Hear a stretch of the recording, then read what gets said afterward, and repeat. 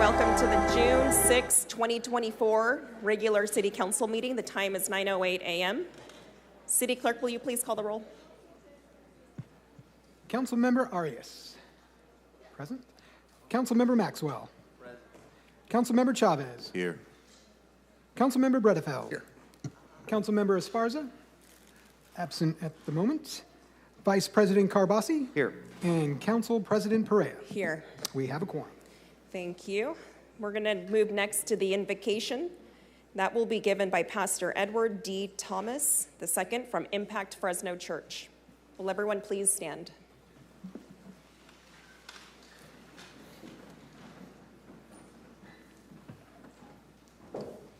Thank you so much, and good morning to you all. Can you all bow your head? Father, first we say thank you. We say thank you for life, health, and protection. We thank you for your mercy. We thank you for your grace, and we thank you for your love. We thank you for everyone that is present in this room. We thank you for the blessing of purpose that has led us here today. Father God, we thank you for these, your servants that lead in our city, our mayor, our city council manager, our city staff, and our city council members. Father, we thank you for the service they have chosen to take up on behalf of us all in this great community. God, as we gather in this room today full of questions, full of concerns, full of issues, let us revisit Proverbs 3 and verse number 6 that instructs us not to lean to our own understanding, but in all of our ways to acknowledge you, and you will direct our path. So God, even today with every issue that is risen in this room, let every leader rise beyond their own understanding and rise even higher to first acknowledge you. Let every single leader trust you to lead their path as the great people in this community. Let every single one of our leaders trust you, your wisdom, your insight, and your strength. God, let us be prompted and encouraged to depend on you more than our fears, more than our concerns, and more than our own wisdom. God, today when stress is evident, when the weight of the world is on our shoulders, God, let us lean and depend on you. God, today, despite our political parties, despite our beliefs, despite our differences, God, let us come together for the common good of the people in this great community.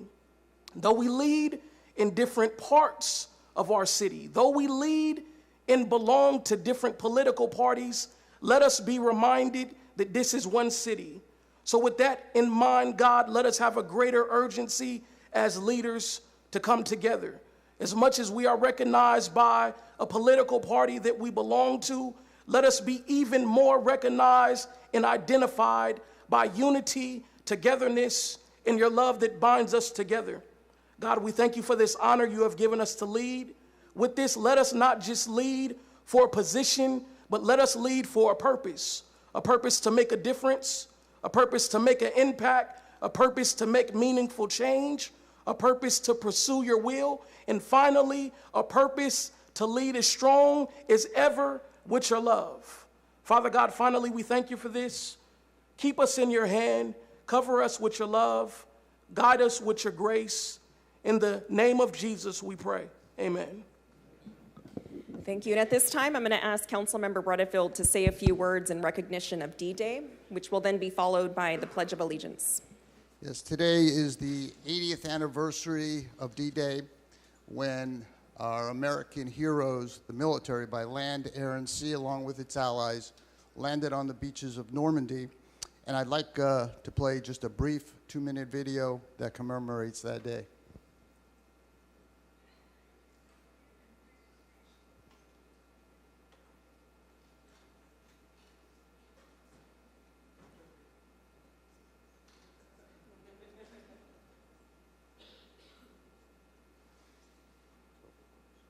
Tonight, on the ground and in the air, Normandy is celebrating and remembering the thousands who fought here 80 years ago.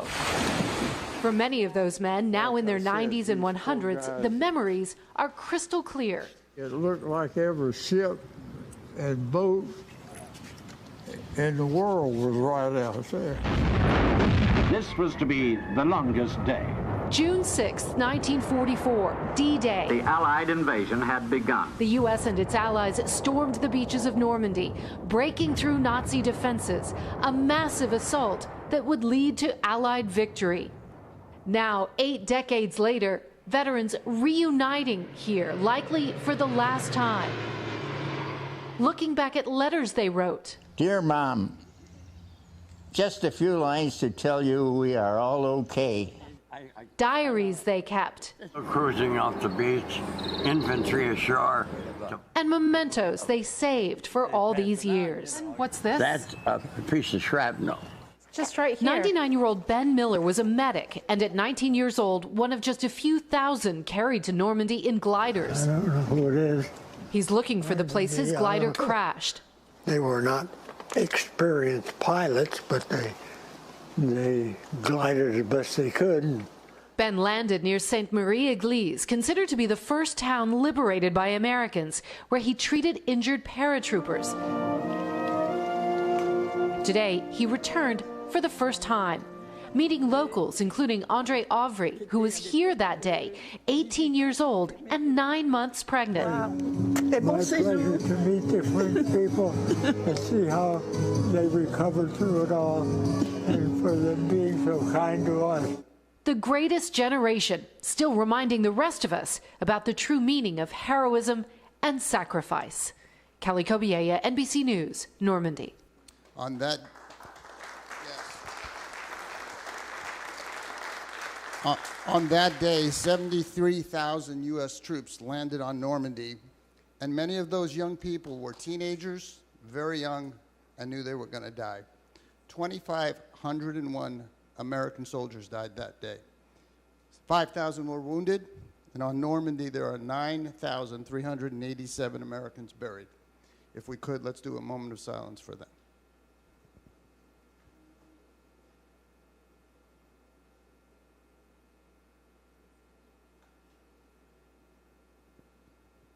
Thank you. If we do the Pledge of Allegiance, please salute.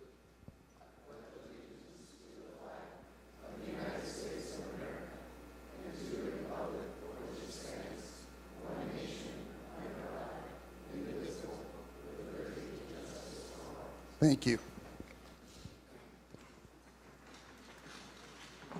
Thank you, Councilmember Bredefield. City Clerk, are there any changes or items removed from the agenda today? Yes, I do have a few changes, but first I would like to announce we do have Spanish, Hmong, and Punjabi translators available via Zoom. We also have closed captioning on YouTube and through Zoom, and our 2 in-house Spanish translators will let you know the services they can provide for the people in the audience. Hello, good morning. We have Spanish interpretation available. My name is Jael. In the back is my colleague, Christina. We will be your Spanish-speaking interpreters from Focus Interpreting. If you are in need of Spanish interpretation, please make your way to the back. We can provide you with a headset. Buenos días, mi nombre es Jael. Mi compañera Cristina está al fondo. Somos los intérpretes en español de parte de la agencia Focus Interpreting. Si usted está en necesidad de interpretación en español, por favor, mira hacia el fondo del auditorio. Allí nos encontrarás. Podemos proveerle con unos audífonos. Y allí con mucho gusto les ayudamos. Gracias. Thank you very much. And as for changes to the agenda, first a few corrections and announcements. Ceremonial item 24642, that is proclamation for Gun Violence Awareness Month. Council Member Maxwell and Vice President Carbasi are co-sponsors on this item. Also, we have the 2 ceremonial items, 24658, recognition of Women's Commission scholarship, and also 24731, recognition of San Joaquin Political Academy graduates. Those 2 items will be heard at the end of the ceremonial items. So that is what's happening there, rearranging the order.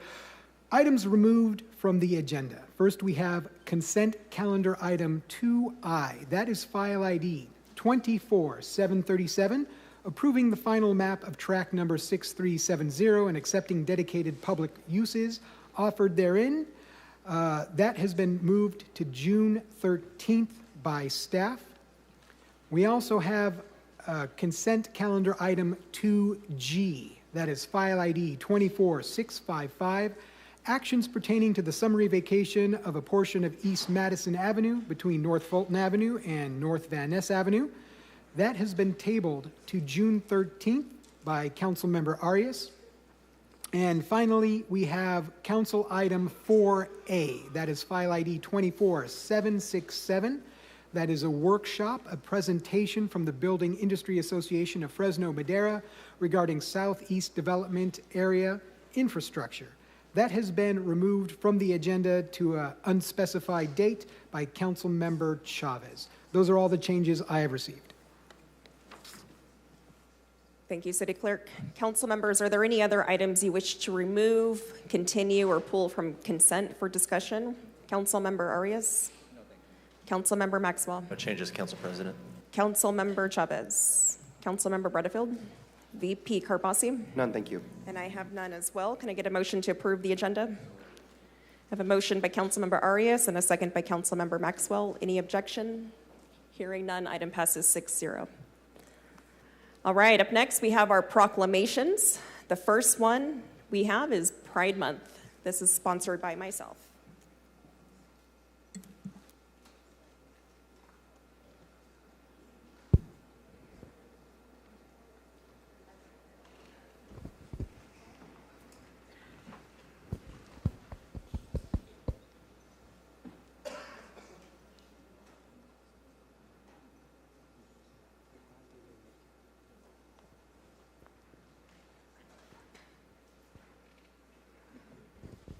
All right, good morning, everyone.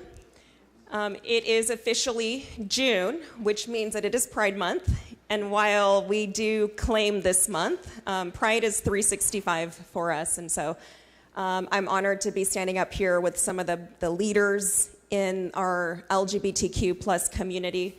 The work they do each and every day, it commemorates really the importance of how far we've come, but the work we still have left to do. And I want to highlight some items that we as a city have set aside. We've set aside quite a few investments over the past year to make sure that we do our part to invest in the community as well. For the first time in our city's history, we have an LGBTQ liaison. We gave another $100,000 to the Fresno EOC LGBTQ Center. And we will soon be awarding about $100,000 of grants for other LGBTQ nonprofits. And so it's a small dent in the work that is done here in our city, but what we can do to be a good partner to the nonprofits in our community will save lives at the end of the day. And so it's my honor to be here as a member from the community to stand with you guys today and every day. But I want to give the mic to Socorro just to kind of talk about the work you guys do and maybe introduce everyone who's up here today as well. Thank you, Council Member. I'm here representing our community in Planned Parenthood. The reason that we work with our LGBTQ community is because they're that. They're not just our patients. Our staff are from that community. Our patients are relatives, our family, but I'm just here to support. I want to give the mic to the actual folks who I feel do all the amazing work. Hello, my name is Ralph Esparza. My husband is Brian Caldwell. He's the president of Fresno Rainbow Pride. I'm his secretary on the side. Basically, we put Pride 300. We're starting right now. We're looking for new sponsors. We're always looking. If you look at my back of my shirt, these are all some of the new sponsors that we've got. We're literally going out and making sure that Pride is fun, safe for everybody, and just having a good time. Thanks. Thank you. Jennifer Cruz, she, her pronouns. I run the Fresno EOC LGBTQ plus Resource Center. I want to thank City Council and specifically our President for continuing this tradition of proclamation and flag raising. Also, the liaison that was put in place, we have built a coalition since that's happened, and we try to bring as many of our organizations together as possible to continue to do the work together, and we are continuously inviting anyone else to come in as allies or Q serving organizations to continue that work. With almost 600 anti-LGBTQ legislation around the country, we need to continue this work, and I encourage the city to continue its efforts in funding these things, even if it is a small dent, because it's really the only financial we see from the governing bodies here in Fresno County. Those policies are across the nation. Some of them are in our very own county, and we need to continue to work together. And we need to include all the other marginalized communities in Fresno County as allies. And if you consider yourself an ally of any of those, please come out and support in our efforts to make things better and safer and more just. Thank you. Would anyone else like to say anything? We're good? Okay. And as Jen mentioned, we will be raising the pride flag tomorrow in front of City Hall at 10 a.m., so you are all invited to join us. City Clerk, will you please read the proclamation into the record? Glad. Whereas the City of Fresno is committed to supporting visibility, dignity, and equality for LGBTQIA+ individuals, acknowledging their significant contributions to the cultural, civic, and economic success of our city, state, and country, and recognizing the ongoing need for education and awareness to end discrimination and prejudice. And whereas celebrating Pride Month fosters awareness, provides support and advocacy for Fresno's LGBTQIA+ community, and is an opportunity to engage in dialogue to strengthen alliances, build acceptance, and advance equal rights. And now therefore be it resolved that the progressive pride flag will be raised on Friday, June 7th, 2024, recognizing all LGBTQIA+ residents whose influential and lasting contributions to our neighborhoods make the City of Fresno a vibrant community in which to live, work, and visit. Be it further resolved that we, Council President Annalisa Perea, Mayor Jerry Dyer, and the Fresno City Council members do hereby proclaim the month of June 2024 to be LGBTQIA+ Pride Month in the City of Fresno.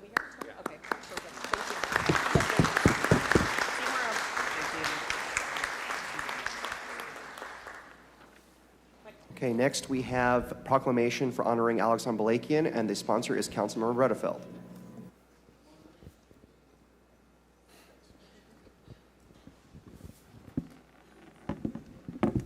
And we got the mayor here too. Yeah, this is one of the great things we get to do is honor people in our community, honor groups in our community that we want to recognize who do great things. And Alexon Malikian is one of those folks who's obviously had a long history in broadcasting, on radio, on TV, KC24, spent a lot of time on his Sunday morning show, which I looked forward to, but didn't always look forward to because I knew he was going to ask tough questions, but he was always fair. And so he's also somebody who became a friend and wanted to recognize his many accomplishments, which will be read when the proclamation is read. There's too many to just say right now. So Alexon, I know you're moving on to other things in the community, and we just wanted to recognize all the great work that you've done and how you've been an integral part of our community. With that, I want to pass to Mayor Dyer. Thank you very, very much. It's my honor today to be here with not only Councilmember Redefeld, but Alexon Malikian, who has been a long-time friend of mine, and back when I was in the police department, now as the mayor, and he's interviewed me probably hundreds of times over the years on issues, oftentimes critical issues, and then in my role as a mayor, I've been on Sunday morning matters more times than I want to recall. But one thing I know about Alexon, no matter what he said he was going to ask you on the show, he never asked you those questions. That was just to get you on the show. And then there were these little surprise questions. But he always was very respectful, very thoughtful, and very professional in my dealings with Alexon. And I know he had to go all the way to Fowler to find a beautiful wife, which you did. And we are thankful for that as well. So it's my honor today to be able to stand here and recognize you. Well deserved.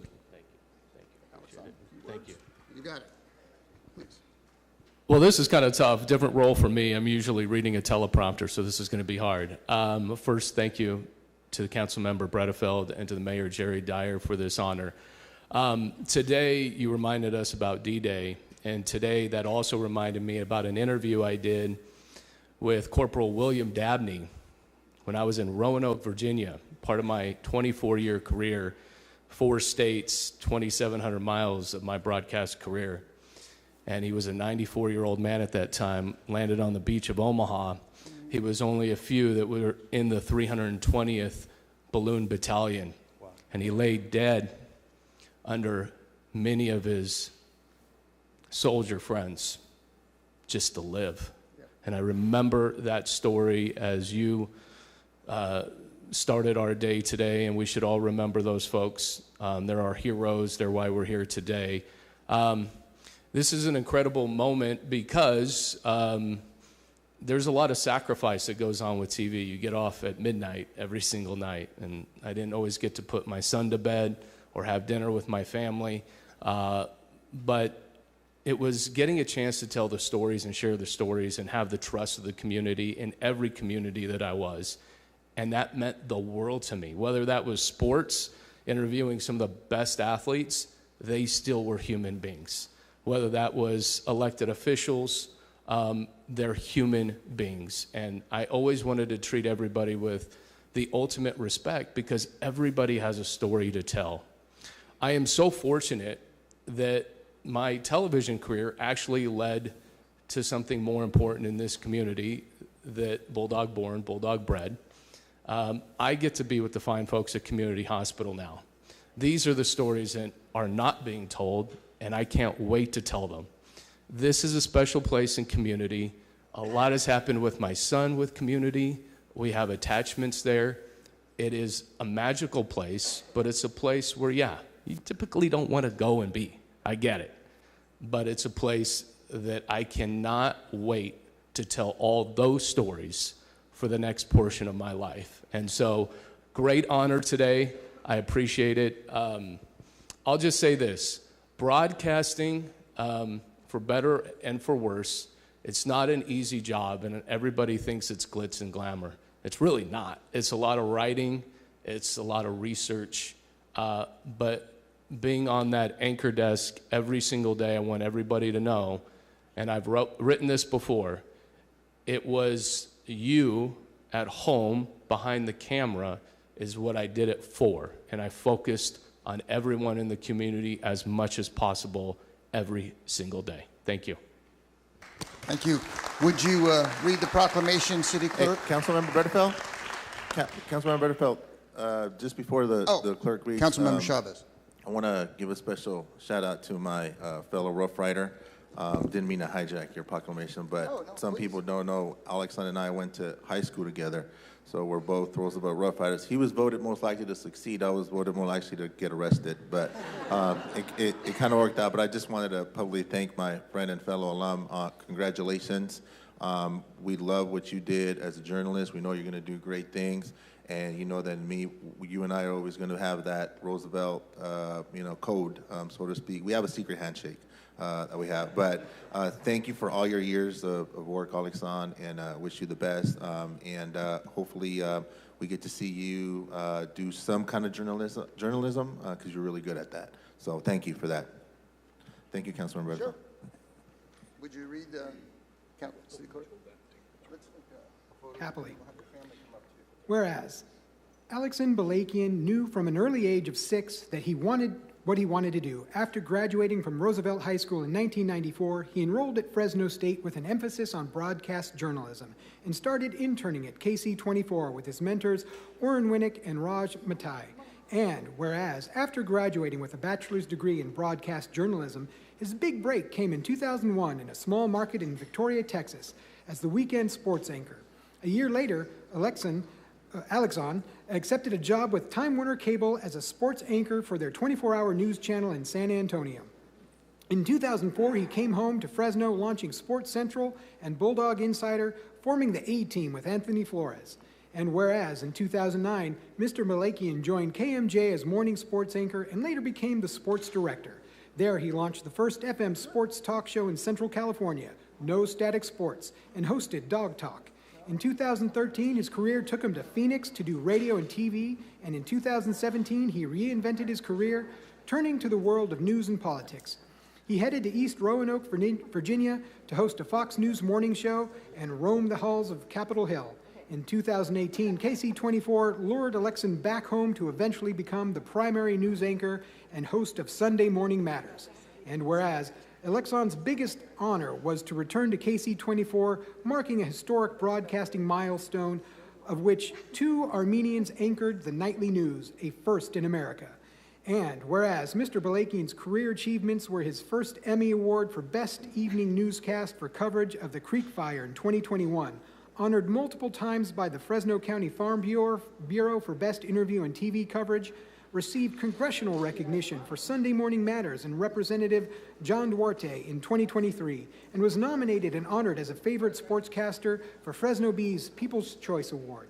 And whereas Alexon is married to his wife Griselda, who is a 4th grade teacher, and they have an 11-year-old son, Brandon, who is an all-star baseball player. And whereas Alexon Balakian has always had a love for his community, he co-founded a nonprofit called Echo in the Valley during COVID to help local hospitals overcome PPE shortages, and has raised hundreds of thousands of dollars in the community for a number of different nonprofits. His love for his community continues. That is where his focus is now, community health system, and helping them grow their mission and values of serving and caring for all. Now therefore be it resolved that we, Mayor Jerry Dyer and the Fresno City Council, do hereby honor and recognize you for your hard work and dedication and proclamations. Proclaims Thursday, June 6, 2024 to be Alexon Balakian Day in the city of Fresno.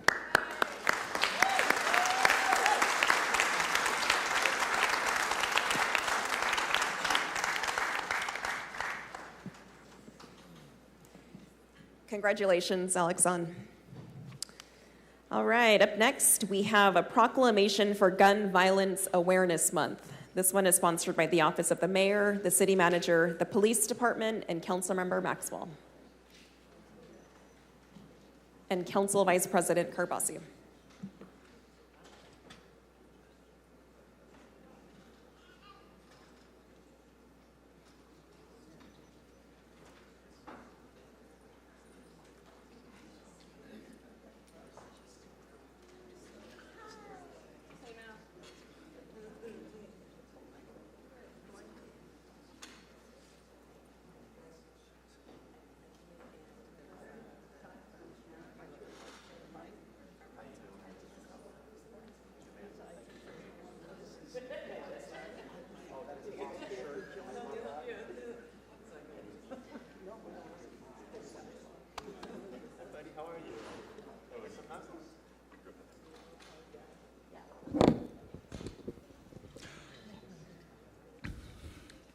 Well, thank you very, very much. Proud to stand here with Councilmember Carbasi, Councilmember Maxwell, as well as our Police Chief, Paco Balderrama.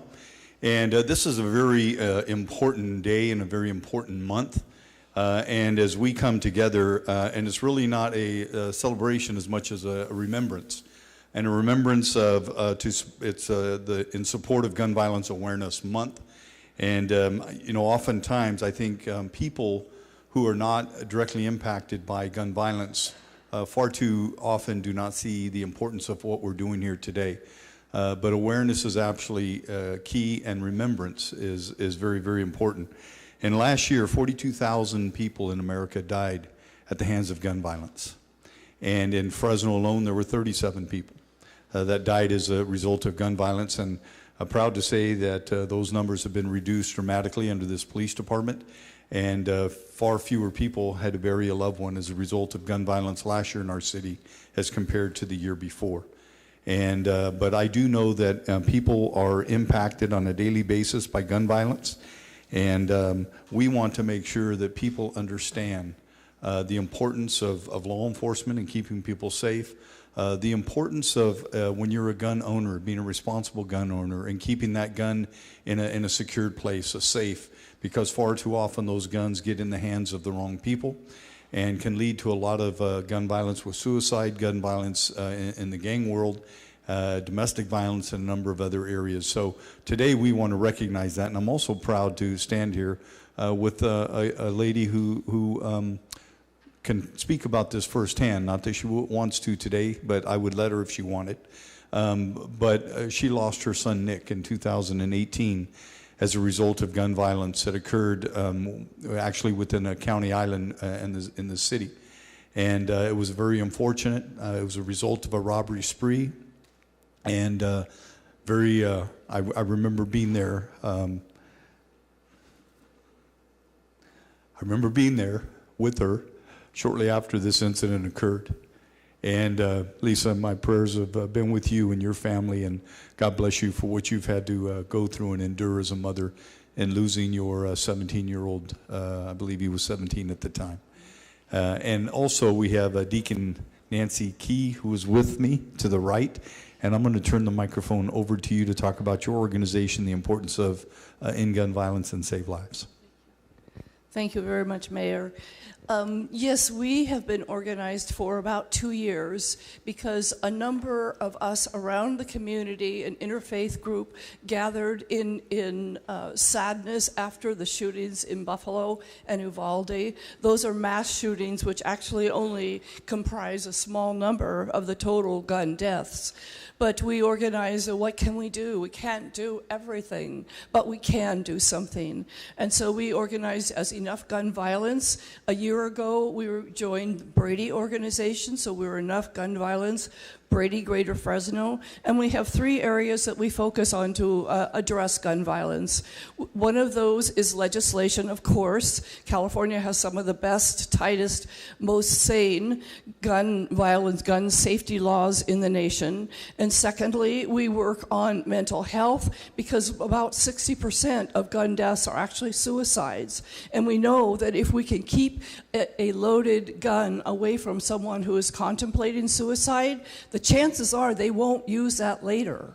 And people who don't use guns for suicide and don't have, they don't die as often. So we're for gun safety. The third and very important area is in social inequities and in addressing those inequities and working on disinvestment in communities because there is a one-to-one overlap in communities within our own city, our one Fresno, who show disinvestment, and that's where the highest homicide rates are. And so this tiny band of warriors tables at groups in order to pass out gun safety locks, which we are very grateful for. Thank you very much, Chief Balderrama, and we provide information. So this is what we do. Come join us. You'll find us on Facebook, Enough Gun Violence. Thank you so much, Mayor. Thank you very much. I'm going to have Councilmember Carbasi. Thank you, Mayor, and thank you so much for being here. I know how hard it must be for you to be here, but to keep your son's memory alive and make sure we get some positive change out of this. Who is this young man we have with us today? This is my grandson. Today's Thursday. I have to take care of him. That's good. You know why? What's his name? His name is Joseph White. Joseph. You know why you give me hope for the future? I had that same shirt when I was a kid. I'm a Ninja Turtle fan too, so that's awesome. Joseph reminds me of why it's so important to be here today because, and the mayor mentioned this too, if, you know, the being able to own a gun is a Second Amendment right. However, it also means that we have to be responsible. There are a lot of people out there that abuse that right. But if you're a law-abiding gun owner, I'd only ask, and this is something they taught me when I was Joseph's age in school, please keep them safe and secure in your homes. There are accidental discharges that happen. We don't want that to happen, and it being accidental means it's preventable. If you have kids that are in your home or visit your home, grandkids, nephews, and nieces, don't become the example that we don't want to hear about because it should never happen to anybody. So that's my message, and thank you, Mayor, for bringing this forward, and off to Councilmember Maxwell. Thank you, Mike. As Councilmember Carbasi said, you know, this is not a proclamation we enjoy doing, but it's one that we think is very important to raise awareness and spread the message about gun violence. With every right comes a responsibility. Second Amendment is no exception. We know that gun violence has a ripple effect throughout our community, has a deep and lasting emotional impact on the friends and family and loved ones of gun violence. It has a chilling effect on our community when people feel less safe to go for a walk or to go to the park, go shopping on the mall. It has a fiscal impact, costs up to $1.5 million every time we respond to a shooting in our city. and the ripple effects continue on, not just in this generation, but for generations to come. And so again, thank you for being here with us today. Again, I know it's difficult, but I think your presence here is important. Thank you to everybody here wearing orange and for the good work that you do. I hope that we don't have to stand here again next year, but until we're able to combat gun violence, we will do everything that we can to make sure what happened to your son never happens again. Thank you. And I hand it over to Chief Balderrama at this time. Thank you very much, and you know, our condolences on the loss of your son. The Fresno Police Department did name one of our K-9 units after your son, just to, you know, to honor him and honor his memory, and that K-9 is still out there actively working with us. You know, it's important to recognize that this is a huge responsibility. That's why we partner with Project Child Safe. That's a federal program that gives us free gun locks that we give out, as many as we can give to the community, because if you do have a firearm in your home, you should own it responsibly, and you should lock it up and away from children like little Joseph. So it's important that we continue to lower those numbers. I'm happy to say that when you compare today to 2020, which was a record high in shootings for us, we've reduced that by about 600%. You know, to say that, you know, to date we've had 54 people shot. 3 years ago, we had almost 400. It's a big, big difference, and we hope to continue that work. And thank you very much for the work that you guys are doing. All right. I'll take that. City Clerk, would you go ahead and read the proclamation of the record for us, please? Thank you. Whereas, in January 2013, 15-year-old Hadiya Pendleton was shot and killed on a Chicago playground. To commemorate Hadiya's life and draw attention to her death, her friends wore orange, which is the color hunters wear to protect themselves. And whereas that gesture began a movement to draw attention to gun violence, the first Friday of June became National Gun Violence Awareness Day, which in turn grew into Wear Orange Weekend, which is now part of Gun Violence Awareness Month, marked during the entire month of June. And whereas guns that are not properly stored have contributed to school shootings, suicides, and deaths of family members. In 2023, more than 42,000 people died as the result of gun violence, including 37 Fresno residents.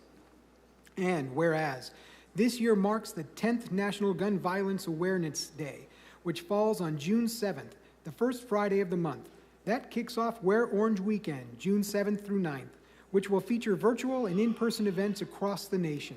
And whereas the City of Fresno encourages everyone to join this effort to raise gun violence awareness and honor survivors and victims by wearing orange for Wear Orange Weekend, June 7th through 9th, as part of Gun Violence Awareness Month.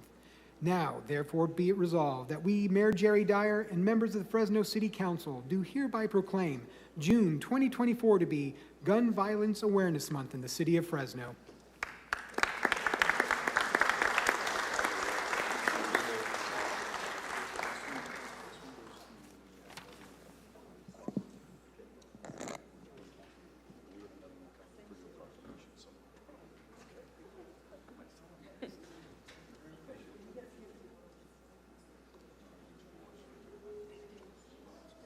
Up next, we have the recognition of the San Joaquin Political Academy graduates. This is sponsored by Councilmember Esparza.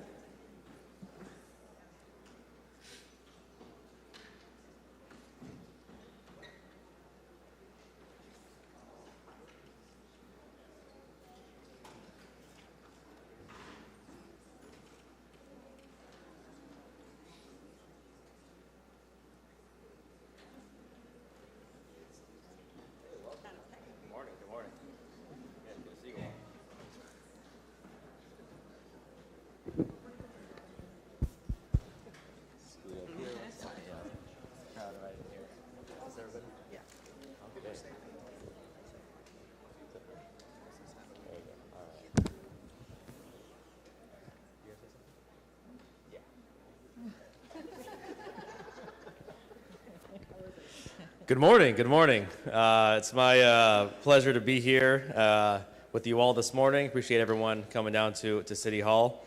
I want to take time here during this proclamation, or really, less of a proclamation, more of a presentation to these graduates. I want to congratulate our graduates of the San Joaquin Political Academy. Let's go ahead and give them a round of applause.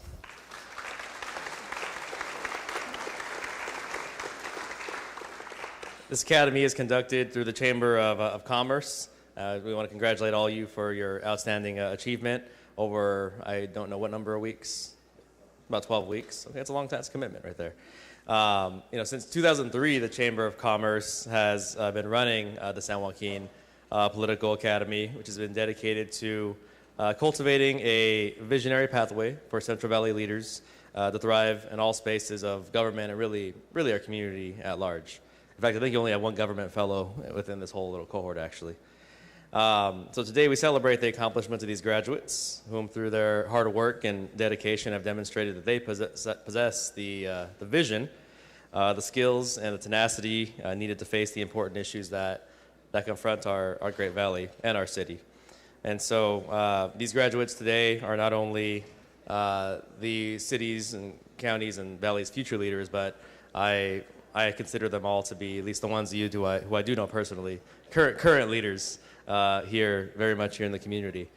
But because of this program, they're now equipped with even more knowledge to seek a deeper understanding of our local economy, empathy to approach the tough decisions that will have to be made now and down the road, and the determination to offer creative solutions on a wide array of issues through the skills and such that they were able to obtain by going through the San Joaquin Political Academy. And so really can't overstate the importance of the Chamber investing in our, as an economist will call it, the human capital of our city and of our region. We appreciate all that you do. I do want to provide folks maybe just a couple minutes to say a few words. We have Scott here, who is the CEO of the Chamber of Commerce. I'm going to hand over the mic to him.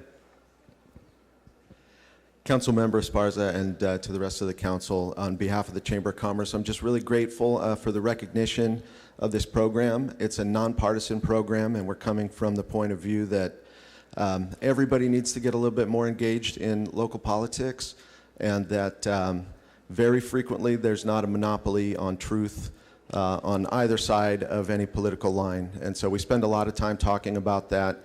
And again, we're very grateful for the partnership with the City of Fresno and with the council, and for so many of you and your colleagues coming to speak to this group over the years. And we hope that partnership lasts long into the future.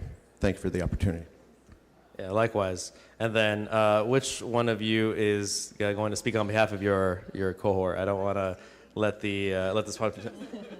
I think I know this guy. All right, yeah, come on down. Well, good morning. Thank you very much. Thank you, Councilmember Esparza, for recognizing the accomplishments of the San Joaquin Political Academy. On behalf of the 16th class of the Political Academy, thank you. We joined this academy to become more thoughtful community leaders and to really bring forward the transformative change that is needed in Fresno to build a brighter future for all our residents. So, no, thank you very much for this. And, during the class, we had city officials come and speak to us, such as Mayor Dyer, City Manager Georgianne White, and Economic Development Director Lance Lippincott. So, really thank you so much for the engagement and for bringing your expertise to the Political Academy so we can, build that human capital and build the future that each Fresno deserves. Thank you. All right, so there's only a small handful of you here, so I feel comfortable handing out these certificates. They obviously have not been handed out if I'm still holding them. So I'm going to call the name, and if they're here, Adriana Prado. Right here. Thank you. Aisha Ellen. There you are, right here. Ashley Hyatt. Yvette. Jana or Jana? No.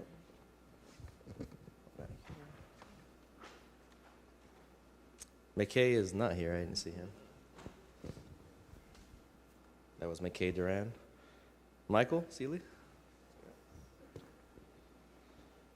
Renetta?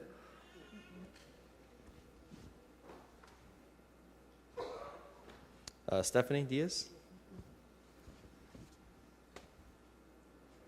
And finally, Tamia.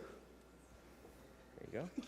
All right, let's whip those out, show them off, and let's give them another round of applause. Clerk, will you please read the proclamation? On behalf of the City of Fresno, congratulations on completing the Fresno Chamber of Commerce's San Joaquin Political Academy. We commend you for your proactive efforts and dedication to education and civic training. We wish you the best of luck on your future endeavors. Thank you.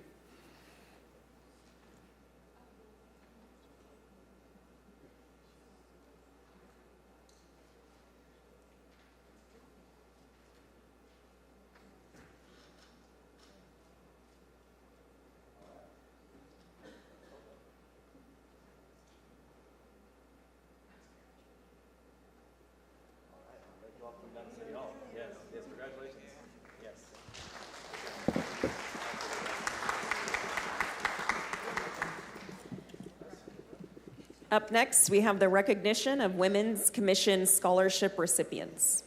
This is sponsored by Councilmember Esparza.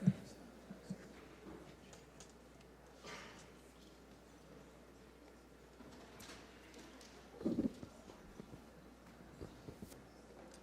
right, I'm going to invite down our scholarship recipients to join me here on the here in front of the chamber, as well as any of the Women's Commission members who may be present.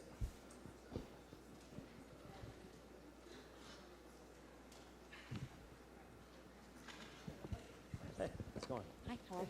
Good, good. Did you see three today?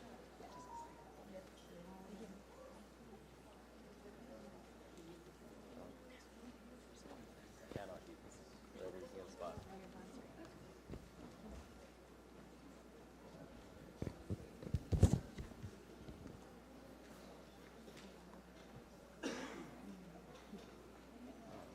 This will be a difficult photo.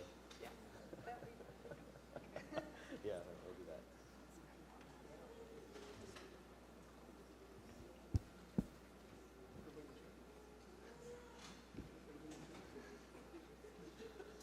Most of them came out.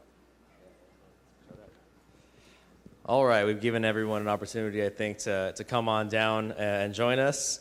It is a great privilege to be here in the council chambers today with these students and our three members of our Women's Commission as we present the second cohort of students who have earned a scholarship from the City of Fresno Women's Commission for their academic achievements and commitment to serving our community. There's going to be 72 scholarship recipients that are here with us today, and judging just visually, a good fraction of them came down to City Hall. Welcome to City Hall. Let's give them a round of applause.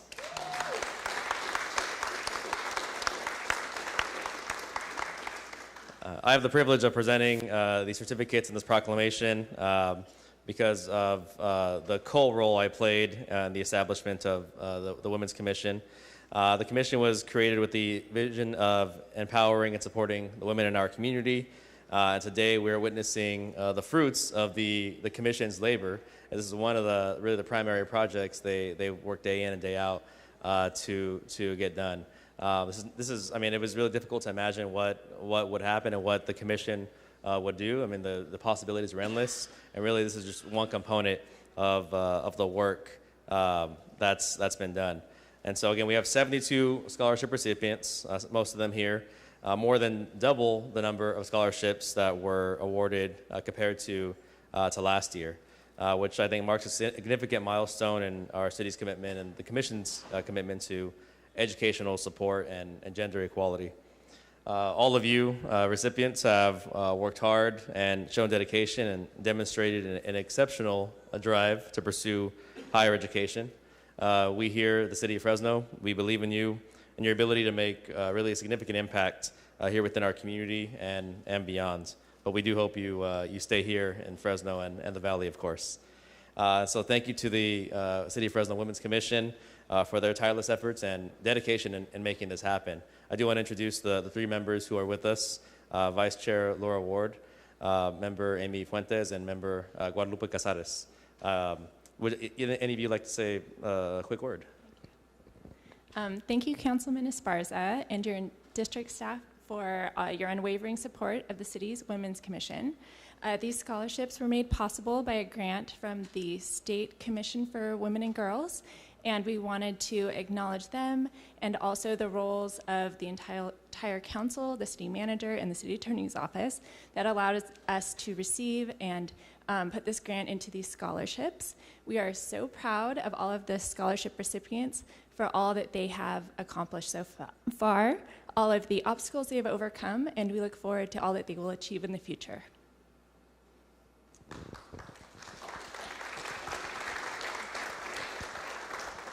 Thank you, Vice Chair Ward. Again, we here at the City of Fresno are extremely proud of you, and it's an honor that you were able to join us here on this very, very hot morning, the hottest morning of the year so far.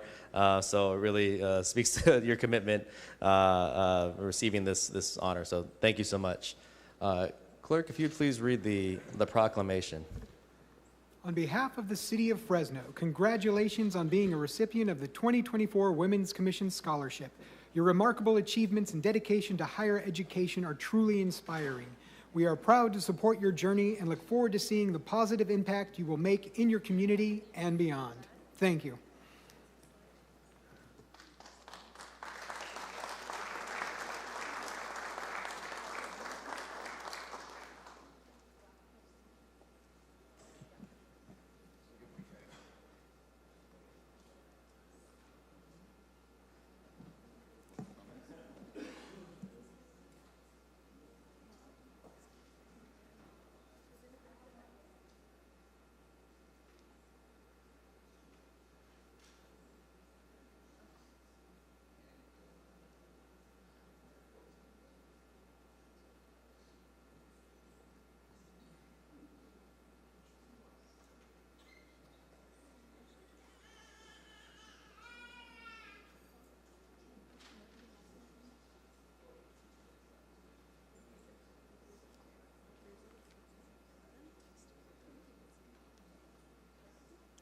Congratulations to all the awardees. Up next, we're going to do council member reports and comments. We're going to start with Council Member Arias.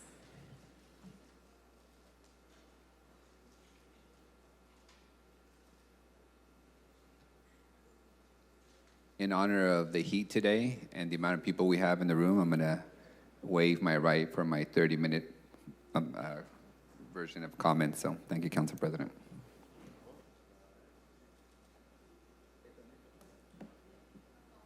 Councilmember Chavez, any comments? Councilmember Bredefield.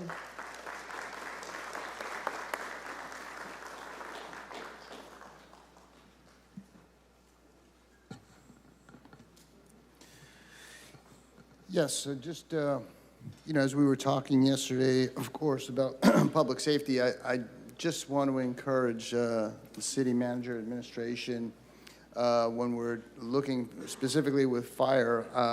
I'm very uncomfortable with the notion of cutting any services, medical services to our community.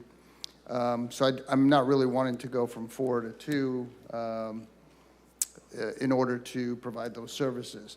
I know they're, as well as, keeping the staffing levels up to 4.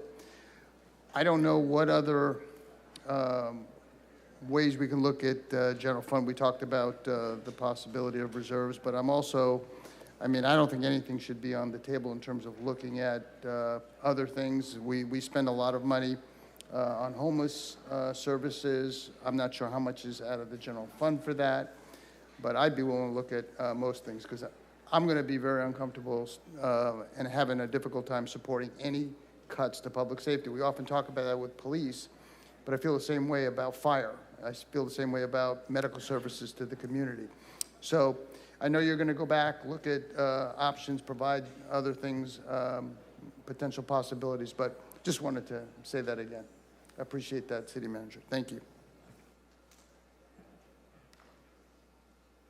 Council Vice President Karbasi. No comments at this time. Thank you. All right, and I'll just remind folks that tomorrow we do have the Pride flag raising ceremony that will take place in front of City Hall, and that will be at 10 a.m. We're going to try to beat the heat tomorrow morning. And then I just want to ask if we can adjourn today's meeting in memory of Mrs. Dominga Bustamante. We recently learned of her passing, and our thoughts, our prayers, and our prayers are with her family. All right, Mayor, anything to report?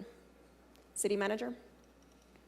Real quick, just want to call people's attention to the train memo that got sent out last week that the long-awaited South Central specific plan and related EIR have been released to the public for the 45-day public comment period that will be ending July 15th. So that has been in the works for a very long time, and just wanted to make sure folks were aware of that. Thank you, Council President.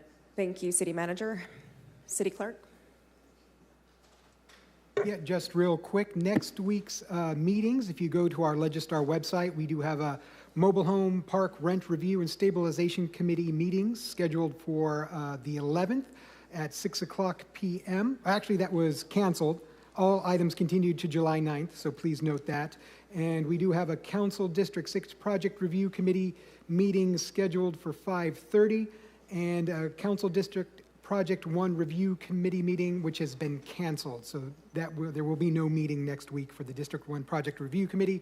And just in response to Councilmember Arias saying his 30 minutes, I would like to point out that Rule 20 is supposed to limit council member reports and comments to a total of 3. So just thought I'd let you know. All right, that's it.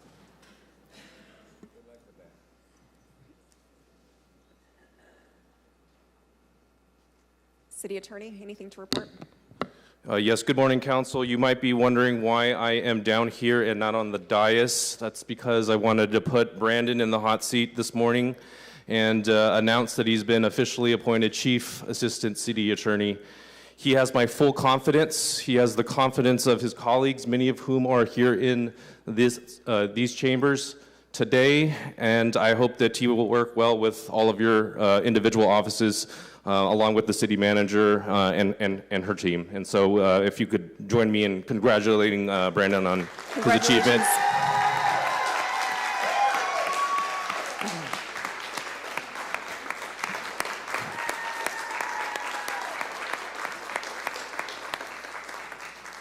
See you later, Raj. Assistant City Attorney, congratulations. Welcome to the hot seat. I only make one request, never stand by me, because I already have issues with my height. And Brandon, my condolences. I'll remind the council member that height is a protected class. Second, I wanted to report, thanks to the leadership of Councilmember Maxwell, the state of California has awarded the city of Fresno through the city attorney's office $720,000 worth of grant money to create a wage theft unit. And so we made that announcement earlier this week, and I just wanted to thank the council member for his leadership on that. Last but not least, we are again partnering with the Attorney General's office in a new program, the Tenant Protection Act, that gives our EPP program additional tools to protect tenants who have been unlawfully evicted. And with that, Council President, that concludes my report for today. Thank you very much, City Attorney. Congratulations, Brandon. All right, at this time, we're going to move on to scheduled hearings and matters. I will note for the benefit of the public that we will conduct all non-budget related city business noted on the agenda first, and then continue with our fiscal year 25 budget hearings after. Regarding the budget, we will hear the following departments after our regular business: Office of the City Clerk, City Attorney's Office, General City Purpose, Office of the Mayor and City Manager, and last, the City Council offices. At this time, we're going to start with our 9:10 a.m. meeting. A 9:10 a.m. item. This is a hearing to consider an appeal regarding CUP application number P22-03906, requesting authorization to establish an ABC CUP for Circle D Food and Liquor. This is in District 7. The hearing will be as follows. First, we'll hear from staff. Then the applicant will give a presentation if they wish. We will take questions from the council members. We will open it up for public comment. I will close the public comment hearing, and then we will discuss and take action. At this time, staff, you have the floor. Good morning, Council President, council members. Philip Segrist with the Planning and Development Department. The sixth item for you for consideration is regarding an appeal related to the denial of conditional use permit application number P22-03906. So the subject application pertains to Circle D Food and Liquor, which is an existing service station and convenience store that's located at the southeast corner of Fresno and Olive Avenue. The establishment did previously operate with a Type 21 alcohol license, and that would authorize the sale of beer, wine, and distilled spirits. And in April of 2018, a fire did occur at the establishment, and the establishment has ceased operations. And based on the establishment's location and surrounding uses, the use was determined to be a legal non-conforming use. And according to the development code, the establishment had approximately 12 months to recommence operations to maintain that nonconformity. And in 2019, that use was determined to be abandoned, and therefore a new conditional use permit would have been required to reestablish the use of off-sale alcohol, the off-sale of alcoholic beverages. And so a new conditional use permit application was filed, and that new conditional use permit application is subject to the current location restrictions that are contained in the Responsible Neighborhood Market Act.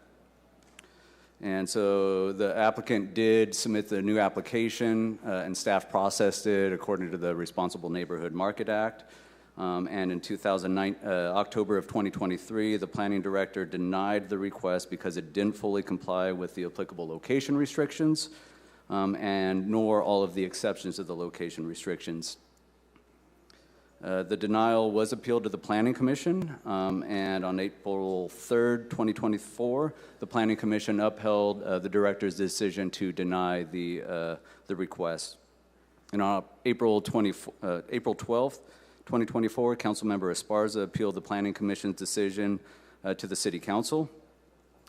It is detailed in the staff report. The use was determined to be classified as convenience retail and not as a general market or a specialty food grocery store or a healthy food grocer.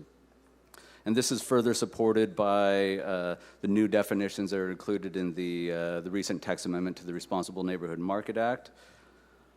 And so analysis of and here's a floor plan of the project, of the proposed establishment. And staff's determination, there was minimal area dedicated to the display or sale of healthy foods, groceries, fresh fruit, vegetables, et cetera. And so staff determined it didn't meet that definition of a description of a general market. And so based on the site's location restrictions, it was determined it didn't satisfy all 5 of the location restrictions.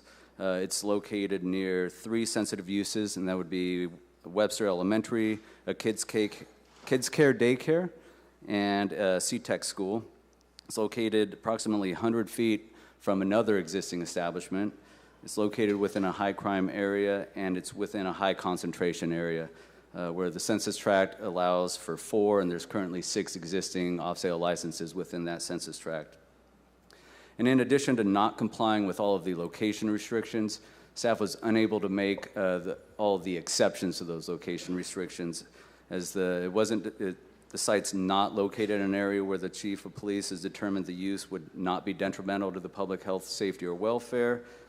The sale of alcoholic beverages is not incidental to an appurtenant or larger retail use.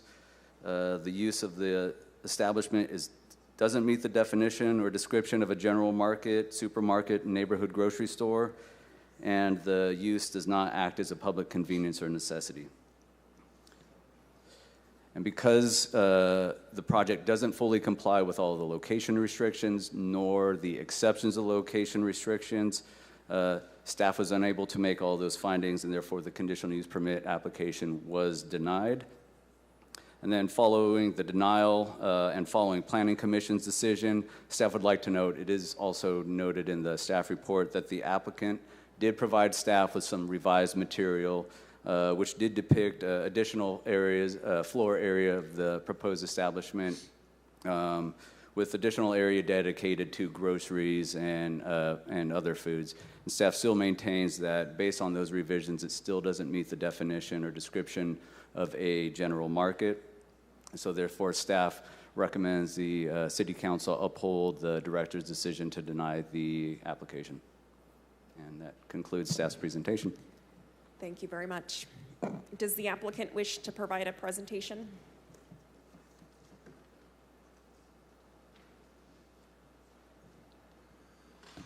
Thank you, Council President, members of the council. I'm Dirk Puschel, and my business address is 923 Van Ness here in Fresno. With me this morning is Mr. Kalia, who has owned and operated the subject site for the past 28 years. Dirk, can you speak a little bit closer to the mic, please? Yes. Thanks. Is that better? Better? Okay, sorry. As staff has mentioned to you, there was a devastating fire that did substantial damage to the building, rendering the building unfit to occupy. And there was an immediate conflict with his insurance carrier, so the building was vacated. He had to relinquish his ABC license because he couldn't operate the business in the condition that it was physically in. But at the time that the fire occurred, this was a legally conforming use and had operated, again, as I mentioned, without violations of ABC conditions for 28 years. When we first met Mr. Kalia and became involved in the project, we discussed with him two important components. We needed to assure the community that he was going to sell healthier choices of foods and vegetables and limited areas of alcohol sales, and that he needed to make substantial improvements to the building itself because, frankly, it needed substantial improvements.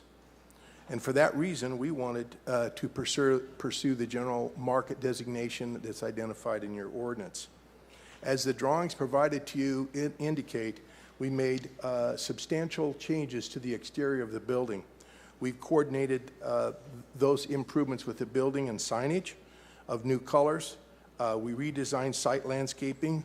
We've committed to installing a perimeter fence. We've added windows to the building to add interest and natural lighting within the building. The interior has very attractive tile countertops, and we actually added seating to accommodate customers comfortably eating in the market. Alcohol sales are actually a very small percentage of the entire site, occupying about 1.8% of the facility. All communication over the past few months with staff and the Kalias has focused on trying to reopen the market with these new conditions. At the April 3rd Planning Commission hearing, staff identified various concerns and their opinion that we were not in conformity with 5 criteria. They were mentioned to you earlier, but the closing of the school, closer to the school, alcohol sales, located in a high crime area, all those conditions existed when we had the facility for the past 28 years. Nonetheless, your ordinance lacks an opportunity or ability to make exceptions for acts of God or other types of similar circumstances. At the Planning Commission, we were told that the planning staff could not discuss our site changes and with the commission. The commission denied the project, but the chairman told us that the commission was very sympathetic about our project, but had no authority to approve it. Immediately after the Planning Commission, I spoke to city staff and reiterated our willingness to make whatever clarifications needed to be considered to comply with the general market determination. And staff committed to us working in that regard. 2 more months go by, and over those 2 months, my staff provided more definition, modifications to the operational statement, and committed again to the staff to provide healthy foods and healthy choices. We created a building floor plan that was based on additional site visits and discussions with the Kalias. And the more we talked to the Kalias, the more we realized that they were probably acting as and operating as a general market anyway. We subsequently submitted additional information to staff and in a revised operational statement demonstrating that we were in fact selling healthy choices and healthy foods.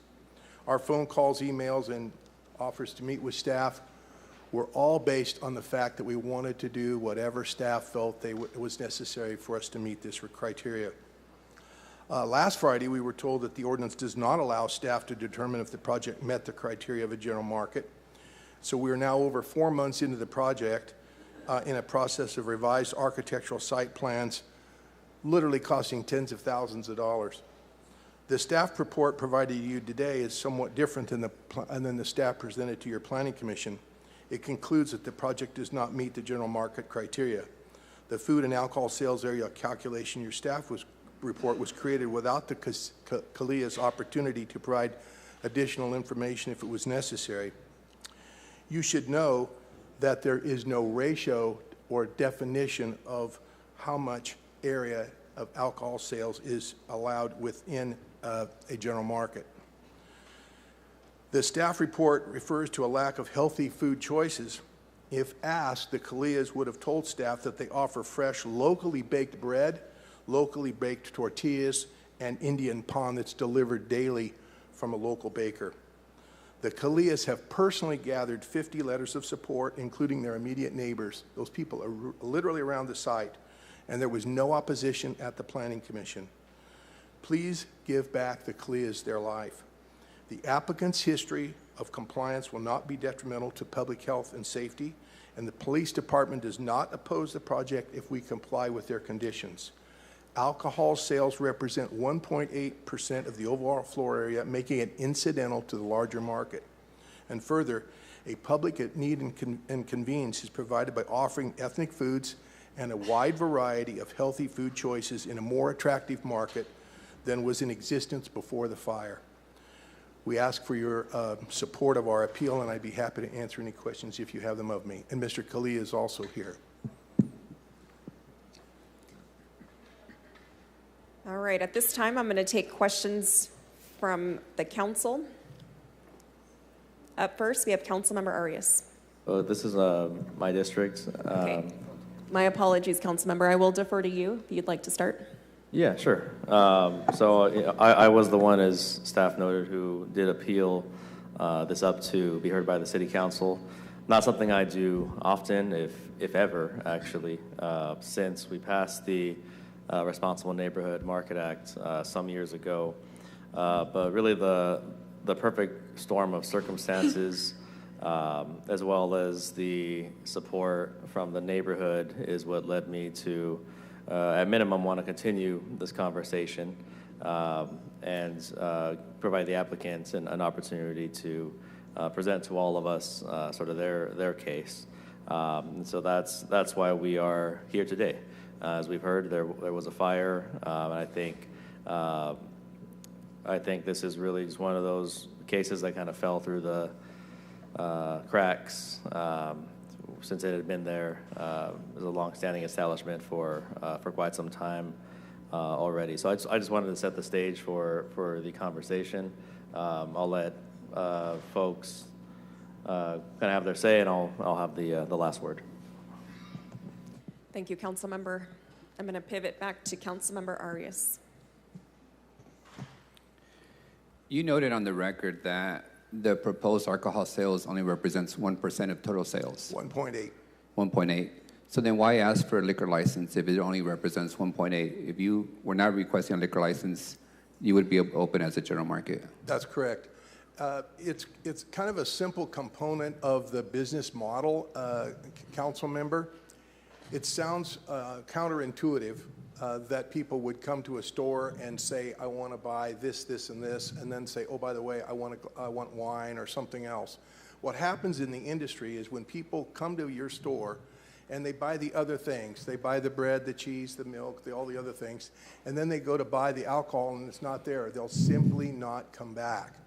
And what happens is... So if you may, how many alcohol licenses are within the census tract where people can easily buy alcohol? Do you know? I think it was 8, so as I there's recall. 8 other locations where somebody can simply buy alcohol, right? 8 combined, as I Correct. understand. And that's above the saturation threshold set That by is correct. ABC, right? That's correct. And the we staff were part report... as you know, we were part of that before the fire. So the staff report also notes that we're supposed to have 1 liquor license in the city for every 2,500 residents. And the city currently has a license for every 1,000 residents. And in this neighborhood, it's more like one license for every 500 residents. So why would we add another liquor license to an already saturated neighborhood that is surrounded by transient populations, the unhoused, and has extremely high crime rate? Well, our argument, respectfully, is that we're not adding one. We're simply allowing a business owner who's operated consistent with his ABC conditions and conditions imposed by the city for the past 28 years to reopen. Do you have, for the record, how many incidents noted by the police department of the establishment in the 28 years it was operating? No, I don't. Could you say for the record that there were no high incidents in that business when it was operating? Well, I'm not prepared to make that statement, no. Okay. The report also notes that this liquor license would be within approximately 600 feet of an elementary school. Yes. And a safe route to school. Mm-hmm. And a business with an alcohol license consistently have unhoused and transients hanging out outside. Is that what you're proposing that we do, is to open a liquor license or reopen a liquor license next to a school? Well, as I mentioned in my presentation, the school was actually built some years after the Circle K store was first built. So the school district made a conscious awareness of that when they decided to build the facility. Secondly, the ABC conditions and conditions of your police department do not allow loitering. That would be a condition. Isn't it also fair to say that this current statute states that when your business is closed for a period of time, you lose your license, and therefore you have to reapply? That's correct. So they've lost their license. They were not open. Now they're trying to open right next to a school that's been in operation for decades, correct? For 28 years, this facility has operated without violation. They've been good neighbors to the school and good neighbors to their community. How long has the school been open in that neighborhood? It was 8 years after the facility, so it was built in the late 80s. Do you, I have typically one general principle. Would I approve any development in my own respective neighborhood? If I could ask, in your neighborhood, would you approve a business that would further saturate liquor licenses and be within 600 feet of your local school in your own neighborhood? I don't have a problem with it. I have my own personal opinions, and I've seen a lot of data that was prepared independent of some of the assumptions that are made by the communities about oversaturation. But in Mr. Bredefeld's district, we just assisted a liquor store that had similar circumstances that the facility went into bankruptcy. And so we worked with staff very closely, and we were able to reinitiate that license. Are you really comparing Northeast Fresno to Olive and Fresno as both being the same built environment, the same economic environment, and the same impact of a liquor license in that environment that's already saturated? If there's an impact in any district, Councilmember Arias, it's not acceptable. And that's what your ordinance and that's what the ABC ordinance seek to avoid, impacts. And both of those ordinance applicant are recommending against this approval, correct? I'm sorry? In both the ABC ordinance is recommending not approving this because of saturation. No, that's not true. So no. ABC law that states you should not saturate any census tract recommends against further saturation in already saturated census tract. Isn't that correct? The process works like this. If we can present to ABC a letter that a conditional use permit was approved for this facility, then the ABC will go through their own citing criteria. We believe that they will reissue a license. Mr. Kalia has to buy a new license, so he has to also go through that process at great expense. But there's also findings that ABC makes, and that is somewhat related to the findings that your council asks for public need and necessity. What you're suggesting also in your record is that any loitering outside of his business that results in the sale of alcohol should be dealt with by the police department, correct? It should be dealt with by him first. As a good operator, he would comply with the conditions of your police department. And I'm not sure if you're familiar with 7-Eleven across Street City Hall.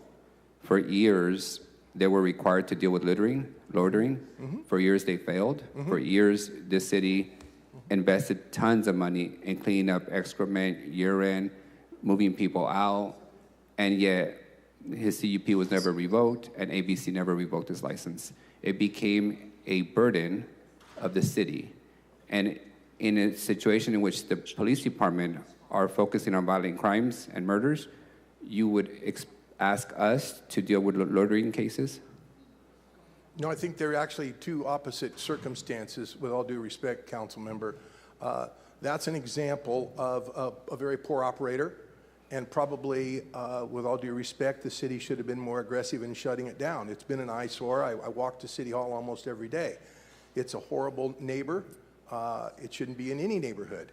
In contrast, my client has been operating for 28 years, and the neighbors, 50 of them, including his immediate neighbors, have supported him reopening. Mr. Burchell, as you know, it is standard in the industry that once you get a CUP, a license, and a permit, there's sales of those permits and licenses, and that's how we end up with not the greatest operators.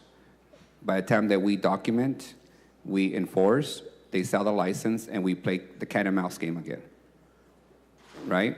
So in this city, in our history of 100 and 200 years, we have never revoked a conditional use permit after it's been granted. It's never been revoked, even though legally, you all tell us that you can always revoke the permit if people don't follow the rules. Because at the point of us getting to revocation, the business is sold, and we start all over again, and the same issues continue.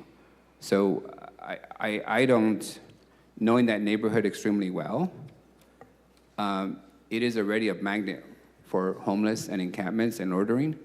It was that case when the business was operating. It's next to a school that's been in operation for 20 years. And I don't believe we would ever consider this saturation, further saturation of our call license in a more affluent neighborhood, especially in those that the applicants and the owners currently live in. So I'm not going to throw my neighborhood under the bus for that kind of arrangement. So that's all I have for the record. Thank you. City Attorney, did you have any comments? Yes, CAO has worked closely with staff on this, and I would like to call Christy Costa up to speak on the record to highlight the concerns that our office has. Good morning. I think just as staff has pointed out in their presentation, the concerns that we have is this business did lose its legal nonconforming use status, so they do have to go through the new process set by the City Council, which is the location. It's the RNMA, but the location restrictions are the biggest issue. Based off the information we have, they are near sensitive uses, in fact 2, actually 3 schools, but there's a kids care as well as Webster Elementary. We do know that there's an oversaturation, so that there are too many alcohol licenses within the area. According to the ABC, I believe it is within a high crime area. And then, and then it is within 1,000 feet of other alcohol licenses. And then it does not meet the citywide ratio. So for all of those reasons, it does not meet the location restrictions. Additionally, it doesn't meet the exceptions to location restrictions, specifically based off of historically how this council and planning commission or planning department has defined a general market. This is more of a convenience store. And I know that we just went through a text amendment for general grocers to include full-service grocery stores and specialty grocery stores, and one other.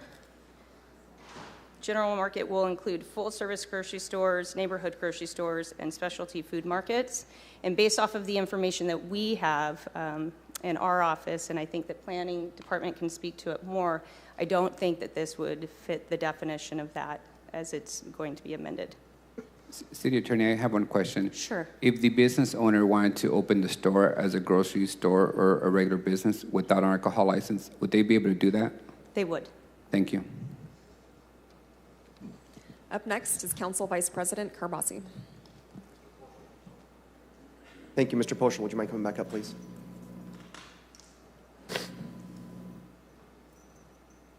I just want to get a few more things on the record. How many years has this operator been in business? 28. 28 years.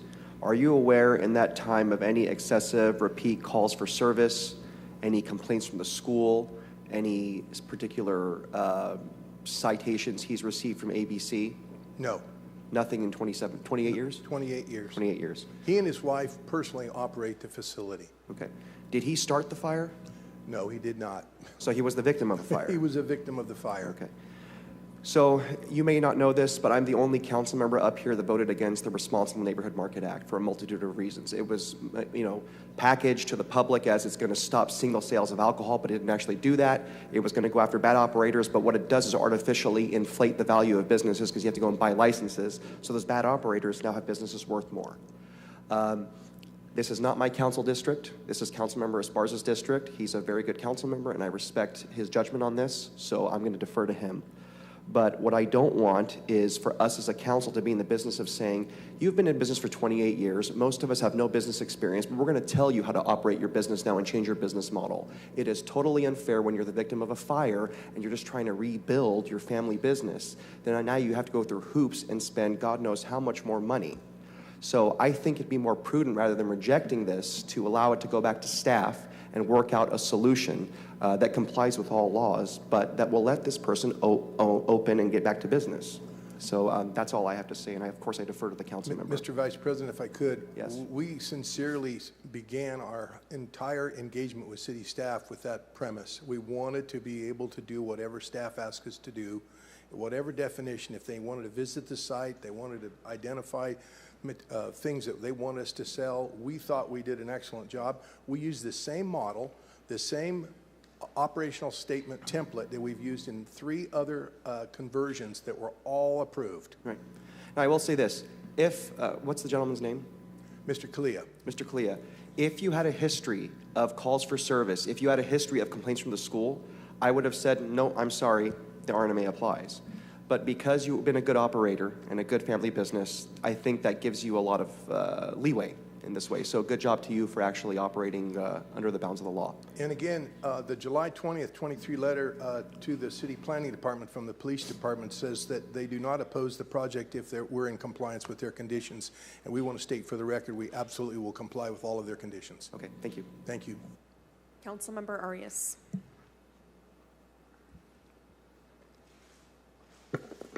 Thank you, Council.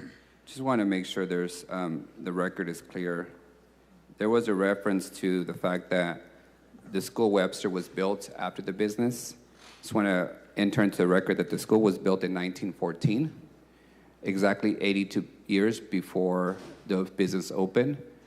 The school was modernized and expanded 20 plus years ago, but Webster Elementary was first built in 1914 at that location, 82 years before the liquor license opened up nearby, and an era where the councils approved all liquor licenses on the premise that would generate jobs and wouldn't be detrimental to the neighborhood, a premise that has been proven false for decades now. Thank you.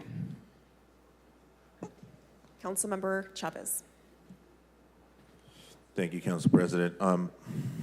Dirk, if you wouldn't mind just answering a couple of questions, I'll ask the obvious question. Obviously, understanding the context of what occurred, the applicant is property burned down and is trying to rebuild. Why not rebuild to fit that full service market model? Does that model not work for what the applicant was trying to accomplish, or what would that entail? We're not sure because we wanted to meet with staff we thought, based on our conversations with the Kalias and the visitation multiple times at the site, it appeared to us he was already a general market. Not from the perspective of the zoning ordinance, but he was operating as such. So I just want to commit again, Councilmember Chavez, if we have to make modifications to the operation or the type of food and things that we sell, we're happy to do that because we want to sell healthy foods and choices. He really wants to reopen, and he wants to give the council a feeling that you got something in return, that the community got a better building, a better site, and a better array of choices in the building itself. And I think you see, you've been doing this for a while, you kind of see what the intent was of the ordinance we passed, right? The oversaturation that had gotten out of hand. We did get some preliminary numbers. We've had a reduction in those licenses. We've had some successes. Where was our city folks? I think Christy was our legal person. Is she still here? Christy, just a quick question. Given the parameters that the applicant now has, what would it take in order for us to deem this a full service market under the RNMA criteria we just implemented? To deem it a full service market, and I apologize, I did not hear the parameters that he had just said. But well, generally speaking, what would that entail? Is it a percentage of square footage of fresh fruits and vegetables? Is it configuration of property? I'm actually going to defer to staff on this just because they have the definitions that they're working with, if that's okay. It's fine. Okay. What would that look like for our folks with that criteria?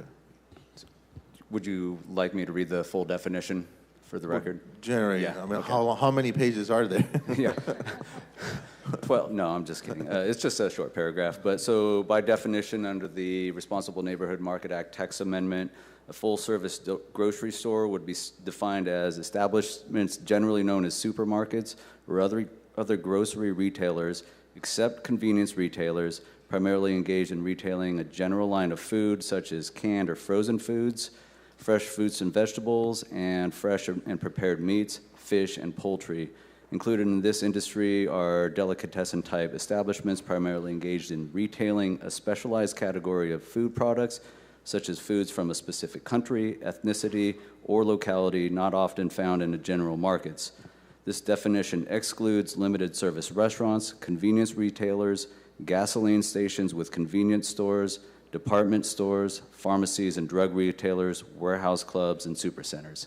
So the establishment did obtain a zone clearance to operate as a convenience store, and they do have that gasoline service component to their operation. So based on this definition, they wouldn't meet the definition of a full-service grocery store.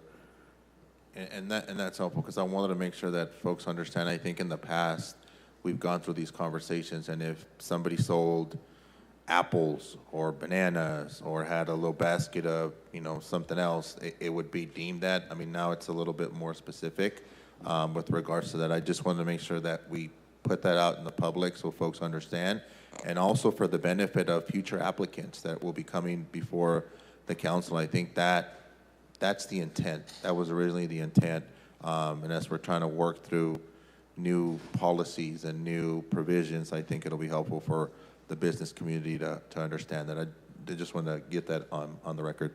Thank you to our staff, and thank you, Council President. Dirk, I have a quick question for you. If we were to give the applicant more time to work towards better meeting that definition, is that something he's open to, or does he feel like he is at the point where he is done working towards trying to meet that definition and he just wants an up or down vote at this point? I think we'd welcome the opportunity to work with staff and get as close as we possibly can to the definitions. That was always been our intent. Okay, and I understand that that has been done already, but you're saying you guys would appreciate more time if that's the will of the council to further try to meet that definition? Yes, that would be excellent. Okay. All right, any other questions from council members? We do need to go out to public comment first. Still? Okay, we'll do public comment first. Yeah. Okay. So at this time, I'm going to open it up for public comment. If you would like to speak on the 9:10 a.m. item, go ahead and please come up at this time. See none in the chamber. City Clerk, is there anyone online who wishes to speak on the 9:10 a.m. item? There is no one online. All right, I will close the public hearing on this item, bring it back up to the council for discussion. City Council Member Esparza.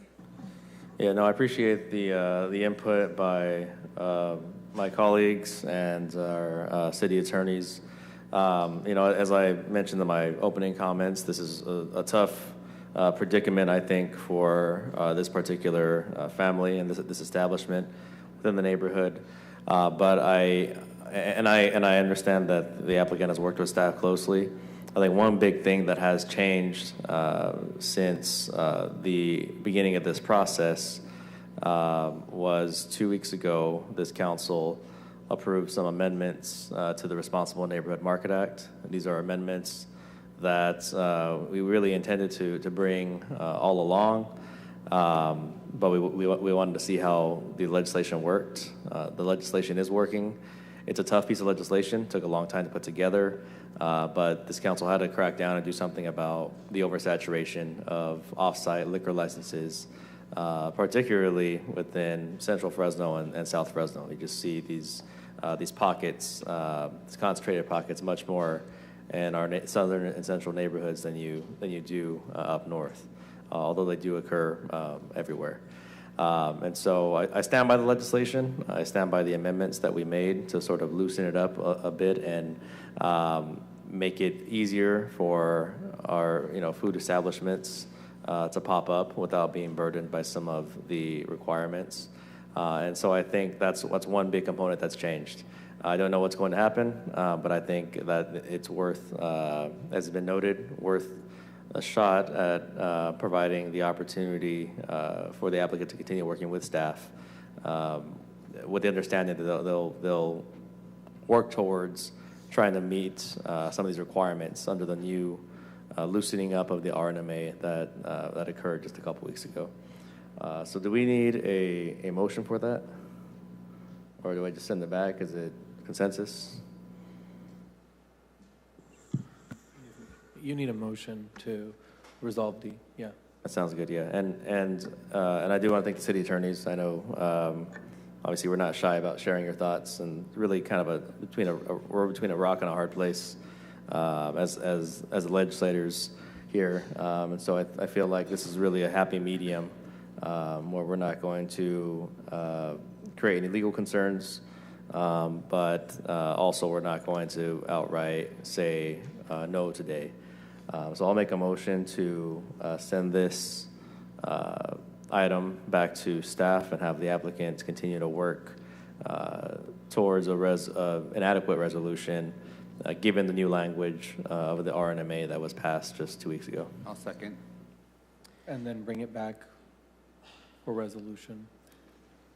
Do we have to have a date certain? I would kick it to a date certain. What would be an adequate, from staff, what would be an adequate amount of time to engage in this process before this comes back?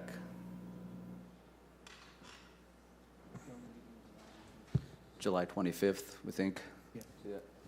I don't want to commit if the, okay. Well, I think if that's not enough time, I think we can, is there any? There's only one meeting point of clarification in July, and that's the 25th. So no, my question, I understand that. We have the one meeting in July.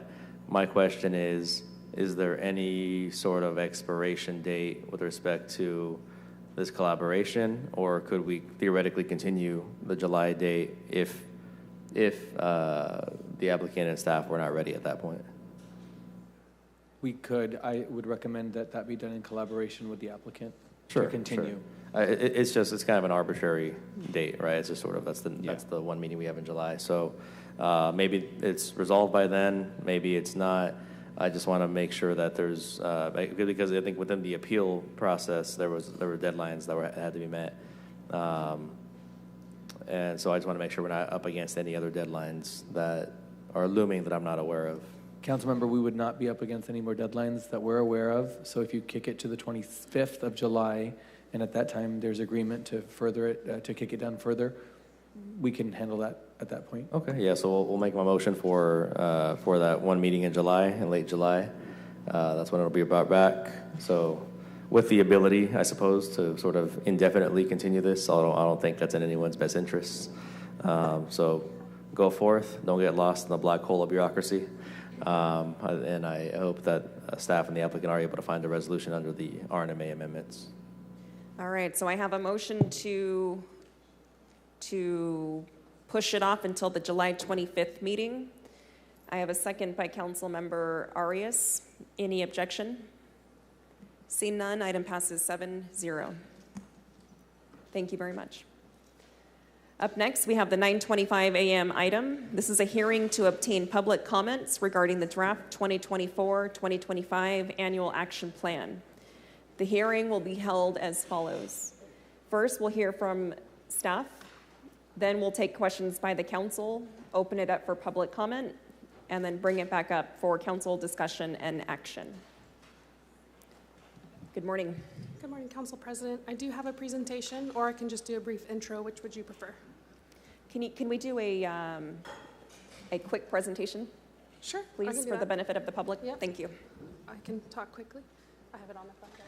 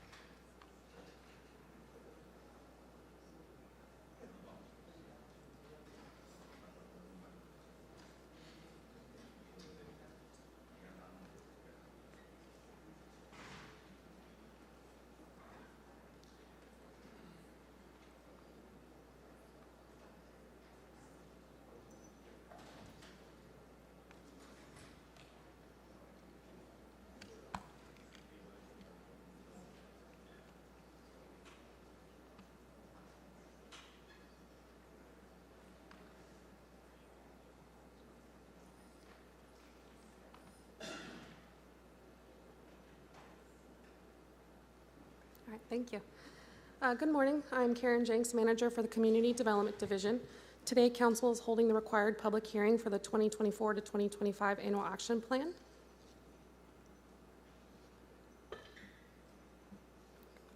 In order to receive funding from HUD CPD through the 4 formula grants, that's CDBG, HOME, ESG, and HOPWA, the city must undertake a planning process. And that process began with our consolidated plan, which is the 5-year plan that outlines the keys over the city's overall goals that will generally allocate funds provided by HUD over that 5-year term.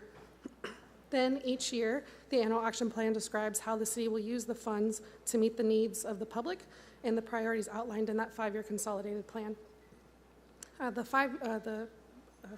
Priorities included in the 5-year plan are to provide assistance for homeless and those at risk of homelessness, improve access to affordable housing, improve current public infrastructure and facilities, provide services to low-income individuals, provide services to residents and housing providers to advance fair housing, and then also administration. This year's annual action plan is the 5th and final plan in the 5-year consolidated plan. In order to develop the annual action plan and determine funding, the city had to obtain input from the community. So to get that input, staff conducted 4 in-person and 4 virtual needs meetings. They held a community needs public hearing before council, developed and distributed a needs questionnaire, and conducted stakeholder meetings. Based on that input that was received, staff drafted and published a notice of funding availability requesting applications from service providers. Staff scored those applications received and developed the draft annual action plan with those proposed activities. The draft plan was published for the required 30-day public comment period. And finally, today, council is holding the public hearing to receive input on that draft plan. So here we have the new entitlement allocations from HUD for program year 24 and those from program year 23 for a comparison. Our CDBG, ESG, and HOPWA all increased slightly, but unfortunately our home funds decreased significantly, which resulted in an overall decrease in about $488,000 in HUD entitlement funding from last year. We will go into specific activity level funding in the next couple of slides, but first we have the proposed projects by goal and priority area included in the plan. So under homeless and homelessness prevention, we have our ESG funds and our HOPWA funds. Under affordable housing, we have about $1.7 million in CDBG funds for both our nonprofit and city-operated home repair programs, $3.6 million in home funds for affordable housing development, and the required 15% CHOTO set-aside. Under public infrastructure and facilities, we have a little over $975,000 in CDBG for park improvements, and we also have our Section 108 loan repayment included, which is estimated at nearly $2.2 million. Under community services, we have a little over $1 million, which is right at our 15% cap for public services, and $40,000 for micro enterprise assistance.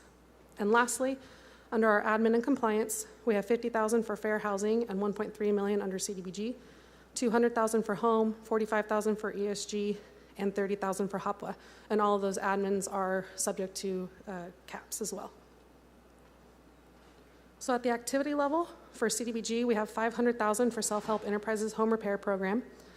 We have $630,000 and $344,000 for improvements at Bigby and Lafayette parks. And then for the sake of time, I'll run through the public services kind of quickly. So we have Marjorie Mason Center, Boys and Girls Club, Highway City Development Corporation, Pavarello House, Central Valley Justice Coalition, and Southwest Fresno Develop Corporation.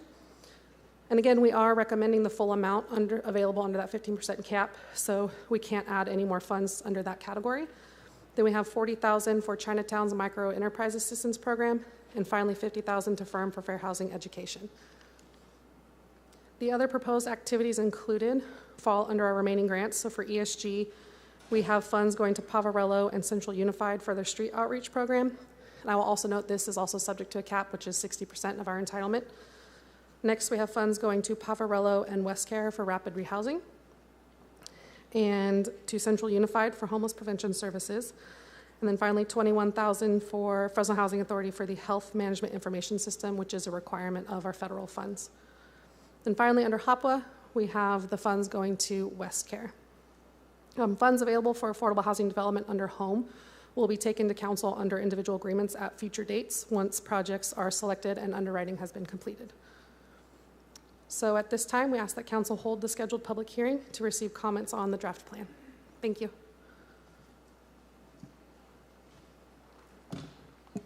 Thank you very much.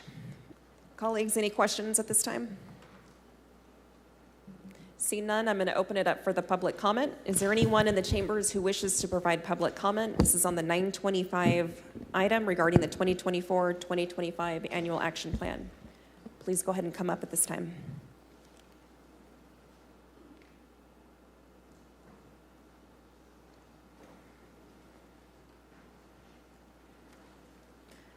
Good morning. You have 3 minutes. Good morning. Just in time after feeding the meter.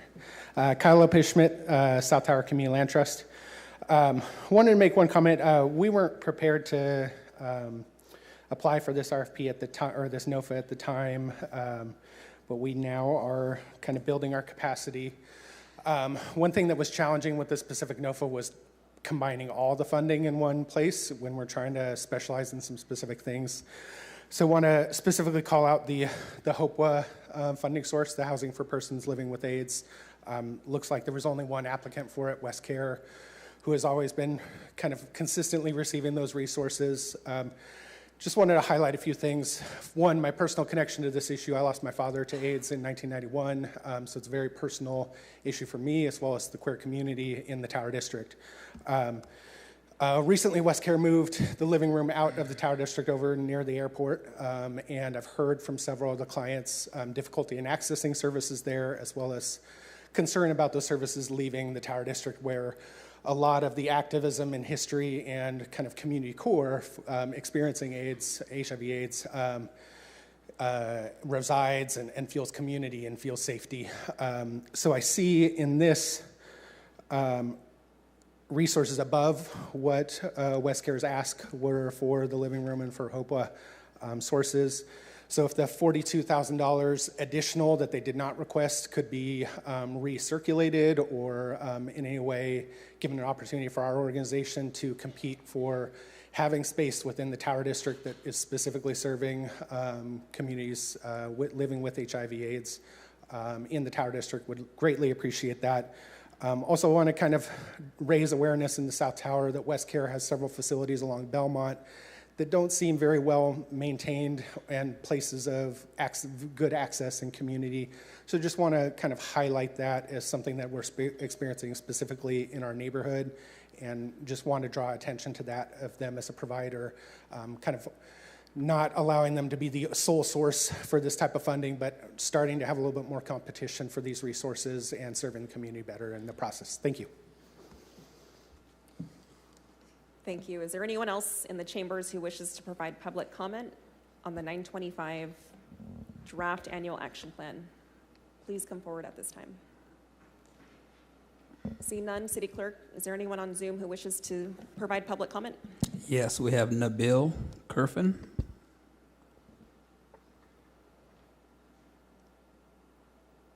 Good morning, Nabil. You have 3 minutes.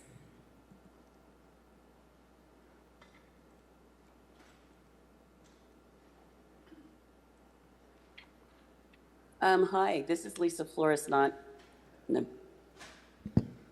Nabil went away. We have Lisa Flores next. Good morning, Lisa. You have 3 minutes. Good morning. First off, as a one of the original members of ACT UP Central Valley, you really need to have 8 services in the historical neighborhood that is the Tower. That's where the activism started and has never stopped. Bring it back home, bring it back to the community. Second, my question is, you guys are spending all this money. What are we getting for it? What have we got for it? Where are the noticeable milestone markers of change and growth and improvement in these communities? I think that you need to start looking at mile markers. I think that you need to start looking at improvements, because if you're dealing with the homeless, you know, several of you guys got calls yesterday about children out on the street. There are small children out on the street. It's 92 degrees. I just went out to a doctor's appointment, came back home. It's 93 degrees when I walk into my home, and I have heat exhaustion. I pray for those children out on the street, and I'm asking you, what are you doing today to make homeless children's lives better? But I also ask of you, where are the mile markers? And I'm not talking just collecting data, actual proof of improvement, because I see you guys throwing good after bad, but I see no mile markers, no room of improvement, and you're not taking some of these grantees to task about being good community resources. Thank you.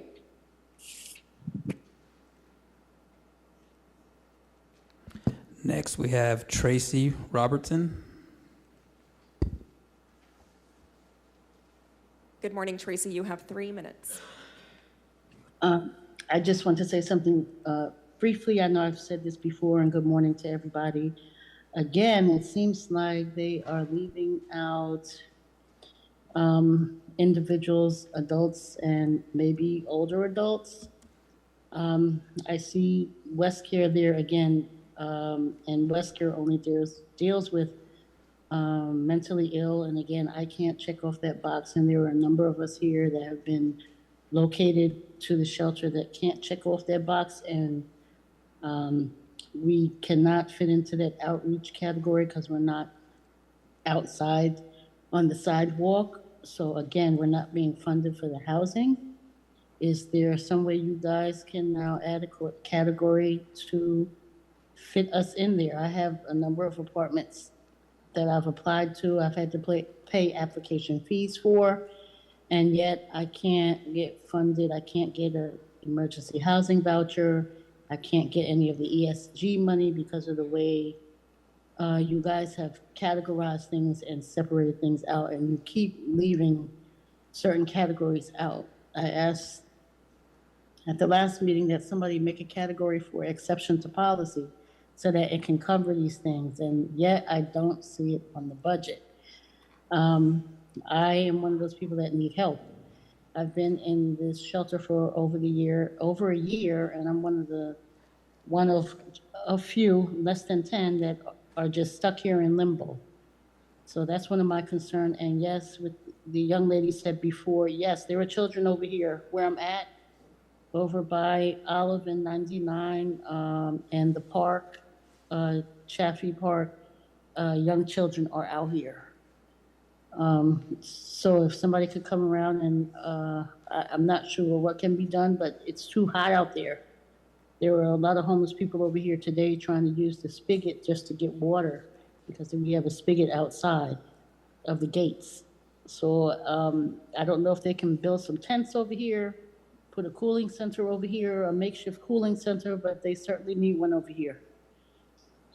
Okay, thank you very much. And please look into this matter and maybe create categories for us. Thank you. Next, we have Seamus Banks.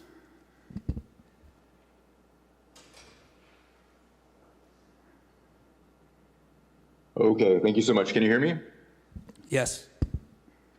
Okay, thank you. Good morning, Council. Thank you for your time and for listening to my concerns. This is going to be regarding funding for parks.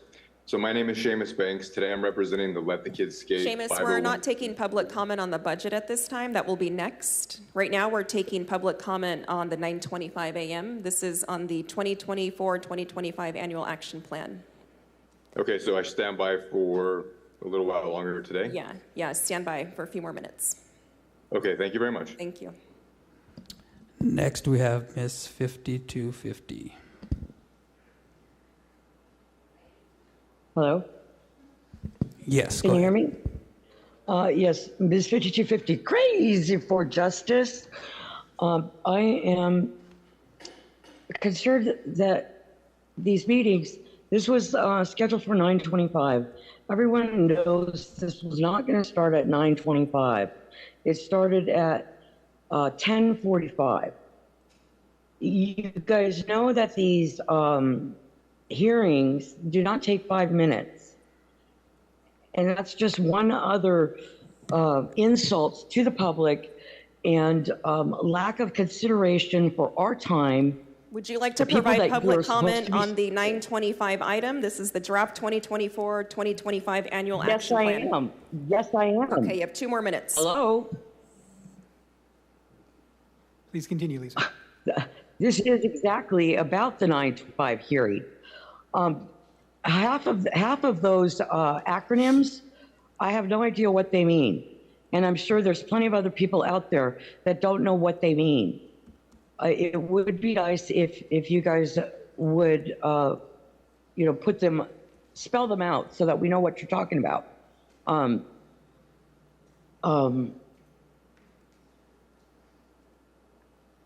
it. Oh, what Lisa was saying. Yeah, it just gives an amount. I think one of them said living room, West Care living room, $1 million. What does that mean? And how, are any of these people that are getting these huge amounts of tax dollars there in that room to step up and state what they're using the money for, what the taxpayers are getting for this money? And like Lisa said, the mile markers, the proof, the something to where our money is going. Because I don't trust any of you guys with your morality and how and oversight. You're just handing off money and you don't know what it's being used for. Maybe you do, but we don't. The public that is watching and supposed to be participating in these hearings have no idea where this money is going.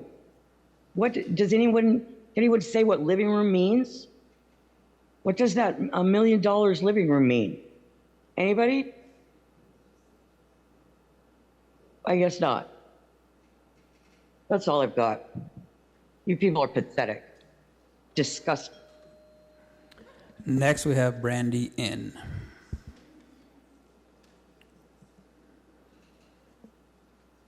Hello, thank you very much. I just wanted to briefly say, well, one, thank you for those who, for the work that went into this. And I'm excited about, I appreciate the comments, especially the one that mentioned about not being able to get into, have a place to go from the shelters, and ask that be noted as getting housing from the shelters is very difficult. I am happy to see organizations like Central Valley Justice Coalition that I know has been working over 15 years to prevent human trafficking, the Marjorie Mason Center, and that schools are getting involved with Central doing prevention services.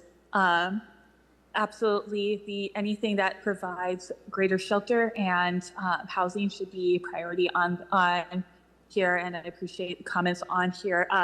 I want to add on there that I know that part of the annual action plan is compliance and transparency. So I ask that note that one thing that is needed is a means of being able to determine and improve compliance to ensure that the funding is doing what is asked for. And I ask, in case I can't be able to make it for public comment with city attorney, this would apply to both of the mayor's office with those a lived experience board, a oversight committee with lived experience, and a programs worked on to work on avenues for those who are receiving the services of these organizations, our in-house community, and others. Others that would be within the program themes to have a lived experience and oversight board to not to address all services in the city, but certainly have an avenue for people to be able to give feedback, to be able to have input for those who are in-house, to have a greater voice and to find ways for them to be able to give input on these programs and on their needs in a way that is more accessible to those who are out here. I also ask that funding regarding, to mention about whatever funding can be used to increase services, as one mentioned about the need for cooling stations and water fountains. That was something that was mentioned, cooling stations and greater water fountains on the highest needs in the annual action plan. And note that we need to be responsive to climate issues and protect people from the extreme weathers that we're facing, including that we're experiencing today. But certainly to be. There are no more speakers online. Thank you. So at this time, I'm going to close the public comment period, bring it back up to the council. Council members, any questions, comments, discussion? If not, can I get a motion? All right, I got a motion by Council Vice President Carbasi and a second by Council Member Chavez. Any objection? Hearing none, item passes 6-0. All right, next is the consent calendar. Do any council members wish to register a no vote, abstention, or recusal on any consent items? Please go ahead and punch up.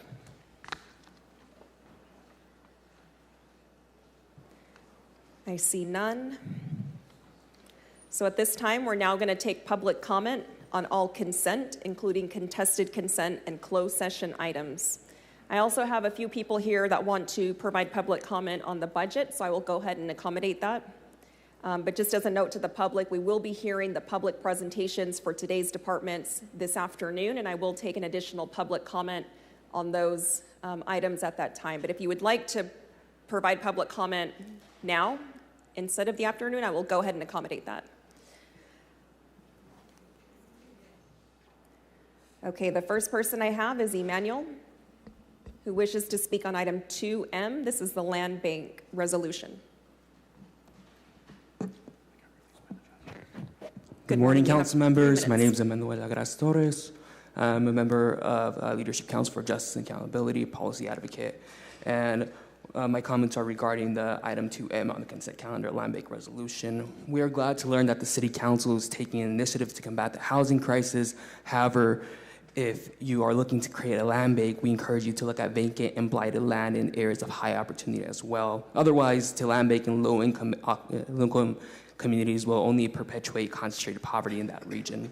And you remember, with the passing of AB 686, established that all public agencies are required to administer programs and activities relating to the housing and community development in a manner that's firmly furthering fair housing.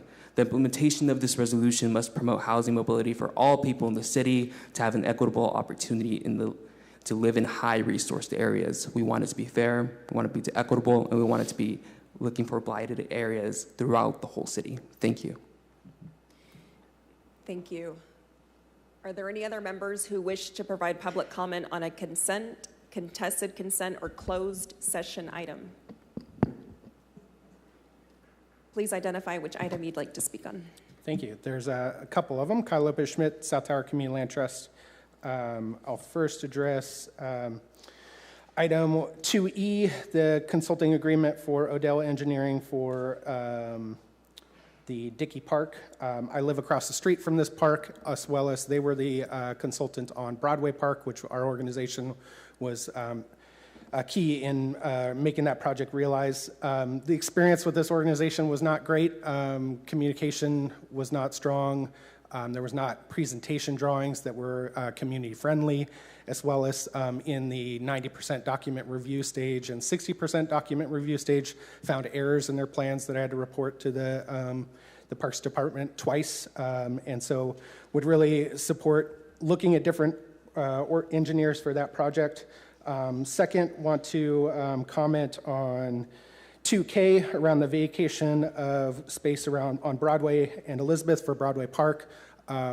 Want to highlight that the current plans do not make this park accessible from the south. Our organization has disabled people represented in the community who will not be able to access the park from the south. There's not an accessible walkway, and this vacation does not address that.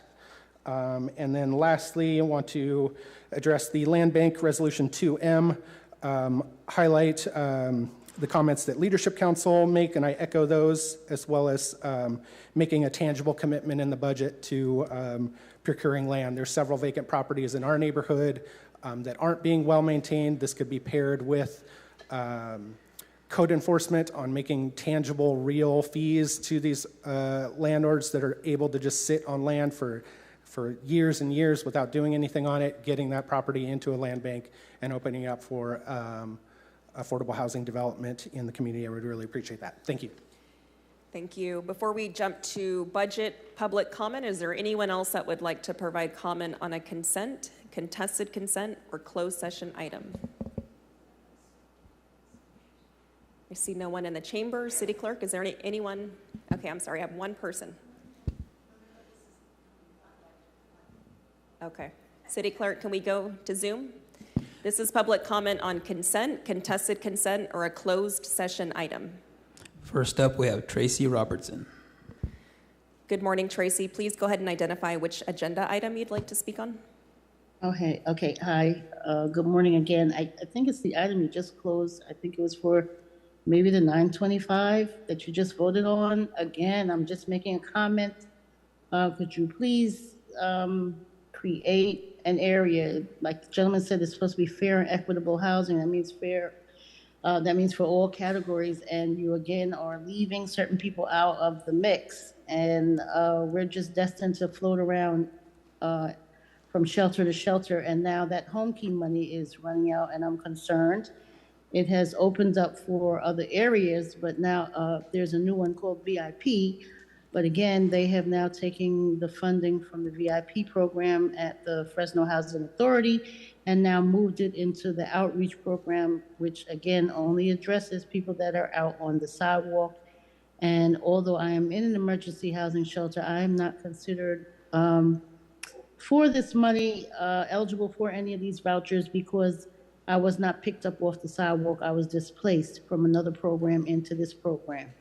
So I don't know what else to say.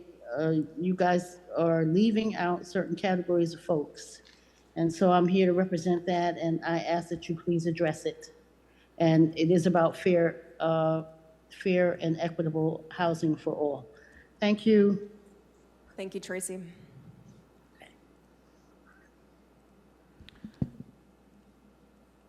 Next, we have Crystal Poitier. Good morning, Crystal. Please identify the agenda item you would like to speak on.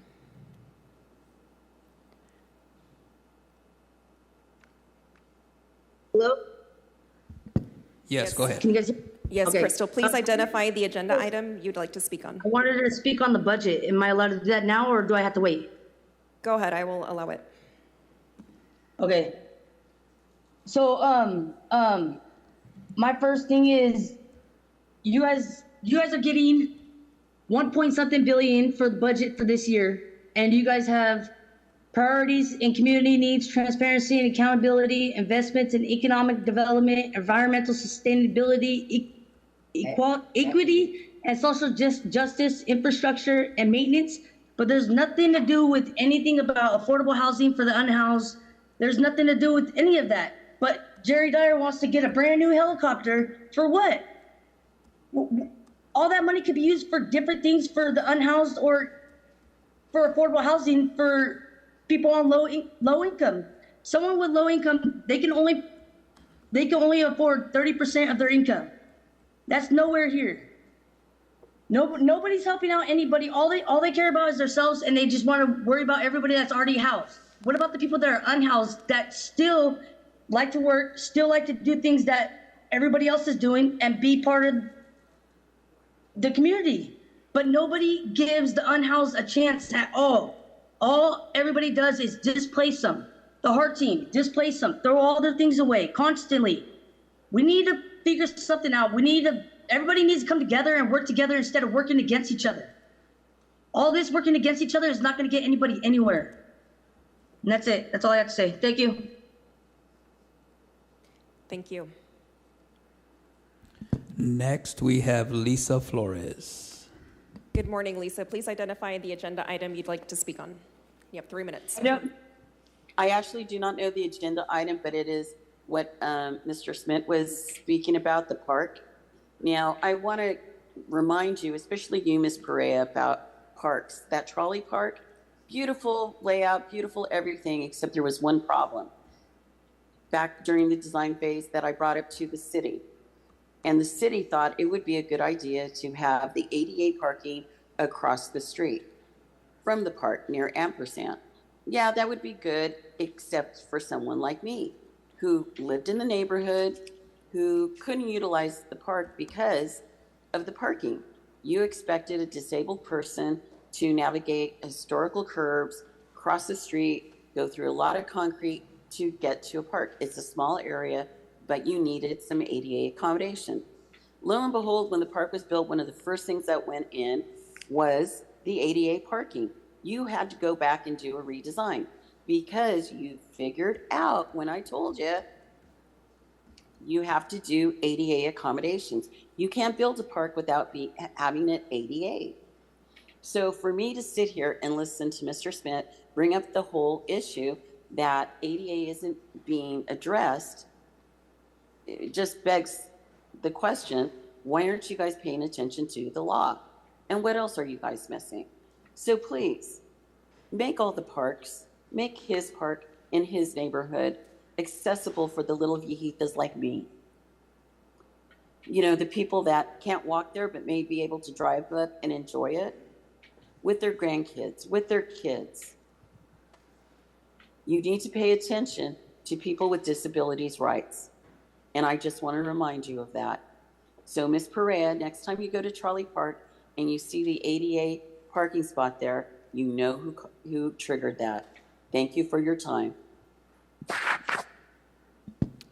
Next, we have Lynn Owens, Ms. 5250. Good morning, Ms. 5250. Can you please identify the agenda item you would like to speak on? You'll have 3 minutes. It is the closed session items. Number one, at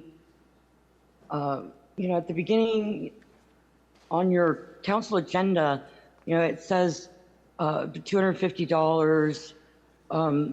You're not supposed to give money, or whatever, and that they should recuse themselves. But I guess if the police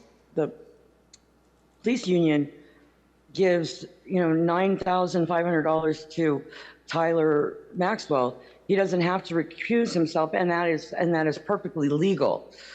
I don't understand how that works, but I don't agree with it.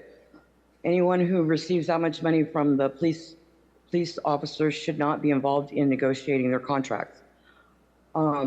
As for the other matter on the closed session, the existing litigation, the public deserves at least some hint of what this is about, and not just, a bunch of numbers and letters that we have to go look up ourselves. it should give at least a inkling of what this litigation is about. It's public record. Anyone could go look it up, but it needs to be part of the record, part of the record that anyone can read and understand in plain English what the case, the basics of this case, these cases are about. Same with, all of it, all of the existing litigation, pending litigation. We need to know who's suing our city or why our city is suing someone else. It's just basic, common courtesy and common to keep people informed. You want public engagement. It does not seem at all like you want public engagement. It seems like the leader of the LGBTQ community is not doing a very good job on public engagement and public comments. And it does not, it's not a good look for your entire community. That's all I got. There are no more speakers online. All right, so we're going to move on to public comment on the budget. Up first, I have Deborah Lewis.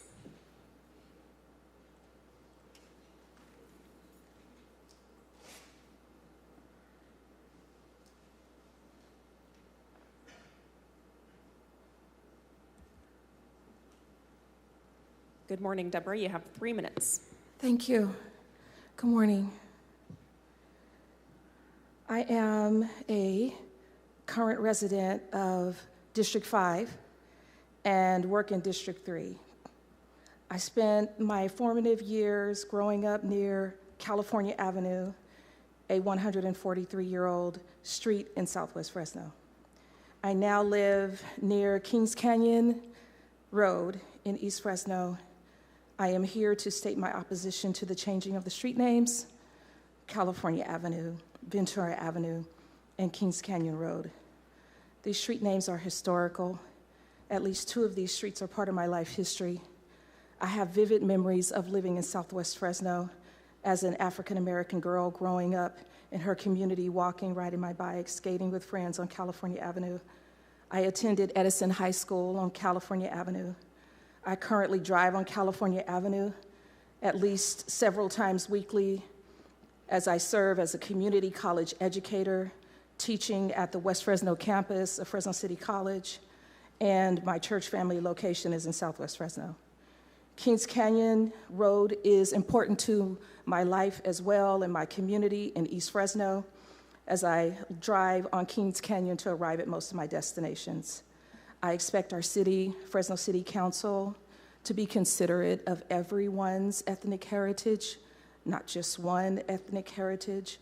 I expect you to be concerned that we preserve the history that is part of the story of Fresno. As representatives of our community, I expect the council to respect and honor all of our ethnic heritages and history, including my cultural history, my African American history, which is tied significantly to Southwest Fresno and California Avenue. Thank you. God bless you. Thank you very much, Ms. Lewis. Up next, do we have BT Lewis here? Maybe online. Okay. Hester Hensley. And because this is public comment on the budget, if you can create a nexus between Cesar Chavez Boulevard and the budget, that would be much appreciated. Thank you. Good morning, Ms. Hensley. Thank you. Good morning, Council, and to my Councilman Miguel Arias in his absence, and to all the council members. I'm Hester Hensley, a longtime resident of Southwest Fresno since 1946, and I really would like this council to consider the renaming of California, Ventura, and Kings Canyon. California goes right straight down the Black community, and we as a community know that that street was named after our state. And We honor that. And we love that street because it's named after our state. Ventura, we honor because it's not named after William Sorority, but it is a part of the Armenian community, and William Sorority was a part of that community. Also, Kings Canyon is a part of our state parks, Kings Canyon State Park, and it has a lot of history. And we're just asking the council to reconsider what you've done to keep our history, those historical streets that mean a lot to us. Kings Canyon, Ventura, and California mean a lot to us. And we just ask that you can reconsider that. And with the budget, we know that it costs us quite a bit to do those street signs, and then the labor that's included, millions of dollars that's going into that. We would like to think that the council would think of maybe putting that money towards a lot of the deteriorated streets that's in this community. Southwest Fresno is not the only part of town that have deteriorating streets. North and East Fresno have a lot of deteriorating streets that money could be used for. Thank you very much. Thank you.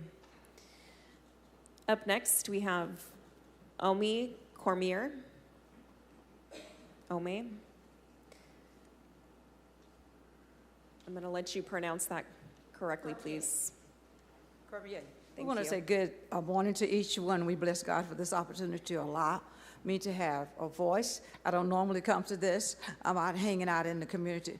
But I am here because I desire that we not rename Kings Canyon, Ventura, and California Street to the name that it has been proposed. We have no problems with the gentleman that you're recommending, but we feel like this should be in another area, not this. This is a historic area.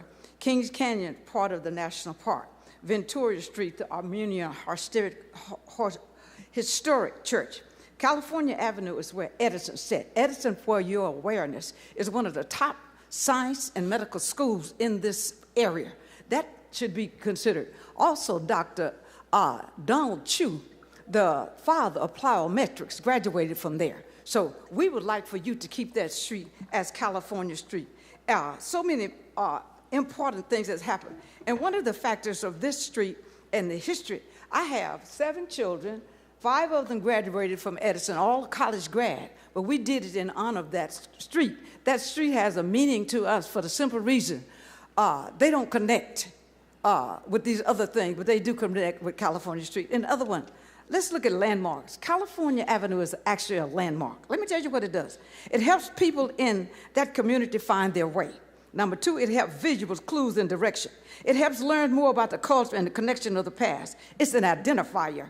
Gives a sense of confidence, a sense of belonging. Historical system, it gives emotional positive affirmation. So we would like for you to not change that street to Cesar Chavez, which is a wonderful gentleman whom I had a chance to meet. But that street, Kings Canyon, Ventura, and California should remain the same. And removing the landmarks also causes people sometimes to not have no respect for law enforcement, for what you're doing and how you're spending the money. They just like to gang bang and curse. We don't have to curse. We are asking you to remember that it's very important that the effective history does not change, but allow the people that are in that community to feel good about whom they are. We appreciate you, we love you, and we pray for you every day. Boo! Let's keep the street the same as they are. Thank you. Thank you very much. Up next is Aletha Lang. As a reminder, we are taking public comment on the budget at this time. I have my written comments to be, is that possible? That's fine, yep.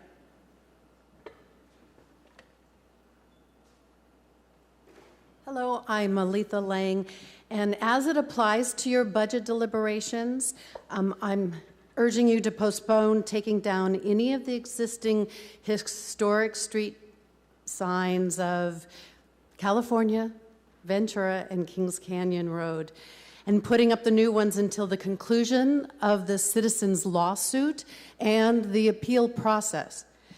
What if you lose in court?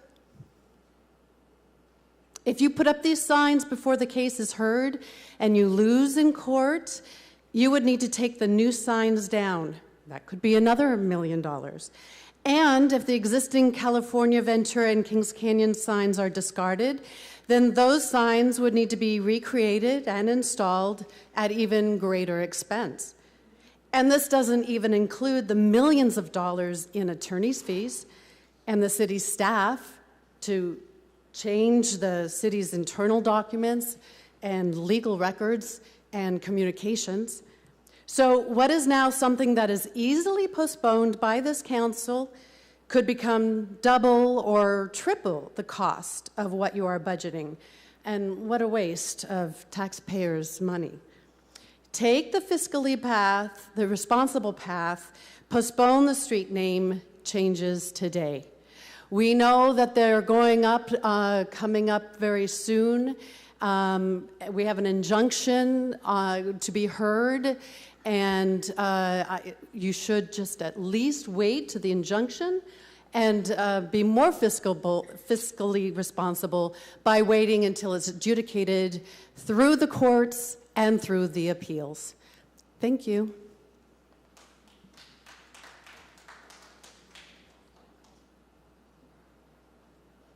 Up next, we have Emmanuel. I fixed it.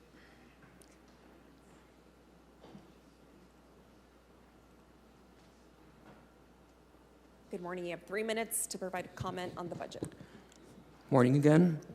As always, my name is Manuel Torres, Policy Advocate with Leadership Council for Justice and Accountability, but as well as a member of the Fresno Housing Coalition, comprised of local community benefit organizations working with the Fresno residents to promote and secure affordable housing for everyone within the city. My comments pertain to the city's attorney's office and also the minimal funding provided, appropriated for the proposed budget for the eviction protection program for fiscal year 2025. The public health impacts of the COVID pandemic have settled down, but in the wake, communities left facing the long-term economic and housing crisis issues, Fresno tenants continuously face verbal and physical harassment, retaliation, and misinformation from landlords, property managers, especially those who are unable to read or speak English, which throughout our city we have so many folks that don't. And I hope we can agree that navigating the legal system without assistance while also being illegally forced out of the place you call home would be difficult for anyone here in the city. Therefore, we can't stress enough the need for $4 million in funding appropriated for the fully funded comprehensive eviction protection program that includes a citywide multilanguage public awareness and targeted outreach campaign, public education workshops, and mobile clinics in multiple languages on tenants and landlords' rights and responsibilities, a hotline to support tenants with notices from the landlords, example, 3 days notice, notice of a rent increase, those kind of things that are needed, or other housing-related questions and assistance, as well as legal representation for tenants facing unlawful detainers, real-time and same-day legal advice, representation at Fresno County courthouses on eviction and court dates. Doing so would effectively limit the cost associated with homelessness, the cost of social services, and the lasting impact taken on by community members, such as marked credit scores and the 7-year eviction record that makes finding a new home difficult. We have emphasized the need for an eviction protection program several times throughout the city, throughout the budget hearing process, and we really stress the need for a $4 million appropriation. And we end this with asking, what will it take for you to offer your constituency an act of compassion during this record-breaking housing crisis? A fully funded and appropriated and well-thought-out eviction protection program is a definitely important decision to make and to allocate funding for our tenants here in the city. Thank you. Thank you. Up next, we have Kyle Lopez-Schmidt.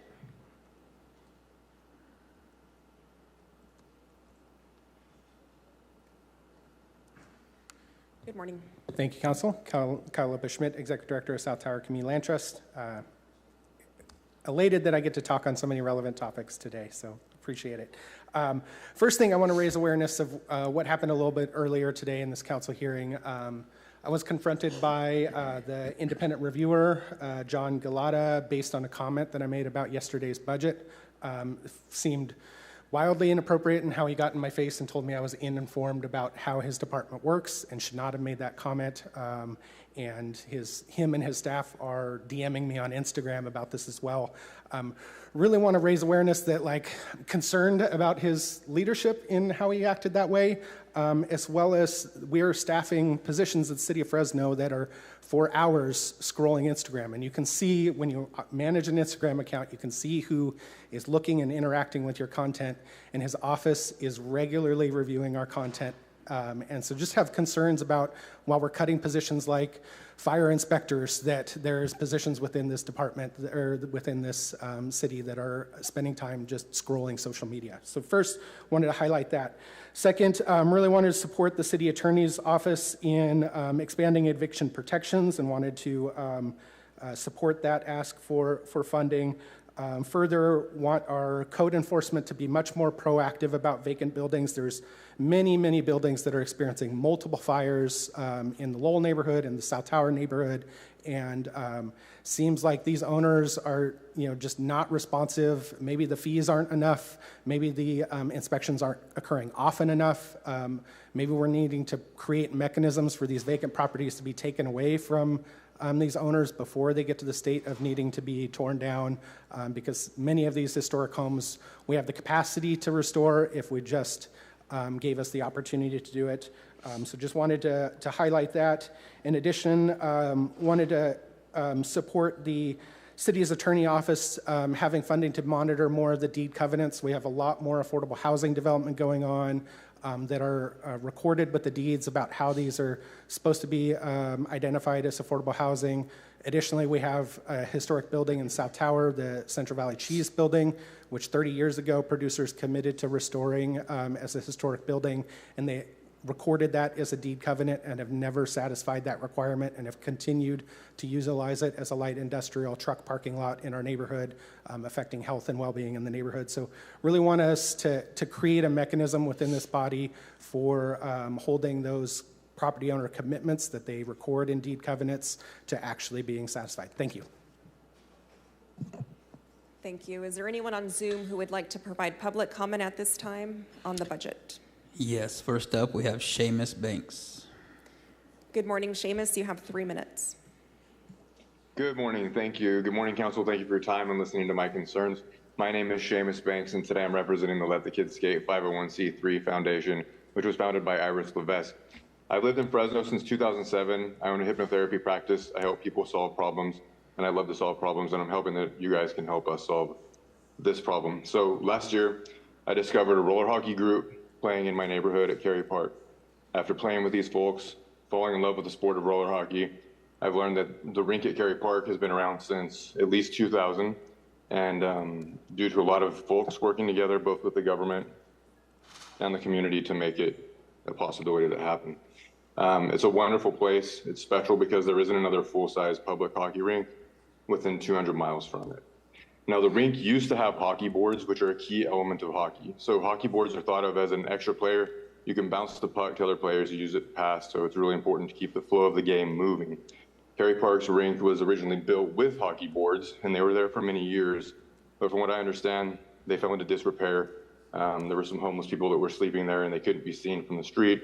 And it became some kind of plight where it had to be removed. So the boards were actually torn down. And but then in 2018, the city had reported to local news stations that they would very soon replace the boards, most likely with some kind of plexiglass that you could see through so that police could patrol and make sure that there was nobody camping out in the hockey rink overnight. But it's been nearly 6 years now, still no replacement boards. Currently, we have a chain link fence around it, which is good, but the puck gets stuck in the fence. It also slides underneath it. Sticks get stuck in the fence. So it just prevents the flow of the game as it should be. So watching the kids play hockey on a substandard court made me realize that we can bring the rink back to where it used to be. And so I've come here today to ask for your help in solving this problem. I have reached out to Mr. Maxwell's office back in November, so it's been about 7 months. They did forward a request to Parks Department. I was hoping that this could potentially be in the budget this year. So the solution, like I said, is probably to put in plexiglass on the west side of the rink, and then you could use wood on the rest of the rink. It would save money on that aspect. But by restoring the rink, it'll allow roller hockey in Fresno to grow further. We currently have people, youth and adults, coming from Visalia, Lemoore, Merced to play here. If the boards are restored, we'd have much more participation from the community and the ability to also host roller hockey tournaments here in Fresno. So again, thank you so much for your time and your attention to this matter. And I hope that you can consider trying to get this in the budget. Thank you. Next, we have Debbie Darden. Good morning, Debbie. You have 3 minutes to provide public comment on the budget. Good morning, City Councilman. I am just chiming in regards to the renaming of the streets, Kings Canyon, Ventura, in California. Just as many have already spoken on at this meeting and several others, the history of those streets. I grew up, born and raised in West Fresno. I still reside in West Fresno. I attended Edison High School. I attended the elementary schools in West Fresno. California has been a significant based off of, goes all the way back to slavery. Many of the slaves that migrated and were able to come over to California did not leave with their slave masters. They made California their home. That's where a lot of that history begins. Another thing is there were so many in the Fresno Unified School District that was willing and fighting to shut down Edison High School when it had the historical building, just like Fresno High. There was many of the families over here that rallied together to fight to keep that school open for our purpose. And it has served a great purpose, and it still does. The disappointing thing is that it's not in its original site. It is a different school, but it's not the original building. But that's where that's history there. And right now, we're fighting once again in regards to our street. I have proposed to our city councilman, why not change Fulton Street to Cesar Chavez? Based on the families, the culturals of the Hispanics that are down along Fulton Street, the street runs right into Cesar Chavez School. That makes sense. But right now, I would like to also add is that he has stated that there was community meetings. And you as his colleague sat there and believed that there was community meetings and voted in favor of the renaming of the street. I will stand up here before you on record to say that if there was a community meeting, it was strategically planned and people like myself and others that look like me were not invited on purpose. Those kind of things need to stop. You guys are voted in those seats to support the district as a whole. You're not there to support a certain culture. You're there to uplift your community. And many of our areas in our community, especially in West Fresno 93706, need some reinvestment. It has been destroyed and torn down in the things that are coming upon us. We're trying to lift up our community. We finally got our junior high back. We finally got a college over here. We're finally getting housing built over here, but yet we're still missing a lot of the amenities. You have to do what's right. These are historical streets. And right now, to be in favor of that, you guys are no different than the Governor Abbott's and the Santos, the former president, when you're steady trying to erase the history or not listening to anything that's being said in regards to our history on those streets. It's falling on deaf ears. And I would just add that I serve a mighty good God. And Next, we have Natalie Delgado. Good morning, Natalie. You have 3 minutes. Natalie went away. Next, we have Miss 5250. Good morning, Ms. 5250. You have 3 minutes to provide public comment on the budget. Can you hear me? Yes. Yes. I'm speaking on the waste of money that is the renaming of all of these streets. The community has voiced their opposition to this. There is existing litigation, and as it's been pointed out, it is fiscally irresponsible of the council to go ahead with this, knowing that there is litigation and that they could very well lose. And even if they win, it will probably go into appeals. Due to the huge amount of opposition, you also risk the vandalism of this signage, where people will push back against this kind of action being shoved down their throats, especially when they know that there is litigation involved. There have been, very good points. What I would like to know is anyone representing the family of Cesar Chavez, What do they have to say about this? Would Cesar Chavez himself want us to go ahead with this, knowing the opposition of the community? I don't think he would care that a street is named after him. He made his stand, and he supported the farm workers and was a great leader. This, for you people in council, I believe this is nothing more than a feather in your political cap, so to speak, that you have, renamed a street after a historic figure. It's not right for the community.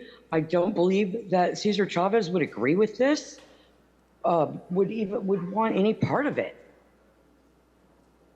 And I think that you guys should reconsider how you're spending our money. This is not something the community wanted. This was sat on a table for what, 20 years? It sat for a long time and no one did anything about it. But all of a sudden, it's a big issue with the city, not the community, with the people in the city council. For some reason, want to push this through no matter what. And it makes no sense, and it's not a good use of our tax dollars. But you guys don't listen to the community, or we would have a ceasefire proclamation. That's all I've got. Next up, we have Lisa Flores. Good morning, Lisa. You have 3 minutes to provide public comment on the budget. Good morning, all. We're close to good afternoon. I want to talk about eviction protection and the great need for it. Recently, I found that I needed it because Ms. Perea, because of your bicycle lanes and your in the city's inactiveness to actually provide parking for me and Mr. Cecil. Cecil had to leave his residence.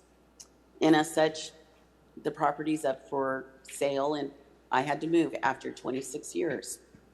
And now I have to deal with his evil brother, let's put it that way. Between the harassment, between not getting things taken care of over the last 26 years, eviction protection, I turn to them. They have been helpful, they have been informational, and they have been a godsend. Had it not been for them,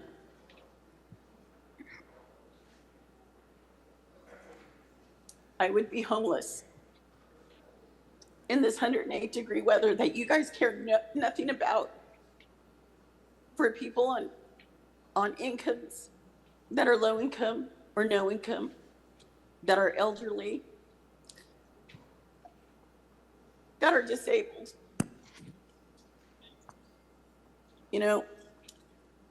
Ms. Perea, I pray that social justice comes upon you, because obviously you do not take your job as my elected official at all. You do not care, because you did not care for a 92-year-old bisexual resident to make him feel welcome in his home of 26 years. You did nothing to make him less isolated. You and Scott did nothing. Mary Jerry Dyer, you didn't return one single phone call. You did not correct the issues of the poor design. The city is going to face lawsuits. But the only ray of sunshine in all this has literally been the eviction protection. It took me a while, I will say, to navigate it. But once I was in the process, I got information, I got callbacks, and it's been helpful. And for you guys not to fully fund it,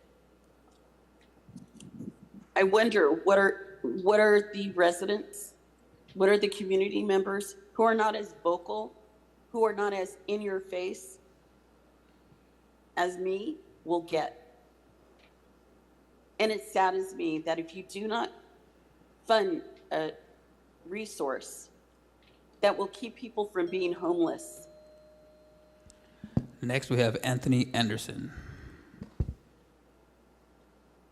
Good morning, Anthony. You have 3 minutes to provide public comment on the budget.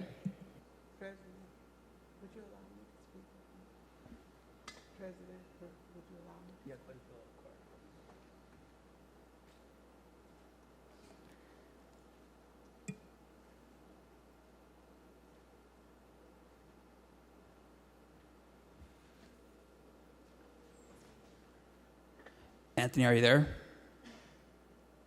Oh. You have 3 minutes. Go ahead and click on unmute, Anthony. There you Hello, go. can you hear me now? Yes, we can. Okay, I just want to say hello to all the council members and everyone that's listening. I'm 39 years old. I've lived in the southwest of Fresno my whole life. And I just want to speak on the renaming of the 3 streets, California, Ventura, and Kings Canyon. I agree with everyone who has spoken before on the subject matter. And I just like to say, you know, all the money that it's going to cost for the litigation, I don't see why the council would be so, how can I put it, bullheaded in a sense to want to do this when those monies could be allocated to, like it was said earlier, the fixing of the roads. I mean, I don't understand why it's such a big deal to change the street name when the roads are non-drivable. You have, for instance, Martin Luther King Street, after you pass Jensen going southbound, that road has been terrible, and it's been like that for over 30 years. So I don't see why that wouldn't be more of a pressing issue than to change the street name of these 3 streets. Not only is there history behind those 3 streets, and the community also is not in favor of it, I just don't see why the council is so much wanting to do this. So I just wanted to say I'm not in favor of the changing of the street names, and I really wish that the council would, you know, reconsider, because the money could be used in a better way, as far as infrastructure on the streets. And I mean, that's really all I have to say about it. Thank you.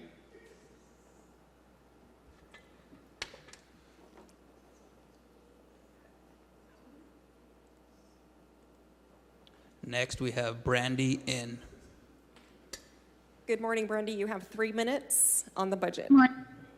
Thank you. Briefly, I want to also agree with the statements of Kyle and Emmanuel, and want to again also uplift and ask for funding for the eviction protection program to continue, because it is an investment. This is one of other budget items that is absolutely an investment in our community that prevents so much other costs because of the detrimental effects of eviction, including the fact that in addition to losing housing, that if someone is evicted, having an eviction on your record makes people more vulnerable, more unlikely to be able to receive a future rental. And so they would have, if there's an unfair eviction, not only would they not be in the home that they are in, but it might prevent them unjustly from getting into other housing. I have seen, before this program even was barely starting, I recall I mentioned in supporting this in the past that someone contacted me in Miguel's district because of an unfair eviction, that was going on, and I was able to call the office and get and connect them to services with Miguel's office to help with that. Knowing and hearing from Lisa and from others how this program itself takes care of that. I mean, it helps take care of that, and also the idea of expanding it so we make sure that no one goes through eviction without knowing that they have help is invaluable. I've also watched someone, an attempt by a landlord to unfairly evict someone, and I'm glad that there were those that to stand with them to oppose that, but want to ensure that all of our vulnerable in the community do so.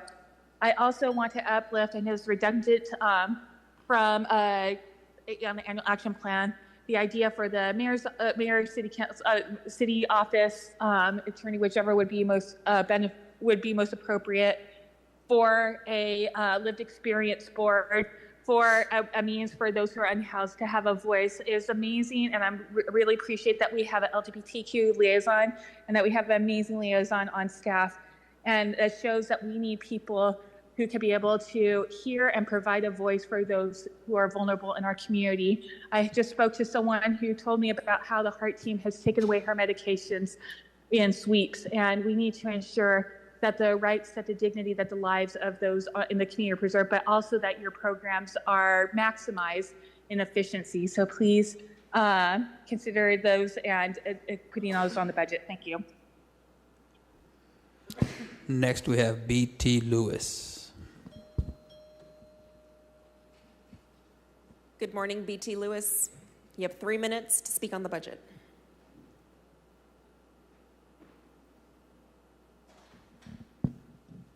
BT, are you there? Okay, here we go. Okay, there we go. Can you hear me now? Yes. Okay. And so I said, good morning. Thank you for giving me an opportunity to speak on the budget this morning. Our goal is that you would consider to suspend the street renaming project because of the challenges that we've had recently in trying to balance the budget. We have a number of businesses and residents from Southeast, Southwest, and South Central Fresno united to preserve the unique history and heritage of our city streets in the spirit of One Fresno. We have a litany of needs in our community that need your attention. We need our solutions. We need more solutions to address our housing crisis, and many of the streets in our communities are in shambles. Eliminating the names of Kings Canyon, Ventura, and California avenues is divisive and harms the historical fabric of our community. Renaming streets of this magnitude without robust community engagement is in itself an injustice to the people of our city. The root of racism is when one group imposes their will on another without consideration for that group of people. It becomes a tragedy when people refuse to stand up for themselves and become complicit with oppression. You still have, City Council, an opportunity to recall your decision made on March 9, 2023, and choose streets to be named for Cesar Chavez that do not harm the history of other underserved communities in our city. This is an opportunity to govern our city through the true democracy and create peaceful change in our communities. I would love to be in a position where I could join you in celebrating the hanging of Cesar Chavez Boulevard's street signs. I would love to not be in this position where I have to defend the heritage and history of our community streets that have undergirded the development of our community for over 100 years. As leaders, you have a responsibility to do good by all of our community, to promote justice, not tyranny, to rebuke oppression, to speak for those who cannot speak for themselves, and to defend those who cannot defend themselves. Please place this project on hold. Let's work together to choose a street location that will bless our entire city. Thank you again for your time, and I pray for your favorable consideration. God bless you, and good night. Next, we have Natalie Delgado. Hi, Natalie. You have 3 minutes to provide public comment on the budget. Hi, Council. My name is Natalie Delgado, and I'm a policy associate with Central California Environmental Justice Network. I'm here to comment regarding the budget for Public Works and the proposal to use $355,000 of Bucket 5 of Measure P funding to clean freeways, which is out of the jurisdiction of the city.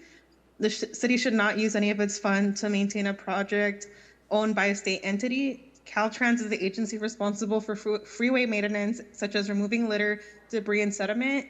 The city must use this Measure P Bucket 5 funding to ensure that Public Works has the capacity to continue to maintain trees and to plant trees throughout frontline communities in Fresno and adapt them to the effects of climate change. Through the AB 617 Urban Greening Community Emissions Reduction Plan, CCEJN has been leading the effort in increasing the urban tree canopy within South Fresno communities who face increased exposure to air pollution and extreme heat. While the CCEJN team has canvassed in areas like Southwest Fresno and Southeast Fresno, they have noticed that there are many dead trees that need to be taken out and replaced, and trees that are not receiving the regular care and maintenance needed to thrive. If the city is already failing in removing dead trees and not regularly pruning or irrigating them, a cut in funding to the Public Works Department will not enable existing or recently planted trees to survive and build the tree canopy that South Fresno needs. Per the Urban Forest Management Plan, the city is already facing several challenges to look after its tree canopy, such as shortage of staff, high turnovers, and backlog on maintenance requests. The Public Works Department does not need any more funding taken away from it that inhibits its ability to build a healthy, thriving tree canopy in South Fresno. Also, per SB 379, the city is also in the process of drafting its climate adaptation plan and environmental justice element, a policy document that will address climate hazards such as drought, extreme heat, and air pollution within frontline communities. Its goal consists of setting guidelines and standards for development, creating programs that improve the community, and building and maintaining infrastructure in order to reduce vulnerability to climate hazards and reduce pollution exposure. Trees are a critical part of the infrastructure in addressing the hazard of extreme heat. Trees create shade and reduce the heat island effect. Compared to North Fresno, South Fresno had a significantly lower amount of trees, but the highest rates of air pollution and adverse health outcomes within the city. Throughout the workshops I have attended for the CAP EJ, the public has commented on the need in frontline communities with a low tree canopy. In order to reduce the effects of extreme heat on South Fresno residents, trees must be planted and maintained to ensure their survival against the changing climate. The city must allocate $355,000 in Bucket 5 of Measure P funding to Public Works to equitably grow Fresno's tree canopy and support the health and lifespan of its existing trees rather than just clean freeways. The city must invest and prioritize its climate goals in order to protect the health and lives. Next, we have Ella Washington.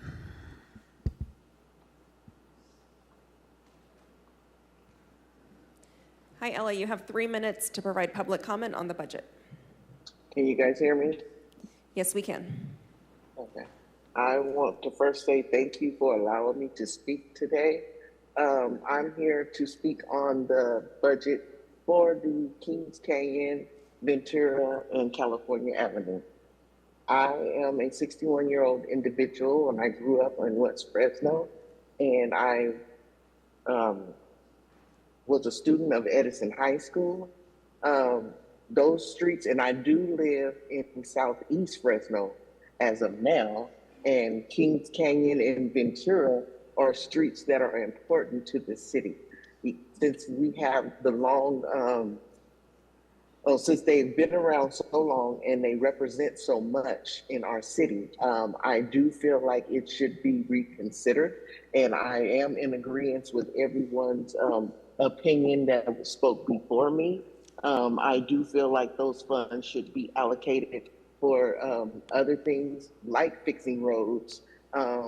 There are different streets in my neighborhood, in my area, that has been, how can I put it, has been ignored. And then you have to worry about driving down the streets and you got these big potholes that are tearing up your cars, that are costing you too much to have your cars repaired. And we're spending money on street signs. And to me, it doesn't make sense for us to be spending that type of funds on changing street names. I'm kind of lost for words right now because I wasn't expecting to be on this soon. But I do feel like that it should be a reconsideration for us, for the city, to not make this change.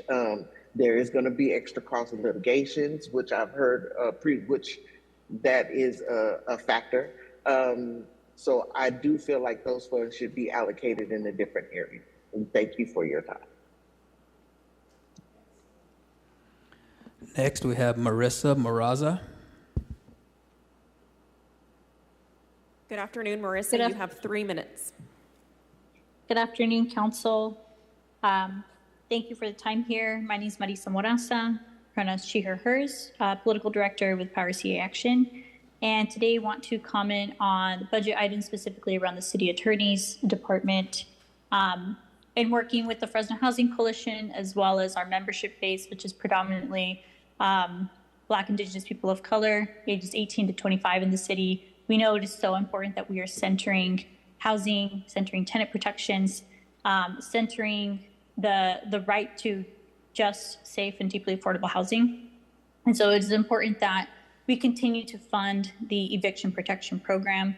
In looking at the supplemental materials for that department, it's great to see that there is some funding being requested, $1.5 million from the City Attorney's Department, and we know that that is not enough. Last year, it was reported that this was one of the most successful programs of the department, and we were able to guarantee funding of at least $2.5 million. We need to continue to fund this program. The community is asking for a minimum of $4 million, and that is to fund a comprehensive and fully funded eviction protection program. And what that means is that we are continuing to include or need to add multi-language public access and targeted outreach campaigns, public education workshops, in-language materials, a hotline to support tenants, legal representation for tenants facing unlawful detainers, and real-time, same-day legal advice and representation in Fresno County courthouses and eviction court dates. And what this means is that we also need to be able to provide permanent funding for the Eviction Protection Fund program, and we can look at options such as local housing trust fund. It's great to see that we are making strides to ensure that we're implementing the Tenant Protections Act, and we need more. That is just a baseline. We need to ensure that we're continuing to go above and beyond to ensure people are housed and we are preventing homelessness in the city of Fresno. And that is why community will continue to call for a rent control ordinance to be passed in the city of Fresno to prevent homelessness, to keep people housed, and to slow down the rising cost of living. Our communities are suffering right now, and we need to ensure that we are centering the most impacted individuals as we finalize this budget. Thank you. Lastly, we have Venice Curry.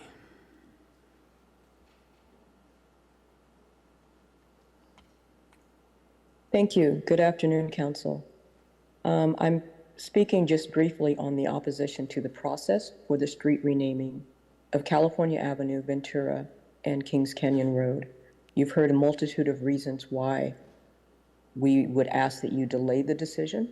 I would just add to that the city of Fresno is facing a deficit, that we know that rising costs, like the PG&E prospected rise of 11%, will really hit particular communities much harder. And as we heard people talk about the importance of eviction protection and the amount of money that could benefit that particular program, it seems that there are many ways that the funding for changing street signs could be really utilized better to actually improve the livability of our city. The economics of the argument for changing the street signs doesn't seem valid, and the energy around it doesn't seem actually particularly in line with the teachings, I think, of Mr. Cesar Chavez. And I will just leave you with this quote that says, "The preservation of one's own culture does not require contempt or disrespect for others' culture." And so what you've heard is people making statements regarding the importance of having California Avenue, Ventura Avenue, and Kings Canyon Road remain, but they've also made a request for there to be some recognition of Mr. Cesar Chavez, and to look at other streets that might be just as important in acknowledging his work, but that might actually more closely connect to the school that he is currently bears the name. And there are other opportunities and other options for naming a street and for recognizing his great work. And so the comments that you've made have acknowledged that, but also asked for prudence and for an economic framework that says that spending the money that will be required in order to complete this signage could be utilized to improve the lives of other folks. And based on the readings and the work of Cesar Chavez, I believe that that would be where he would want it to be spent. Thank you. There are no more speakers online. All right, the last card I have is for Miss Fanny.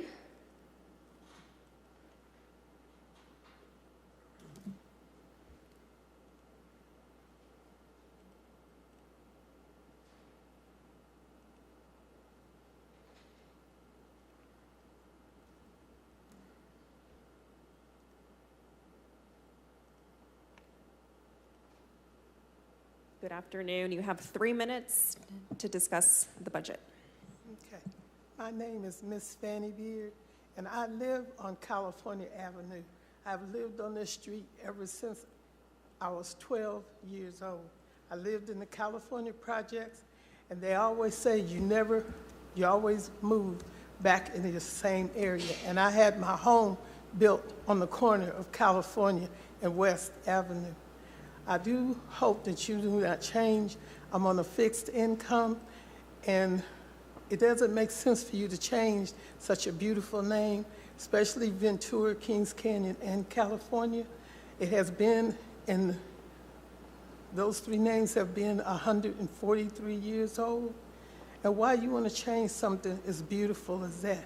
And a lot of you people don't even live on California or Ventura or Kings Canyon. And I understand there's 12 or so many points that you have to follow, and you haven't followed none of them. And I did not receive no properly notification, until I got the information that they were changing the name, that they would be changing the signs up. And I would appreciate you, I would take in consideration that please don't change the name, because I can't afford, they're not going to help me pay for all the different names of people I have to notify to change the names and stuff. And I thank you for giving me this opportunity to speak and say what I have to say. Thank you. Thank you for being here today. Council Vice President. Thank you. I'll be very brief because I know we're into the lunch hour. I just wanted to make some comments regarding what was said about our Office of the Independent Police Auditor. You know, I find it ironic because for years, advocates have complained about the lack of the city having an independent police auditor.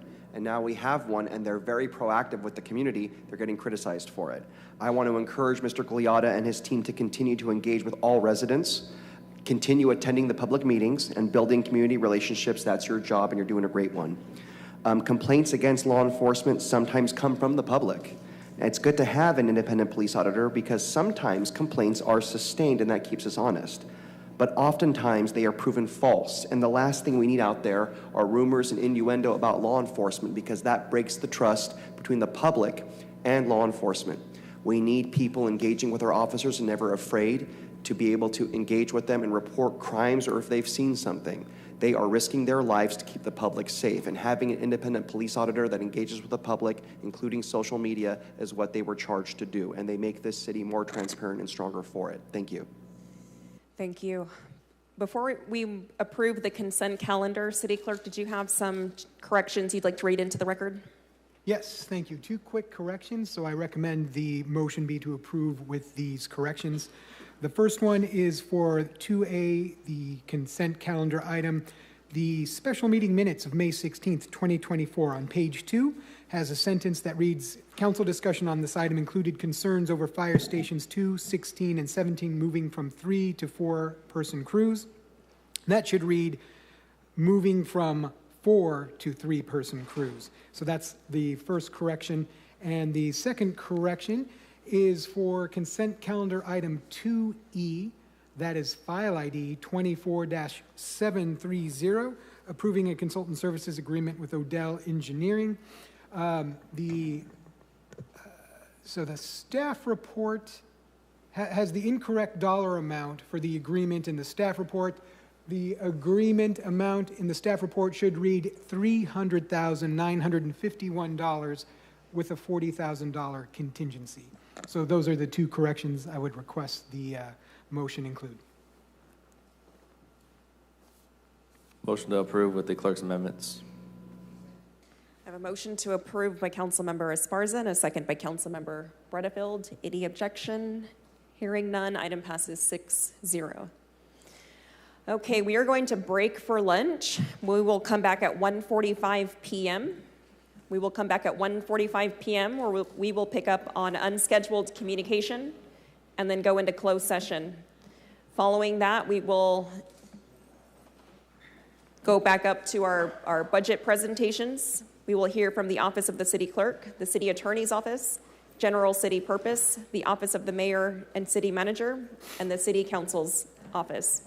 I will take public comment at that time. However, if you have already provided public comment on the budget, you will not get another chance to do so. So the public comment this afternoon on the budget will be for those who have not already had an opportunity to provide public comment on the budget. Thank you very much, and we will be back at 1:45 p.m.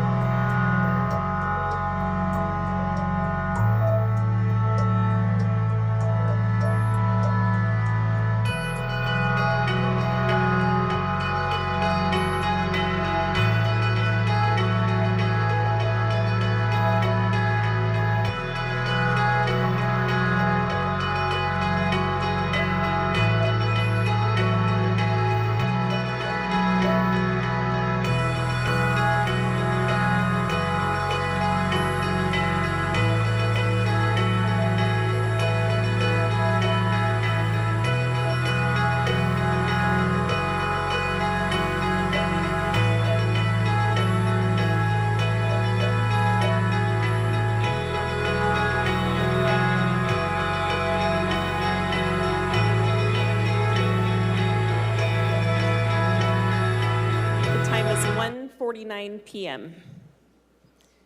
We left off with unscheduled communication, so at this time, if there's anyone in the audience that would like to provide unscheduled communication, public comment, please come forward at this time.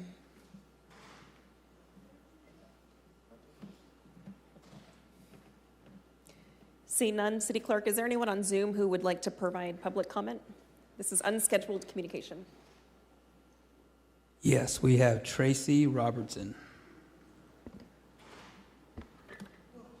Okay, good afternoon. Again, hello. There are two things I did leave out from this morning. One was Hope Housing for students. The Fresno City campus, that's Natalie Chavez. I tried all the semesters that I was there. I have graduated now from Fresno City. I had tried every single semester. Every single semester I was denied for whatever reason they want to make up. Or they stalled me until they said, oh, it's too late, you gotta wait for next semester. I just met another student outside who was denied housing and ended up failing all his classes because he had to, he became homeless outside in the street. All his things were stolen, including his laptop. And so he failed all his classes this past spring semester. He also was not housed. And that is also through Natalie Chavez. I know there is another woman that works with the HOPE program, but she is not the one that is designated to deal with the students.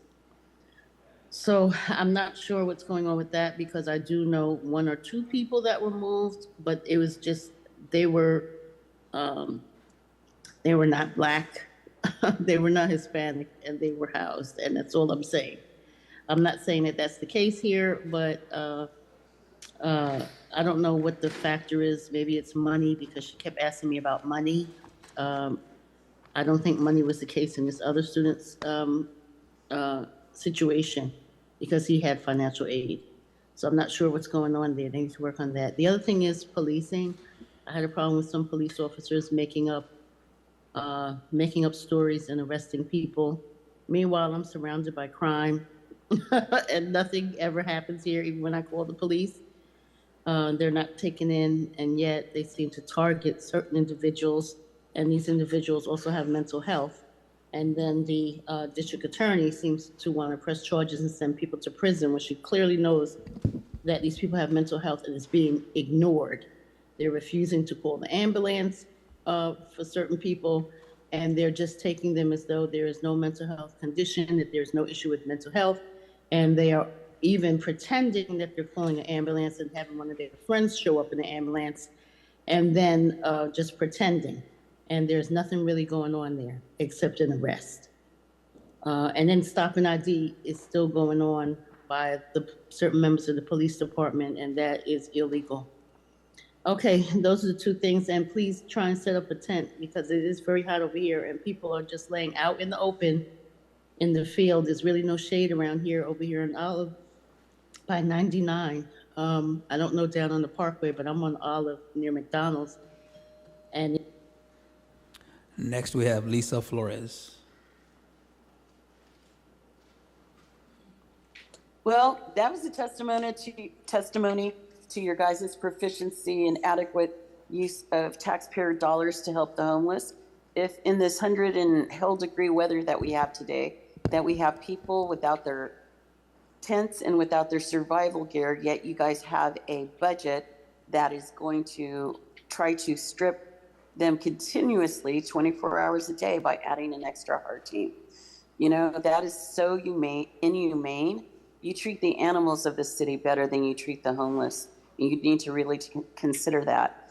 But the reason why I wanted to speak today was, first off, I want to thank everyone that is responsible and got money for Puppy Love for us to have some shelter from the sun. I appreciate that line item budget. It's a long time coming. I'm glad you listened to me. It would have been better if someone would have communicated to me throughout, this last 6 months, 7 months, because communication is essential to a positive governmental experience, as well as finding proactive solutions. I'm really into proactive solution, guys.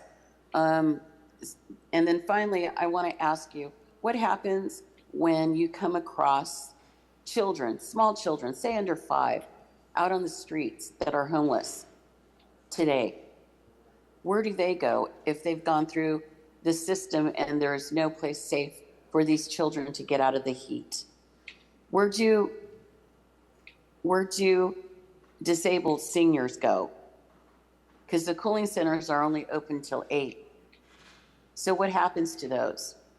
We are definitely becoming a city of haves and have-nots because money wasn't managed right. And this year, as you guys go through the summer and you keep taking people's survival gear away from them, you need to have a body count of how many people will die from climate change and this weather and bad policy. That's what I want to spend my time reminding you guys, because everything that happens like this will come back. It comes back on you guys. And I thank you for your time. There are no more speakers online. All right. Are there any additional members in the chamber who would like to provide public comment at this time? Please go ahead and come forward. Seeing none, that will conclude today's open session portion of the regular City Council meeting. We're now going to transition to closed session. After closed session, we will come back and resume with budget hearings. City Attorney, is there anything to read out for closed session at this time? Yes, I have a couple items to report. In closed session today, we have conference with labor negotiators, all represented units listed on the agenda, and conference with legal counsel, existing litigation, Joffrey Logue versus the City of Fresno. And that's all I have. We may have reportable items after closed session.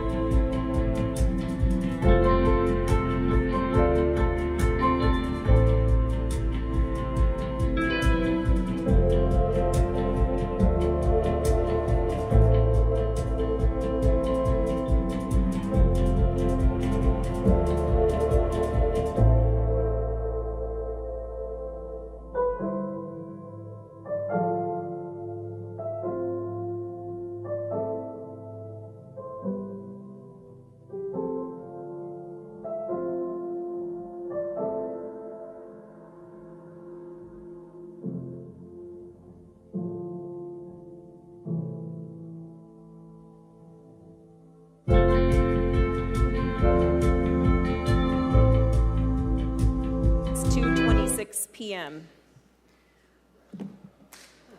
We will now transition to our budget hearings. We will first take public comment for those who have not yet provided public comment. Today's departments we'll be hearing from will be the Office of the City Clerk, the City Attorney's Office, General City Purpose, Office of the Mayor and City Manager, as well as the Office of the City Council members. Is there anyone in the chambers who wishes to provide public comment who has not already done so? Please go ahead and come up at this time.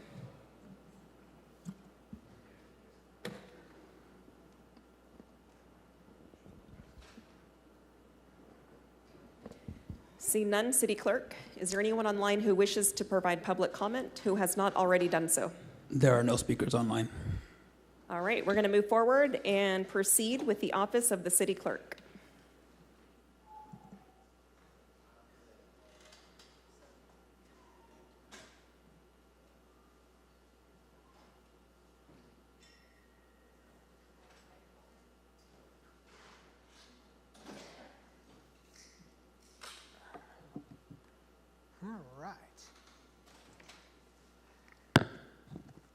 All right, hello everybody. So my budget, well, first off, let me say I'd like to thank my team, much like everyone else has. My team has been working doubly hard. Not only are we continuing to keep the office moving forward with our daily tasks, we are also running these meetings every single day, and we are short-staffed on top of it. Of course, our assistant city clerk is now the top spot over in Clovis, and then we have some people that are out of the office unavoidably. So thank you for bearing with us as we're switching up roles a little bit. You may see an error here and again, but we are quickly rectifying them as we see them. But for the most part, the ship is righted and we are chugging along. So what we have in our budget this year, we've only made one request and we're pretty budget neutral. What we did is we asked for a senior record, or not a senior record, we asked for a records clerk. And the reason we need a records clerk is because we're moving towards a paperless future. And that means we've got to deal with lots of paper before we get there. We also liaise with the other departments and their records. So if there's one thing we can count on, there's always work to do there. We currently have a records manager and a records clerk, and we have asked for one more records clerk. And as you can see from this slide here, in 25, that is coming from our non-personnel's line. That's why it's gone down slightly. And we also have a slight decrease from our ID charges. That's the bills we get from other departments for things like space rental and PG&E and that kind of stuff. And that has gone down for reasons that have nothing to do with what we have done. So that is all we have asked for. So that'll bring our total FTEs to 16.15 if we get this. Of course, the city clerk's office is also over the central print division, and I have my central print manager here too, Ryan Whitaker. At the moment, he's a team of two, one vacancy, and they've been doing a fantastic job. Their billable hours are up 12% more than last fiscal year. We didn't ask for any equipment there. The last couple of years, we did get some equipment. One of the things we got most recently was last year with funds was a cutter perforator. It has been a fantastic purchase for the department. It has allowed the business card capacity to go way up, can do custom cards and custom bulk perforations and creases. It's allowed them to do things like bus inspection cards, events tickets, custom wraps and covers for citation forms. So they're really chugging along, doing quite well. So no requests have been made there this year. Let's see here. What else do we got on this slide? So that just shows our subscription, our contractual obligations. That top line was for our interpreters, and that is actually where the line has come from for our records position. That shouldn't impact our ability to offer translation services. Since we've been doing this for now 2 years, we see how we can maximize that funding for our translators. And I have those details if we need them. Subscription services are for things like our net file, which has been fantastic for us.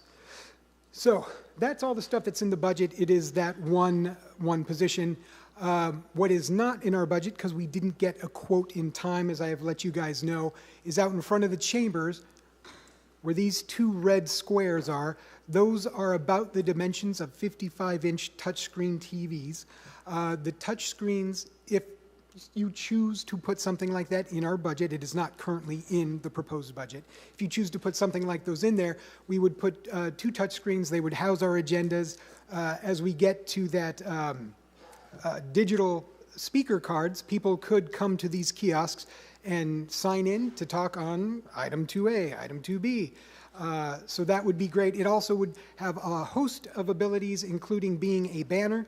So if we are out at lunch, we could have the banner say, council is recessed for lunch back at 1:15, something like that.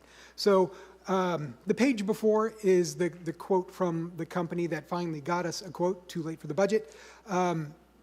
For the equipment alone, that is not the tax and the install, $18,925 for both, which is a fantastic deal if you consider what is outside currently under the stairs cost us like 45 grand back in the day. So times have changed, costs have come down, and if we're doing what ISD does to make sure we have the money when it comes time to purchase, we would ask for the 10% contingency, brings it up to about $20,817. So that is where we are at. And I'm happy to answer any questions. We didn't ask for much in the budget, but everything is chugging along. And I must say, before I forget, I was asked to definitely ask for whatever is needed in this chamber to make these meetings run smooth. It's when something goes wrong, it's clear to everybody that something goes wrong. And it's really embarrassing. We do everything we can to prevent things like that from happening. We are in here early, testing the microphones. ISD has been a fantastic partner. They're in here testing everything. Sometimes we'll test it, and then during the middle of the meeting, something goes out. Yesterday, Councilmember Maxwell brought to my attention that there were rainbow bars on the screen for a moment. And when I found out what that was related to a piece of equipment that had overheated due to the air conditioning problem that we were having the other day. Facilities came in, they took care of it, and so the equipment ended up working. So do we have everything we need to run these meetings well? I believe we do. There are just a lot of factors. There's outside entities, there's CMAC, there's internet connections, there's Zoom. We don't even have control over Zoom. If Zoom servers are having a problem, then we're going to have a problem. So is there anything else we can get? I am not aware of anything. I've definitely talked about it with ISD, but facilities and ISD, CMAC, they've all been great partners. We think we have what we need to get things going, keep them running smooth, and we have trained the team, because like I said, we lost some people recently, so as we're shifting around, we have done training right after that last snafu, where an interpreter, I think, came over the mayor. Sorry about that, Mayor.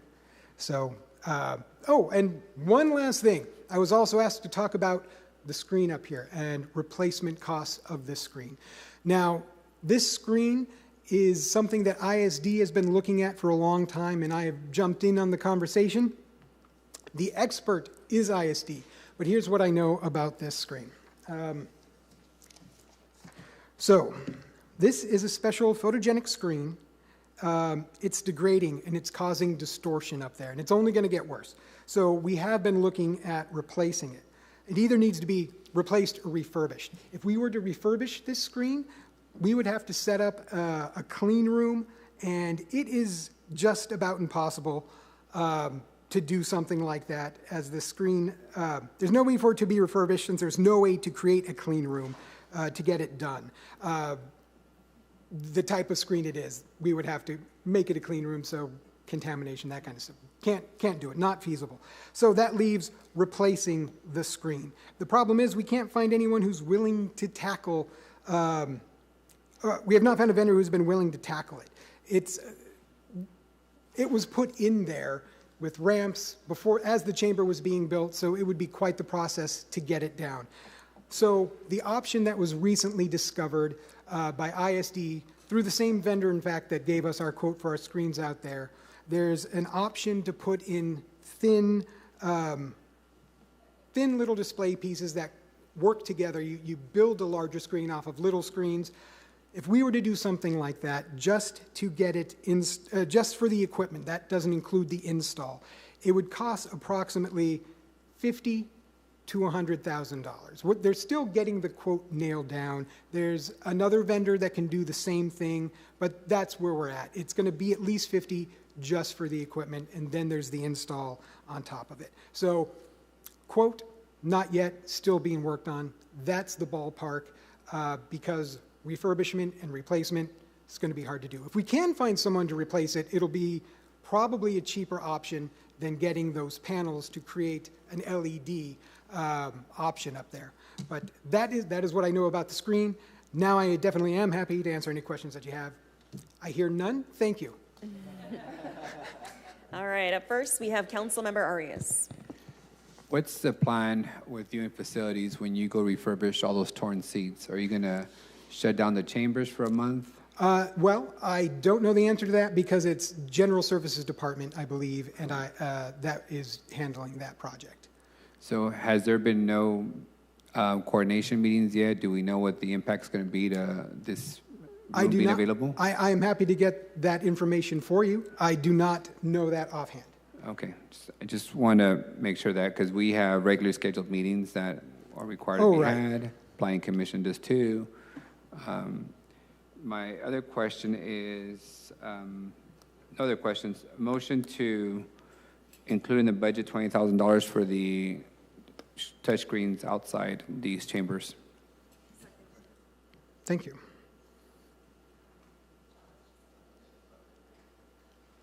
That was a motion by Member Arias and a second by Member Chavez. Any other council members have any questions, comments? All right, City Clerk, thank you very much. Should have asked for the vote like fire. Up next, we have the Office of the City Attorney.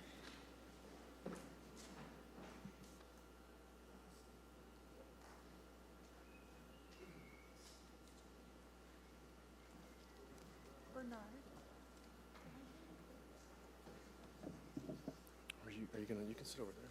Yeah. City Attorney, what's your candy budget?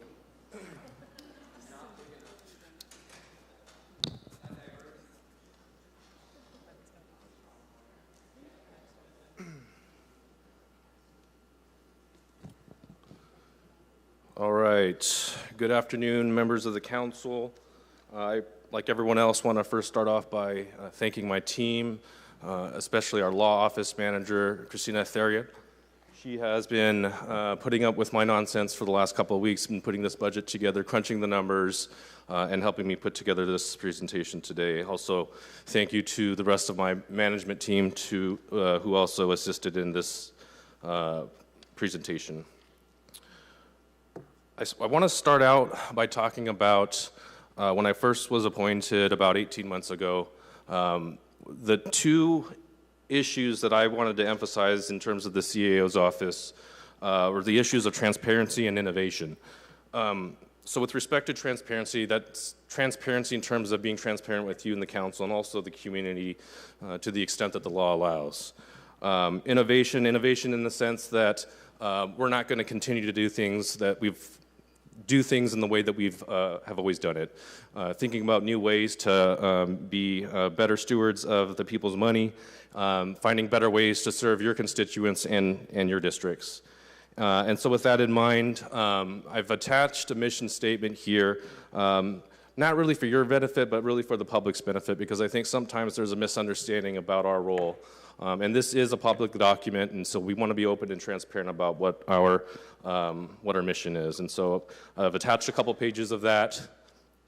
I've also put together a flow chart which really describes how our office interacts with the rest of the city. I obviously report to the city council, but the city is the client, and so we always have to keep that in mind. We serve various boards, various officials, city manager, mayor, obviously all of you as council members, boards and commissions, and so I wanted to put this in here as well for the public's benefit. In terms of some of the services that we offer to the city, we have 3 different teams. Under transactions, they do contracts, everything from contracts to procurement, ordinances. Our ethics desk is under transactions. Litigation, we're beginning a new wage theft program. They do the public records, defense and plaintiffs litigation, class actions. They do all of our litigation work in court. And then, of course, code enforcement. They've been asked this year to take on new responsibilities, which I'll get into later. The CAP program, eviction protection. They do abatements, demolitions. The school area teams that all of you love, they go out to your communities and engage with the public, especially in areas around schools, and clean them up. This next slide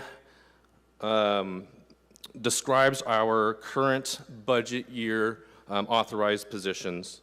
We have a total of 178. We have 8 vacancies that I will note that are under inspectors and laborers, which are, we have standard normal turnover in those areas, and from my understanding, we're working to fill those as we speak. One of the things that I wanted to point out about this slide is the number of attorneys we had. This council gave us 6 additional positions last year. They've all been filled.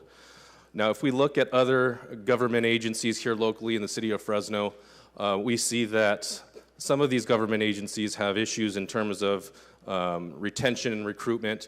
The district attorney's office, the public defender's office, as an example. At the district attorney's office, you see significant issues in terms of staffing, especially at the attorney level. And some have suggested that this is standard in government in this day and age, where every agency has issues in terms of recruiting attorneys to come work for them at a government agency. I don't believe that. And I point to our attorney positions in the fact that we have 0 vacancies. And why is that? We have 0 vacancies because people want to come to work at the city attorney's office. We have a really good working environment. We support our staff. The attorneys feel emboldened. They feel empowered. We take care of them professionally in terms of training. It's a good place to work, and they want to come here and serve you. They want to come and serve the community, and so I think that's worth being said. And then also, we have a great management team. They do a really good job of promoting a culture of inclusivity at the city attorney's office. I want to talk a little bit about some of our accomplishments this year. I'm going to start off with code enforcement. As you will recall, this past year, the City Council approved an MOU with the Attorney General's office for us to go out and inspect smoke shops here in the city of Fresno. And as you can see, in less than a year, we've conducted 140 inspections all across the city of Fresno, totaling over $5 million in fines and citations. An added benefit to this is that I believe that these inspections and going after these illicit operators who sell to our kids, this really helps prop up the legitimate cannabis industry, which we know we need in terms of tax revenue for the city of Fresno. Next, I want to talk about the Code Enforcement Night Team. I want to give props to our council president for being instrumental in creating this team. This team has been designed to be flexible, to work all across the city, to engage in different types of inspections that we normally can't conduct during the day. And I want to point out a fact for Councilmember Arias, who's hammered home on this issue. We want to make sure that the night team who work with the vendors take an educational approach. You'll notice it'll be a different approach from the previous slide where we've issued millions of dollars in citations. Here we have less than $3,000 worth of citations. And so there's a lot of verbal interactions with vendors to bring them into compliance, because we think that if we have conversations with folks, that goes a lot farther than issuing fines and citations when it comes to this type of activity. And as we can see, they've had over 230 public nuisance cases that they've handled over this past year. Specifically, next, with regards to the transactions unit highlights, we continue to do special projects. We continue to do your resolutions and ordinances, even Gary's crazy ordinances that he brings up from time to time. Those are really fun to do, Gary. Crazy fun. But you know, the transaction unit really prides itself in giving you the best legal advice possible. I'm proud of our ethics desk. We've expanded Amanda Freeman's responsibilities, and you all get her advice on a pretty regular basis. In terms of our litigation team, we have 155 ongoing civil litigation cases. 255 active criminal cases. We've had a number of significant victories in the legal arena over the past year. I'm not going to go through them all. Anything from police officer-related cases, cases related to signage, some of the mobile home park litigation. There's been a lot of successes over the past year, and I'm really proud of the litigation team for stepping up and also taking on new responsibilities. Next slide. When I became city attorney, one of the things that I wanted to instill in my team is this sense of cooperation, being willing and ready to work with others within the city, other departments. And I just want to highlight some of the ongoing partnerships that we have, especially with the HEART team. We assist with many of their abatements. We also do their noticing and billing.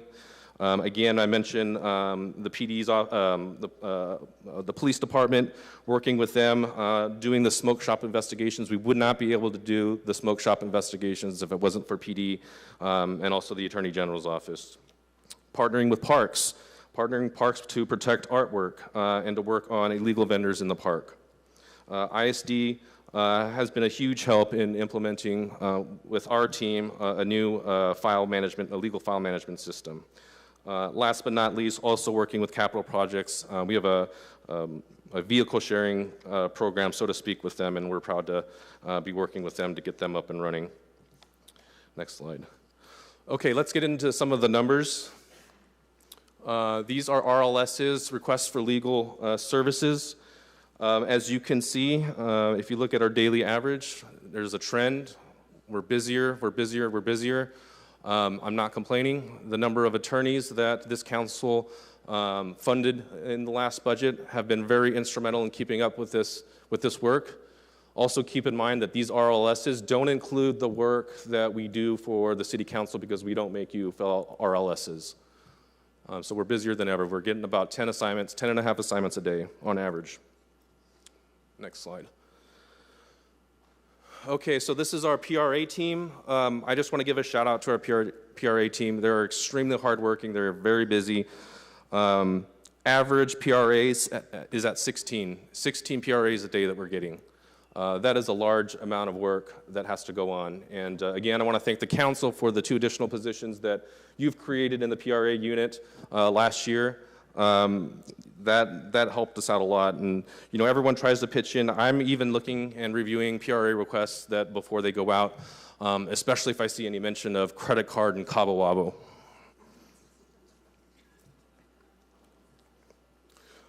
It's an inside joke. I'm going to get a PRA from David Taub now. Okay, let's look at the big picture. So as you can see, the mayor's proposed budget is close to $28 million. The discrepancy from this year to last year is that council motions have not yet been included in here, and a big factor in that is the eviction protection program that Councilmember Maxwell likes to call EPP.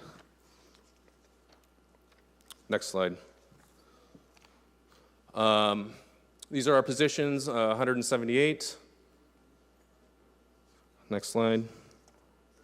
I wanted to include a slide on some of the most impactful items. Our utilities have gone up. Thanks a lot to PG&E. City Attorney, I just want to remind you, you hired a lot of new people and they all use electricity. So let's not be too fast to blame PG&E for us hiring more people. Understood, Councilmember. Jenny, you can give me a discount now. In terms of leases, council obviously approved a new office for our unit across the street over by the federal courthouse.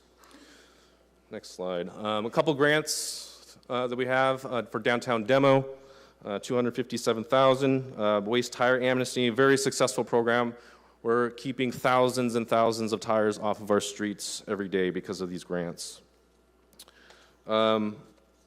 Okay, next slide. So in this slide, I included some possible motions for the council to consider, motions that are generally in line with what you've requested in prior years. I've also added a line for our wage theft unit. That's a grant that I mentioned earlier, $720,000 to start a new unit. within our, start a new team within our litigation unit. And so if all of these were approved, I mean, that would be the sort of grand total number. Last slide. I just want to thank the council for their ongoing support. I've always felt supported by the council, no matter what the issue is. And I just wanted to say that we're all happy to serve you and to serve the public. Thank you, City Attorney. Up first, we have Councilmember Maxwell. Thank you for the presentation. City Attorney, I was interested in talking more about eviction protection. Would that be appropriate to get into the nitty-gritty with you or somebody from your team? No, it's actually good that you asked. We have our eviction protection attorney here if you want to ask some questions. Sure. Yep.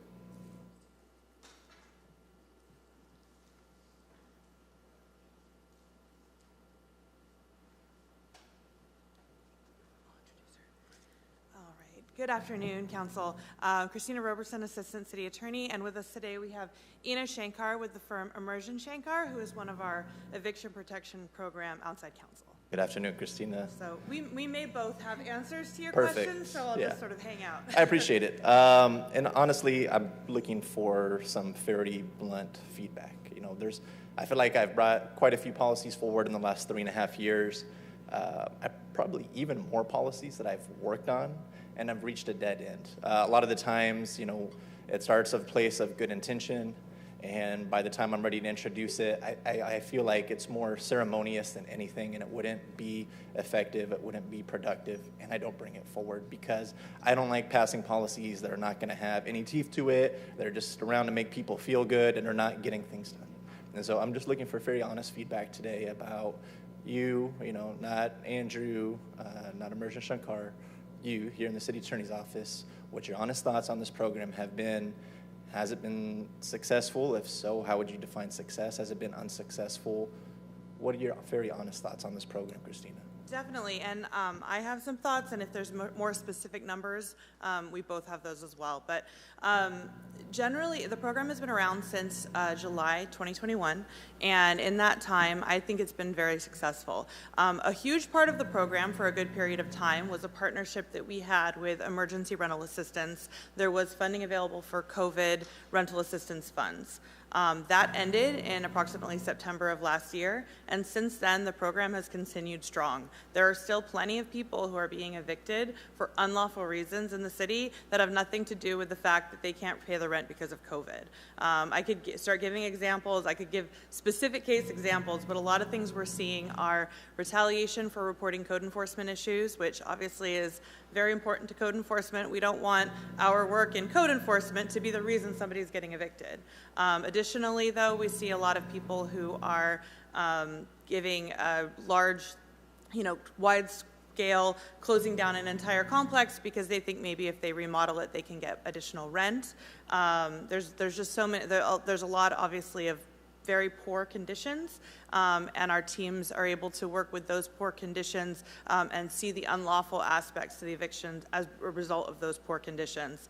Additionally, there's a very strong state law called the Tenant Protection Act, and that was amended effective April to include additional protections for tenants that make more things unlawful. So, for example, if somebody gives a 60-day notice and says that they need to do a substantial remodel, there are now state law requirements that require them to have pulled permits, to have additional plans. There's a lot more requirements. And again, we can talk about the specifics of that, but essentially the state is making more protections for tenants that would make more things unlawful, and therefore having an advocate for the tenant is important because there is a huge power imbalance between these property owners and the tenants. I appreciate that. I mean, to be honest with you, at the beginning of this budget season, I noticed that eviction protection was not in it.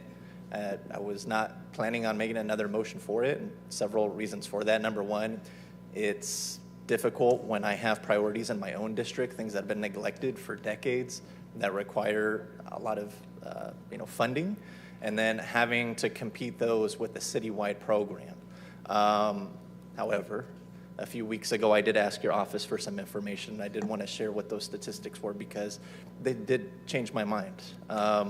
These are results going back to 2021 as far as some of the successes we've had with eviction protection program. 364 people we've been able to help prevent unlawful detainers from being filed. 597 people we've been able to extend their time to move out. For 107 Fresnans, we've been able to reduce the money they owe to a landlord. For 18 families, we've been able to help them with the Cash for Keys offer program. For 267 Fresnans, we're able to help the tenant remain in their home. For 293 Fresnans, we reached a settlement between them and their landlord. For 580 Fresnans, we prevented unlawful detainers on the tenant's record. For 25 Fresno families, we removed unlawful detainers from the record. For 18 families, we've stopped lockouts. And for 186 folks, we've had unlawful detainers successfully dismissed. When I started this program 3 years ago, I did it under the philosophy that its best way to prevent homelessness is to make sure folks don't end up on the streets in the first place. As soon as they end up on the streets, it becomes exponentially more difficult to get them and their families housed, as opposed to helping them up front and making sure that never happens in the first place. I didn't know what the results would be at the time. I welcomed honest feedback. I know it's not just the folks in my district benefiting from this. Over the last couple years, we've had 297 people from District 1, 215 people from District 2, 441 people from District 3, 420 people from District 4, 235 people from District 5, 200 in District 6, and 391 people in District 7 reach out for help because they were facing potentially unlawful eviction. I'd like to think this program is fundamentally helping people's lives and altering their life course. The sad reality is we are facing a deficit here in the city of Fresno, a pretty substantial one. The other unfortunate thing is when agencies face a deficit, austerity measures kick in, understandably. But what's unfortunate is that oftentimes the programs that help poor people and working class families are the very first to go. I would love to see a year when the council doesn't have to fight to put this in a proposed budget. I would love next year for this to automatically be in there, because every week that we meet as a council body, we're allocating money towards homelessness, towards services, towards shelters, towards affordable housing. That's great, but the water is still coming out of the fire hose. We've gotten a little better about catching it when it comes out, but we haven't gotten any better as a city substantially about reducing the amount of water coming through the fire hose. I think we need to get a lot better about preventative measures. And I'm not going to say too much more about this. I'm not trying to toot my own horn. I think this has been a successful program. I think if we want to be a successful and serious city about addressing homelessness and poverty, that we have to do more proactive things instead of dealing with those issues on the back end. I, have worked with a lot of folks from the advocates community. I've worked with the Apartment Association. They've both been extremely helpful. They both believe that this has been a successful program as we've implemented it. I've heard a lot of feedback today and throughout the week that this is something people don't want to see disappear. And so with that being said, I'm going to make my very first motion of the week. I'm going to motion to allocate $1.5 million to the City Attorney's Office to fund the eviction protection program utilizing the City Attorney's carryover funds. And if any of my council colleagues want to change that amount, I'm open to hearing that. But I think for now, that's a good starting spot. Second, sorry. Thank you very much. That's all I have for eviction protection. But since we're talking about working class families, City Attorney, back in February, you and I initiated a new program targeting wage theft. And, despite what some folks in the community say, that there's nothing to see here, folks, there's no wage theft in the city of Fresno, that's a bold-faced lie. I think after we passed that new policy, there were several articles over the last 3 months talking about local businesses, including ones in my district, that have been very flagrant violators of wage theft. I think that everybody that works hard in this community deserves the American dream. I think if you put in a little bit of work and you have a little bit of help along the way, that you could achieve that. You can't achieve that if you're putting in long hours at work, you're working hard, and your wages are being withheld from you. That is a recipe for disaster and failure and poverty and homelessness. And so I understand that there's some funds available that might be able to help you and your team go after the bad actors in our community who are not treating their employees well or fairly or legally. When we started this program, we were willing to do it without any real resources added to this department. But I think it was something that you and I were willing to try. After we passed it, we got some good news from the State Attorney General's office. There might be some resources available. And so I want to make my second motion in this budget process, which is to allocate $720,000 to the city's attorney's office to create a wage theft prosecution team upon the award of the anticipated Labor Commissioner Workers' Rights Enforcement Grant. Second. I feel confident, City Attorney, that without these funds, we would have made a difference for a lot of folks. But now that we have the ability to have a dedicated team going after bad actors, I hope that we can make an example out of some folks that have been doing this for a long time, been egregiously withholding funds, working people more than they're paying them for, not giving them the benefits they deserve. And so I want to make sure you and your team that have proven to be successful in eviction protection program have resources to start going after wage theft violators in the city attorney. I hope those two motions pass.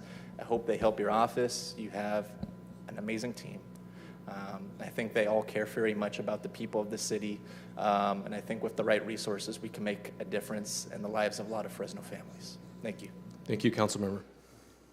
Thank you, Councilmember. Up next, we have Councilmember. Excuse me, Council President, if I may interrupt. Yes. Just a point of clarification. Sure. On the motion for the creation of the wage theft unit, I noticed on the slide it references to a grant. Yes. So is that funded by a?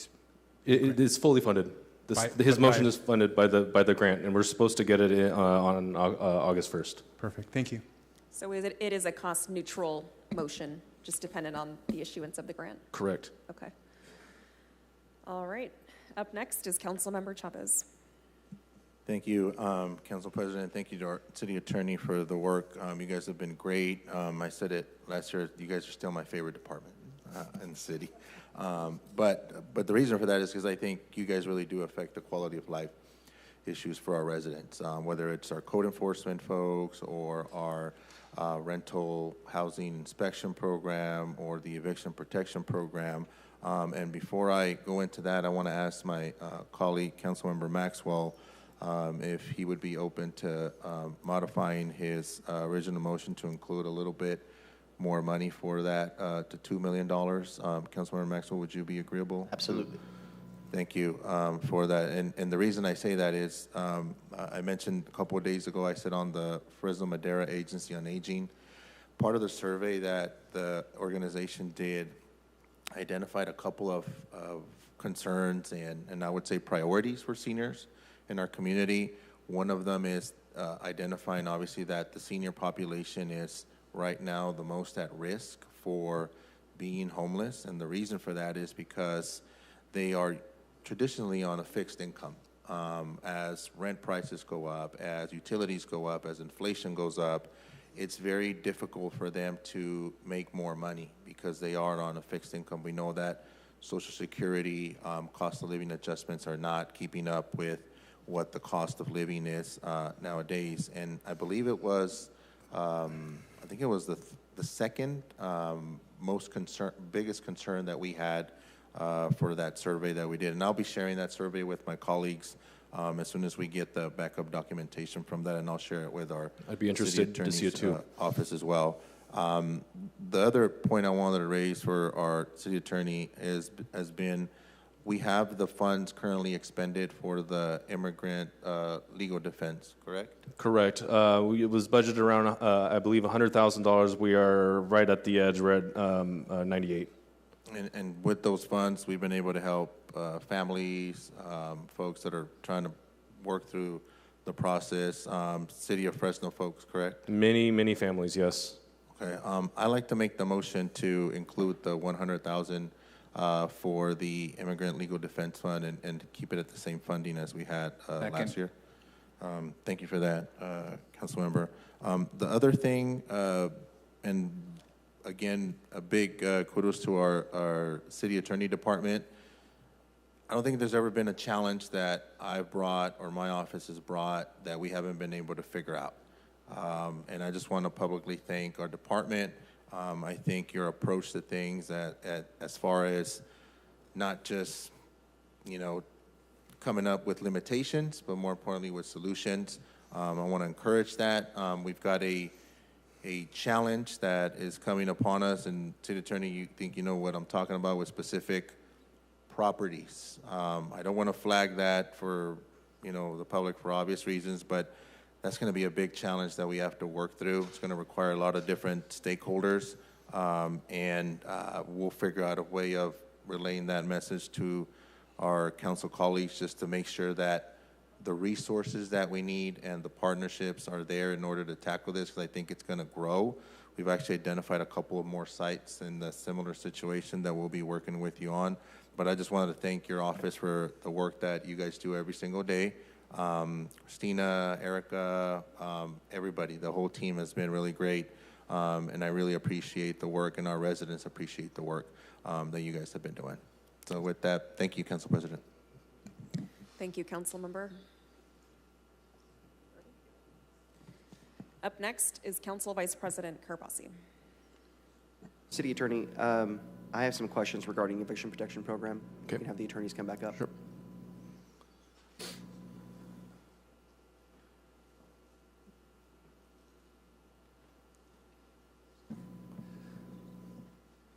Hey, Christina, how are you? Good, how are you? Good.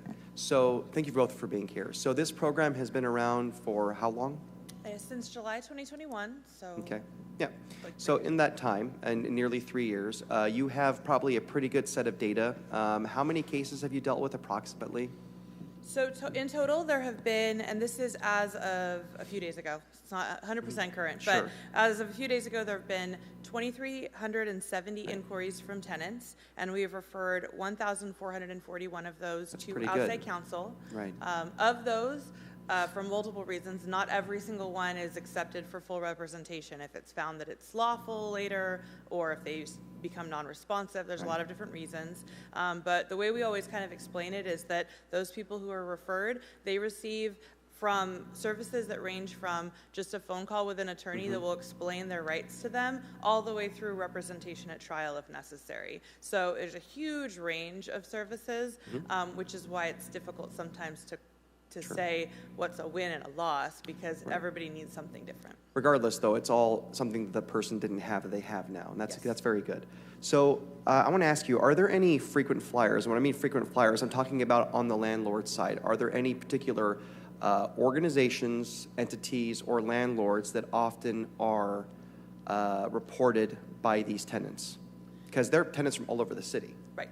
There are definitely some of the larger... I'm not going to ask you to name any names, but I want to know, does that exist? That does exist.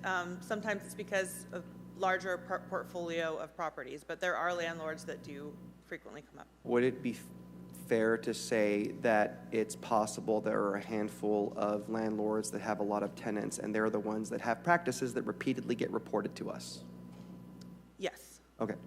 So how can we hold these people accountable beyond what we do now? And I ask, how does the criminal justice system work for people like this? And that may be an Andrew question. Do they ever get referred? Are they ever, I think fines typically work in the business world. That's when you get a lot of our attention. But do you have any comment on that, City Attorney? And I'm sorry, this is on the spot. I didn't talk to you about this beforehand. Yeah, no problem. We always, coming from the DA's office, we, always have the ability to refer cases out that we think that are of a criminal nature. What we see in many of these cases are offenses of a civil nature, and so that's really the catch there. And so with this new law that went into place on April 1st, I think we're going to have additional tools that we've already sort of implemented into the program. And over the course of the next several weeks, I'm going to take a look with my team to see if there's anything more that we can do in terms of a criminal element. Some of the new laws that have gone into place have to do with penalties that are more increased than they were before. So I can get back to you on that question, but I think that there are ways for us to be a little bit more creative in punitive action. Okay. Like with anything, and thank you both. Like with anything, there are good actors and there are bad actors, and the problem is the bad actors, which are probably the minority, can make a very large difference in a negative way. And when you're talking about the fear of losing your home, especially when you're on the brink, I mean, the trauma it can cause to you, your children. We all saw what happened when so many people lost their homes because of the subprime mortgage crisis during the Great Recession. So what I'd like to do is, I think this city, and we've talked about this before, has to take a more active role in this community when it comes to prosecuting crimes. And I'm going to make a motion to allocate $350,000 from the city attorney's budget to create an in-house team to prosecute misdemeanors related to holding egregious repeat offenders accountable when it comes to tenant protections. Thank you for the second, Council President. They will also work to mediate, because there's also situations where there are bad tenants as well, and they will also help to mediate those issues and any other misdemeanors, prosecuting any other misdemeanors as assigned by the City Council. I understand there are certain requirements for that. There are laws that are changing, but that is my motion. Thank you. Oh, point of clarification, Councilmember Carbasi, when you say from the city attorney's office budget, do you mean a net zero, or do you mean add to? I'll tell you what, let's hold off on identifying a funding source for now. I'll come back to you with that. Okay, thank you. One last thing, City Attorney. So I want to just say, people don't quite understand how large your department is and how many departments you serve. You may technically be hired and fired by the City Council, but you serve this entire city.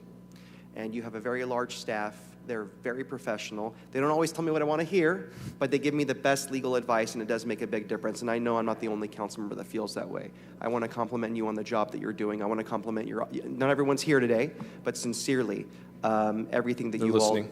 They're listening. Everything that you all do to keep our offices going. I really, before I was a council member, didn't realize how large the city attorney's office was, but I couldn't do my job without your department. Thank you very much for your professionalism. Thank you, Vice President. Up next, Councilmember Bredefield. I didn't mean what I said earlier, Councilmember. I'm waiting for my ordinances because I want to ask you which ones are crazy. We had just agreed to make a motion and second for evaluation time. I think it was the one he co-sponsored. The only crazy ones are the ones you and I work on because they're the most logical. That's why. That's the most right. common sense ones. No, it's all good. Now, I want to commend everybody, all your city attorneys. I feel exactly the same way. We couldn't do our jobs without all of you. And you're quick and responsive, and you do so much to improve the quality of life for so many people in the city.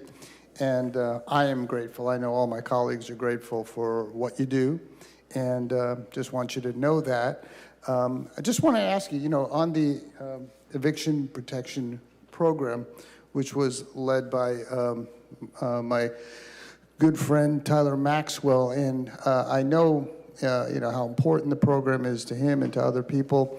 And I had questions about it. And one of the things that I wonder about, and when I had reservations about the program, was there are opportunities for people who have problems and challenges with evictions within the court system. Is that not correct? And maybe Christina can address that.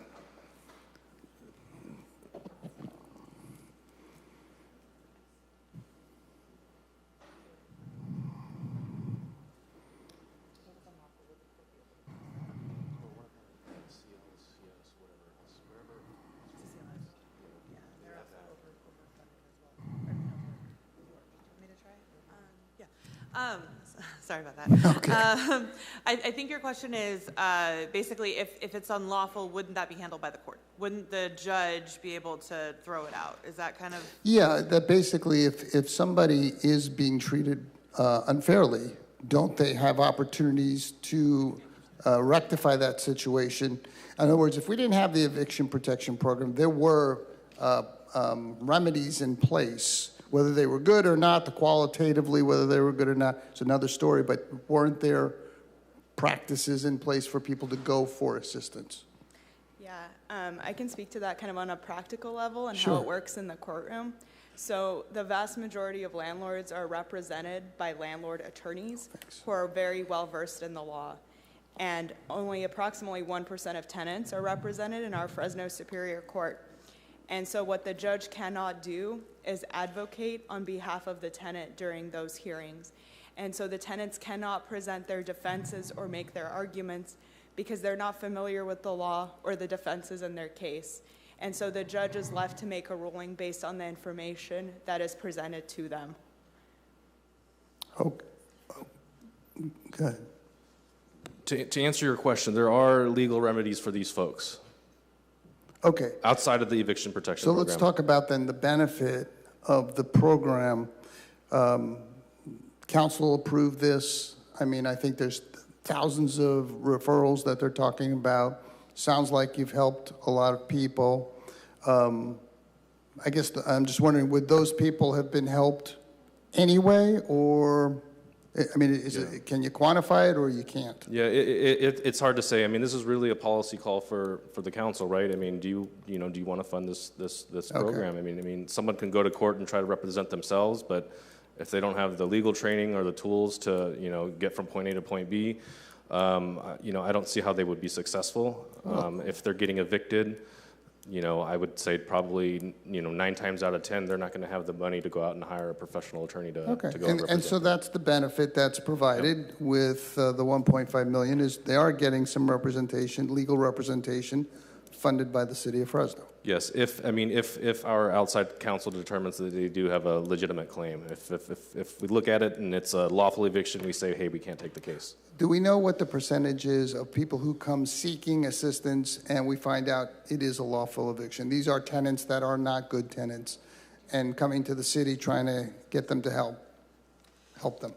So, and Ina does have one number, but there are cases that we reject outright when they call in because it's clear on its face that it's likely lawful. I don't have the number of those based on the total, but I can tell you that probably over the recent few months, it's been about 10%. 10% that are justified. Right. Okay. And then basically there's a second review. Once we do our initial review based on the initial information that's provided to our office and it's referred to outside counsel, they also look at it from a more detailed legal eye, more experienced landlord-tenant legal eye, and they also have been rejecting some of them as lawful, and Ina has those numbers. Yeah, and the statistic we have is approximately 46% of cases that come through are accepted for direct legal representation in court. The cases that we're not able to directly represent, though, what we do for them is we answer all of their legal questions, and we provide information to them about where they're at in the legal process, so that even though we cannot take their case and help them, they kind of understand what's happening, and having that information alone can help a lot of tenants navigate the next steps in the process in a way that they otherwise wouldn't be able to. Okay.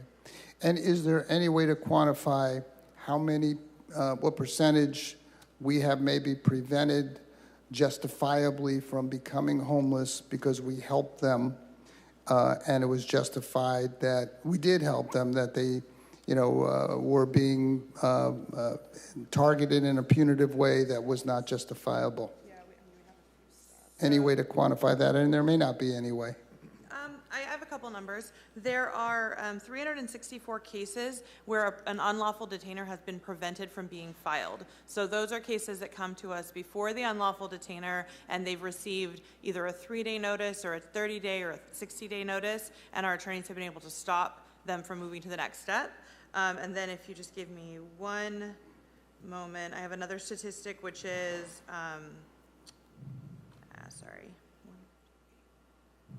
which is the number of tenants that have been able to remain in their home, which is 267.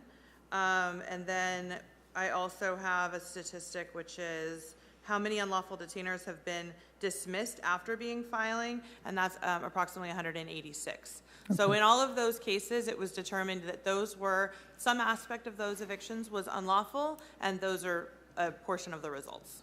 Okay. And Councilmember, if your question is, let's say these folks were in fact evicted, would they have another place to go? We wouldn't know that. We wouldn't have that information. Yeah. Okay. Well, I just want to say that, I've seen the utility of this program. I want to commend the council and Councilmember Maxwell for this, because we want to do everything in terms of helping people not become homeless.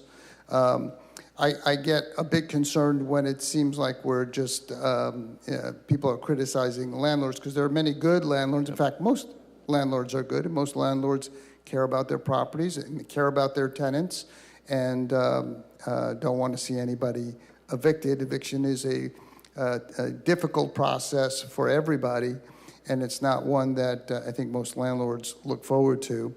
But I do think there are certain situations that are unjustifiable, and I think that's what's being addressed.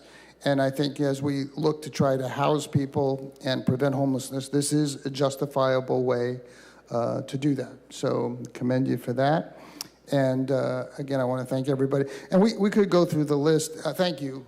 In terms of which was the crazy ordinance, whether it's the graffiti abatement ordinance or the disease lab accountability for Chinese lab ordinance. I'm not sure if that was crazy. That was pretty crazy. That was pretty crazy. Or prohibiting impeding on sidewalks within 500 feet from set. I'm kidding. I'm teasing you. So thank you. And City Attorney, thank you for what you're doing and the leadership you're providing to everybody. And I know there's been a learning curve in terms of the municipal law, and you're working hard to provide the leadership that's needed here.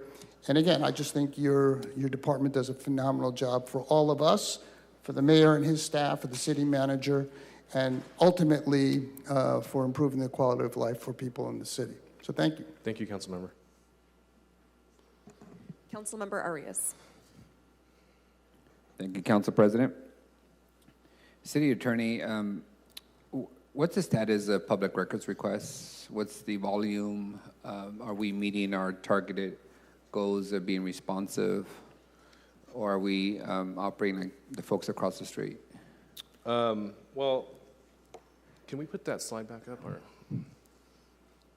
I think you have the presentation in front of you, but is your question about are we complying with the law in terms of... How many PRAs do we get a year? What's like the volume? Yeah, so in 2022, we had approximately 2,700. In 2023, a little bit over 3,000. As of this year, we're at 1,427. We're on track to hit about 3,500 by the end of the year. This would be, if the trend continues, would be our busiest PRA year in history. How much staff do you have committed to that work? Oh, I'm sorry. My apologies. So we're at, I'm sorry, I'll go back, 3924 for 2022. 4748 for 2023, and then 2522 as of this year so far. So we're on track this year actually to be around probably close to 5,500 by the end of the year. That's hundreds of thousands of documents that we're being forced to review. And in terms of our team, I think we have, Travis, what would you say, probably about 6 or 7 paralegals that are working in that? About 9? And you last year approved an attorney that is supposed to supervise the entire unit, so that's been a huge help. So it's about 10 people, 10 bodies dedicated to public records request responses? Correct, and there's a supervisor, there's an attorney, and so there's different, different folks who work within that unit. Okay. On the questions to the EPP program, I do have a couple of questions for the team.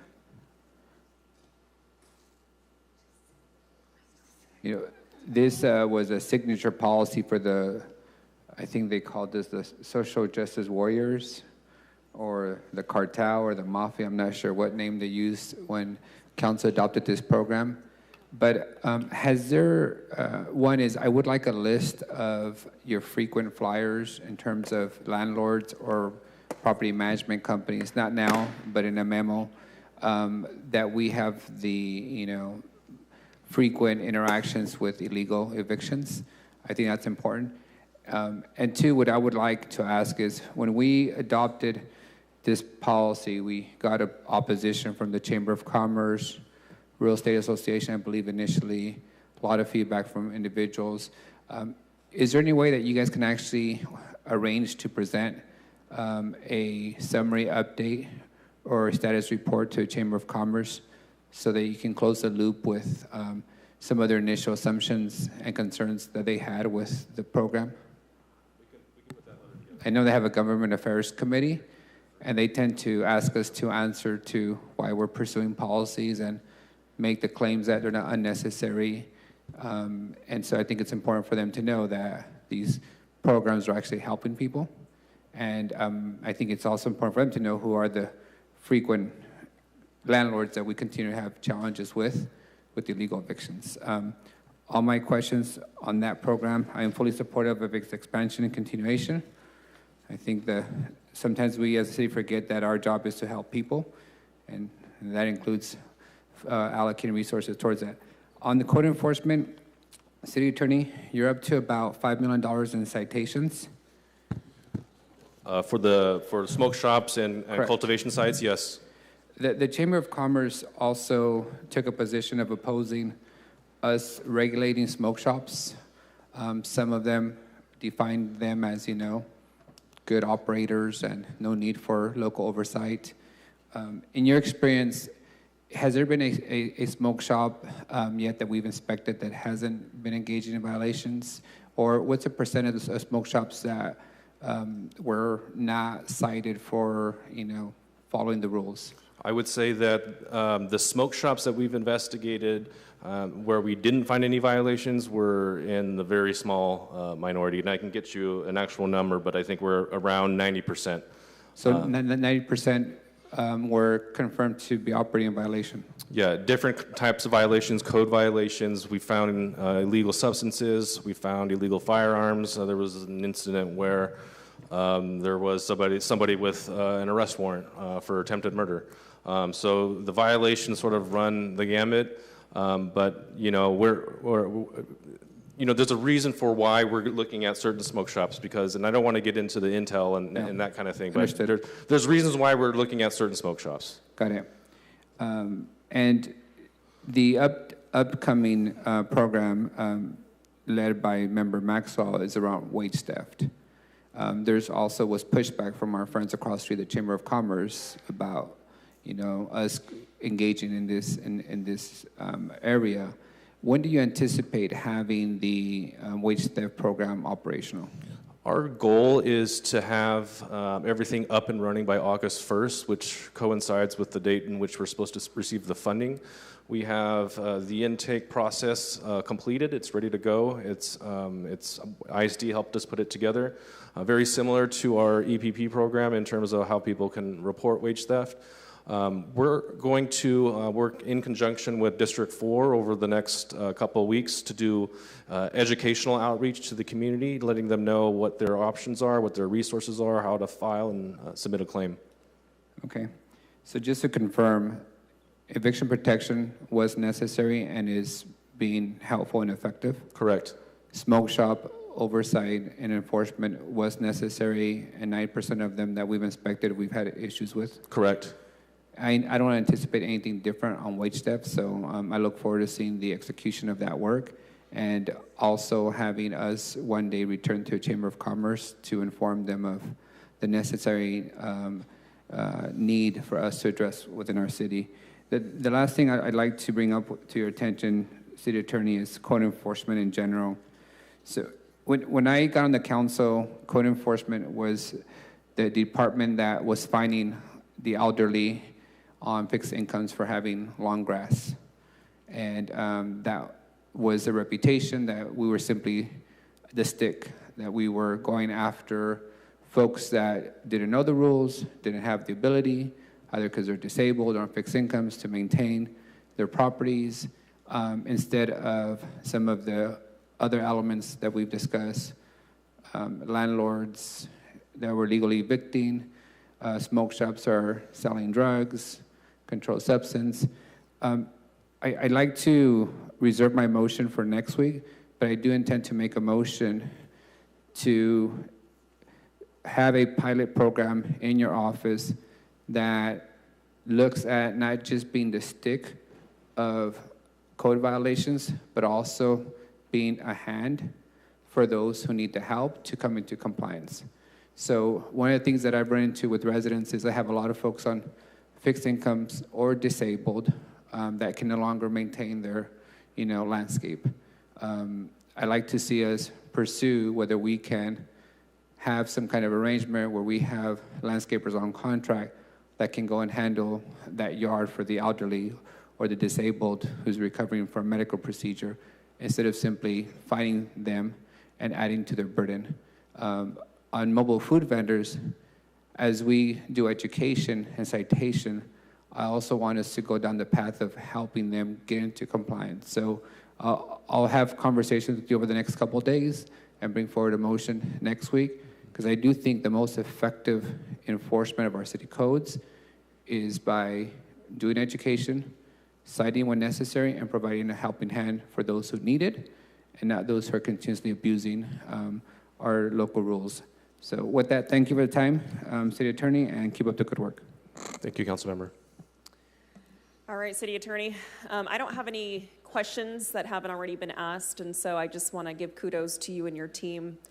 After Hours Code team, the cleanup of illegal signs around the city, private property code issue abatements, eviction protections, the crackdown on sideshows. It's clear that you guys are living up to your goal of being more transparent and more innovative in our city. And so just want to extend my thanks to you and your team on behalf of the folks from District 1.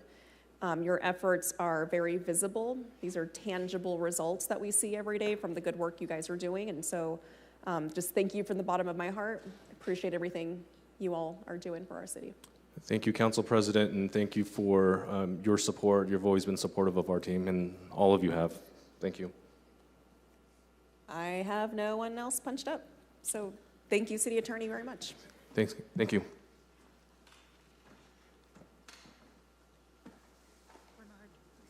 you want this here? Council President, I do have one last question. City Attorney, is there any additional money that you need or motions for us to consider that we might have forgotten in our excitement to give you more money?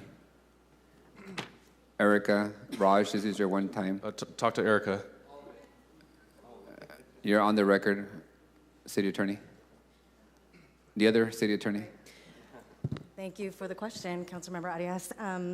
If I had to ask for anything, and I know that we were given the opportunity to present additional bodies at one point, but we do find that with all the additional work that we are getting, that generates a lot more clerical work, a lot more notices, and a lot more accounting.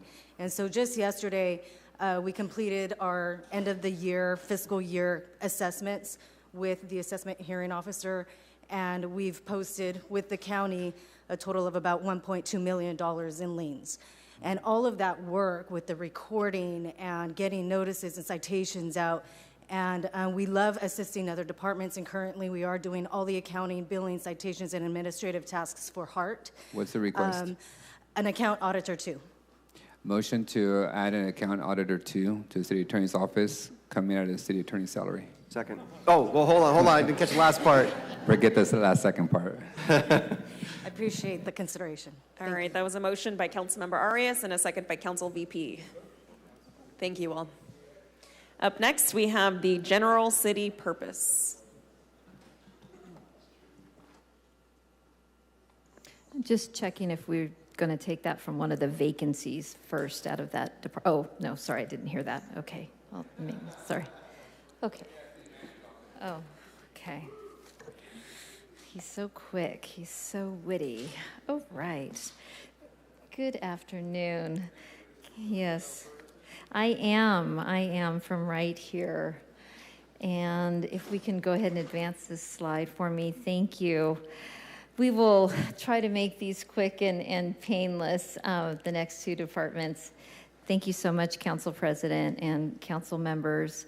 For the General City Purpose Department, you can see the expenditures here for 2025 have varied quite drastically over the last couple of years. The biggest difference from 24 to 25 is that last year the budget included the citywide attrition savings, and that was a contra account or a negative account, as you can see. So the 10% citywide attrition savings was included here in this department, and that's not the case for fiscal year 25. So this year, all of the salary savings, attrition savings that we've been talking about with each department is in all of the respective departments. And so this number for 25 more closely resembles previous years, 22 and 24 fiscal years. Also to note, the General City Purpose Department mostly is for two major things. It's for our debt service payments, and then it also includes our retirement systems. And we do want to mention that as has been the case for decades, the city's pension systems are strong. Currently, our fire and police system is funded at 116.7%. For 2025, our projections do include an additional rate increase that equates to about an additional payment of $6 million toward our retirement contribution for the employer's contribution, for a total of nearly $42 million. And we are currently in discussions with the Retirement's Office regarding perhaps adjusting that funding level. And our Retirement's Administrator and Assistant Administrator they're both here today, Robert Theller and Kathleen Riley. And so I wanted to say hello to them and make sure that Council knows that they're with us today. So we'll move on to the next slide. The FTE that are represented here for fiscal year 25, no change from 24. These are the FTE that are in the Retirement's Office. The number that changed from the previous year, during 2024, we did transfer 2 FTE that were in for the Animal Control Division. We went ahead and put those in the newly created Animal Center Department, and so that's the change that you see there. And then moving on to the next slide, the $22 million that's reflected here are our contractual obligations to service our debt. And I put some bullet points in here to reflect our pension obligation bonds, our various capital facilities, as well as the B building, the Granite Park bonds, and our animal shelter bonds as well, and the respective maturity dates.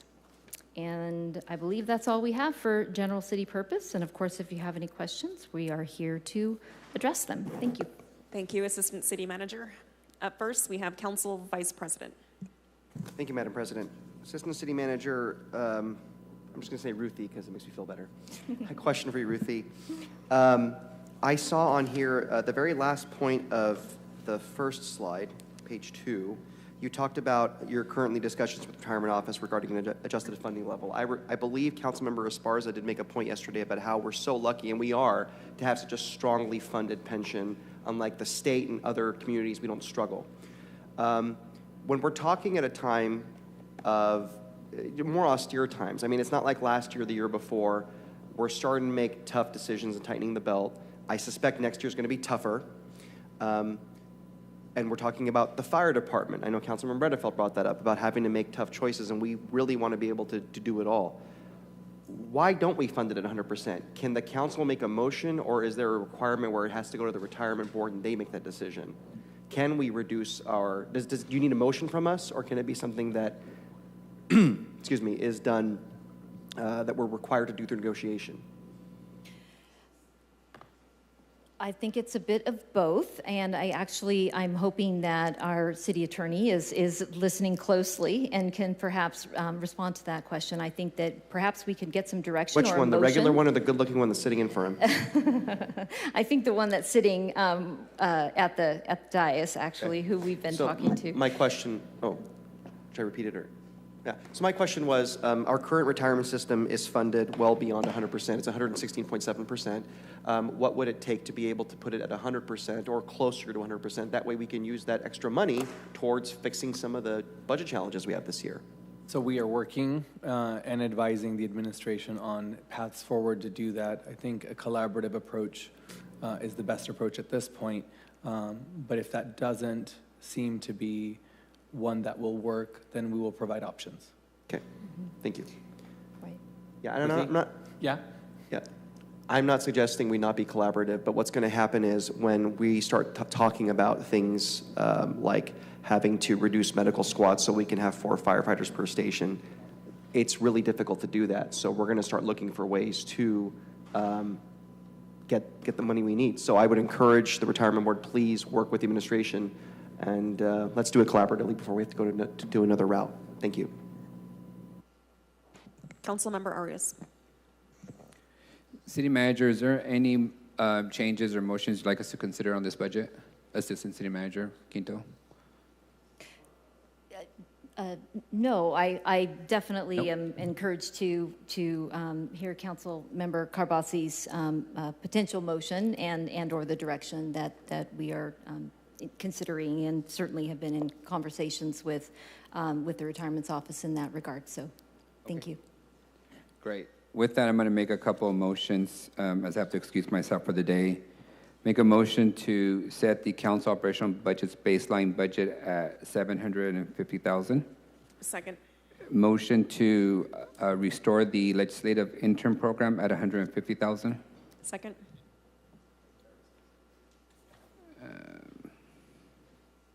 And that's it for today. I'll make some more next week. Thank you.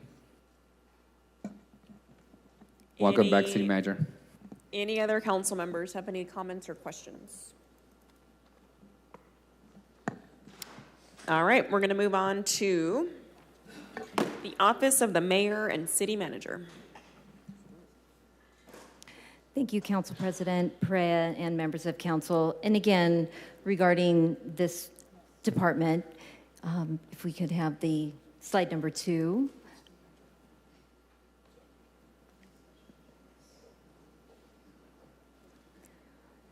Thank you. This slide reflects the various changes to the mayor and city managers departments budgets over the years that are reflected here, and obviously there's been various changes to the budget over the years that are listed on the slide. We also provided some notes for the fiscal years 22, 23, and 24 with the various operations that have been included and or excluded over the years. I think what's most important that we've listed there toward the bottom of those notes is that the mayor and city managers department are we are participating in both the 6.18% planned attrition salary savings, and as well we are participating in the 3% reductions in the non-personnel services, and that equates to $176,500 in reductions that we took in this department in order to contribute to balancing the general fund. So there are reductions in both of those areas from one fiscal year to the next.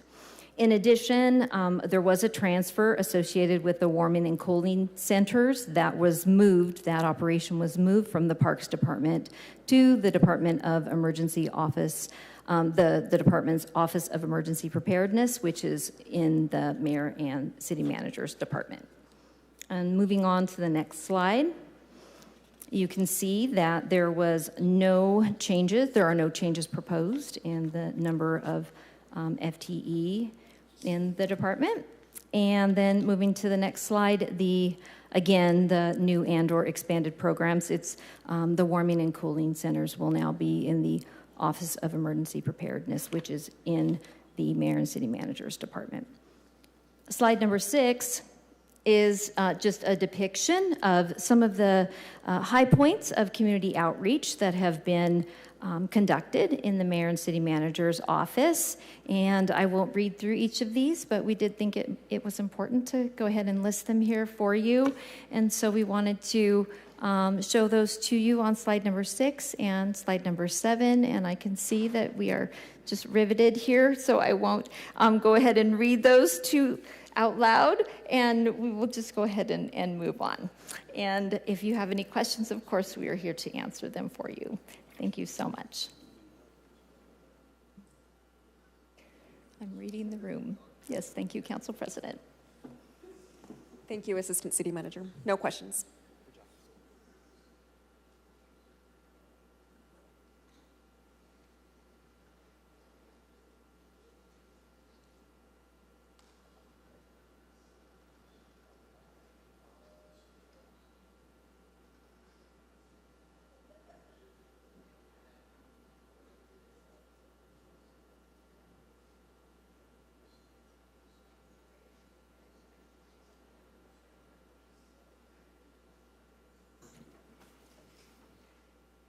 Up next is the Office of the City Council.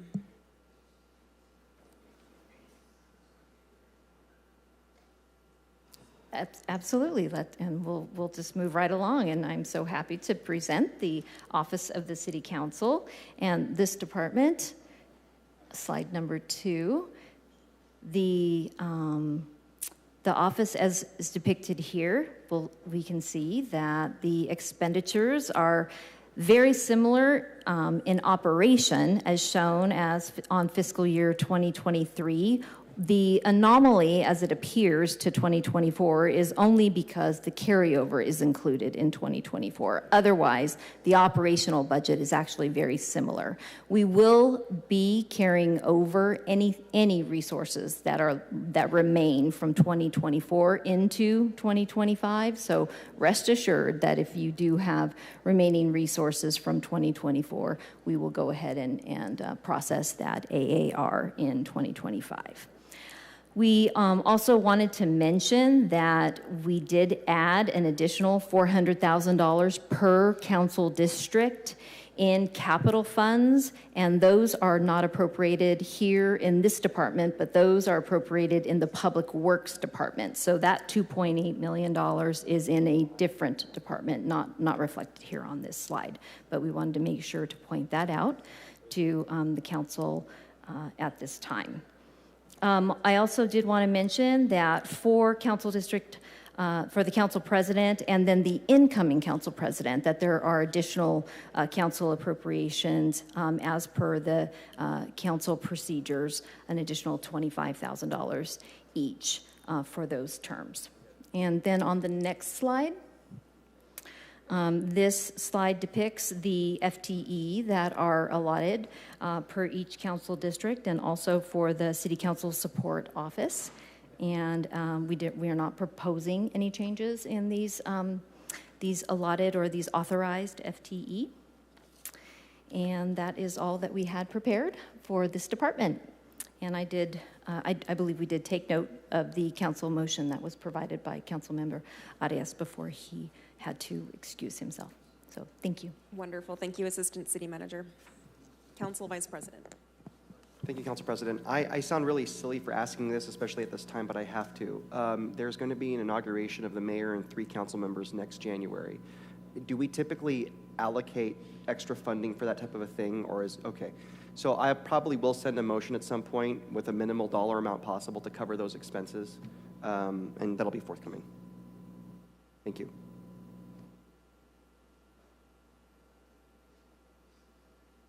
Councilmember Esparza. Yeah, I'll make a motion to remove the attrition from the council district's operational budgets.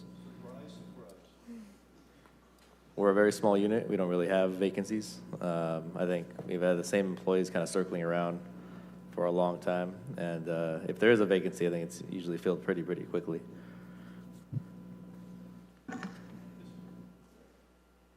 Mayor shocked. I have a motion by Councilmember Arias and a second by Councilmember Chavez. I have a motion by Councilmember Esparza and a second by Councilmember Chavez. Don't worry, they confuse the 3 of us. Many times.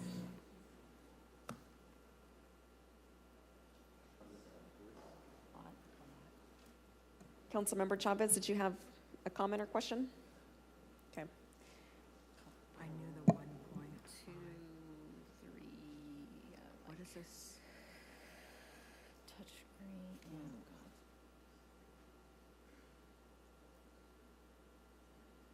God. Council Vice President. Yes, Council, or City Administration, I have a question for you. I just want to clarify. I have some carryover for some money we moved over regarding public works that we weren't able to get to this year. So I just want to confirm, it's a minimal amount, but that money will carry over so for public works so that we can get those sidewalk projects done. Okay, thank you. And I thank you. I appreciate you guys for doing that. Thank you very much. Councilmember Esparza. All right. Well, that concludes today's budget hearings. We will resume next Wednesday, where we will publicly discuss and vote on the budget motions. Thank you, everyone. The meeting is adjourned.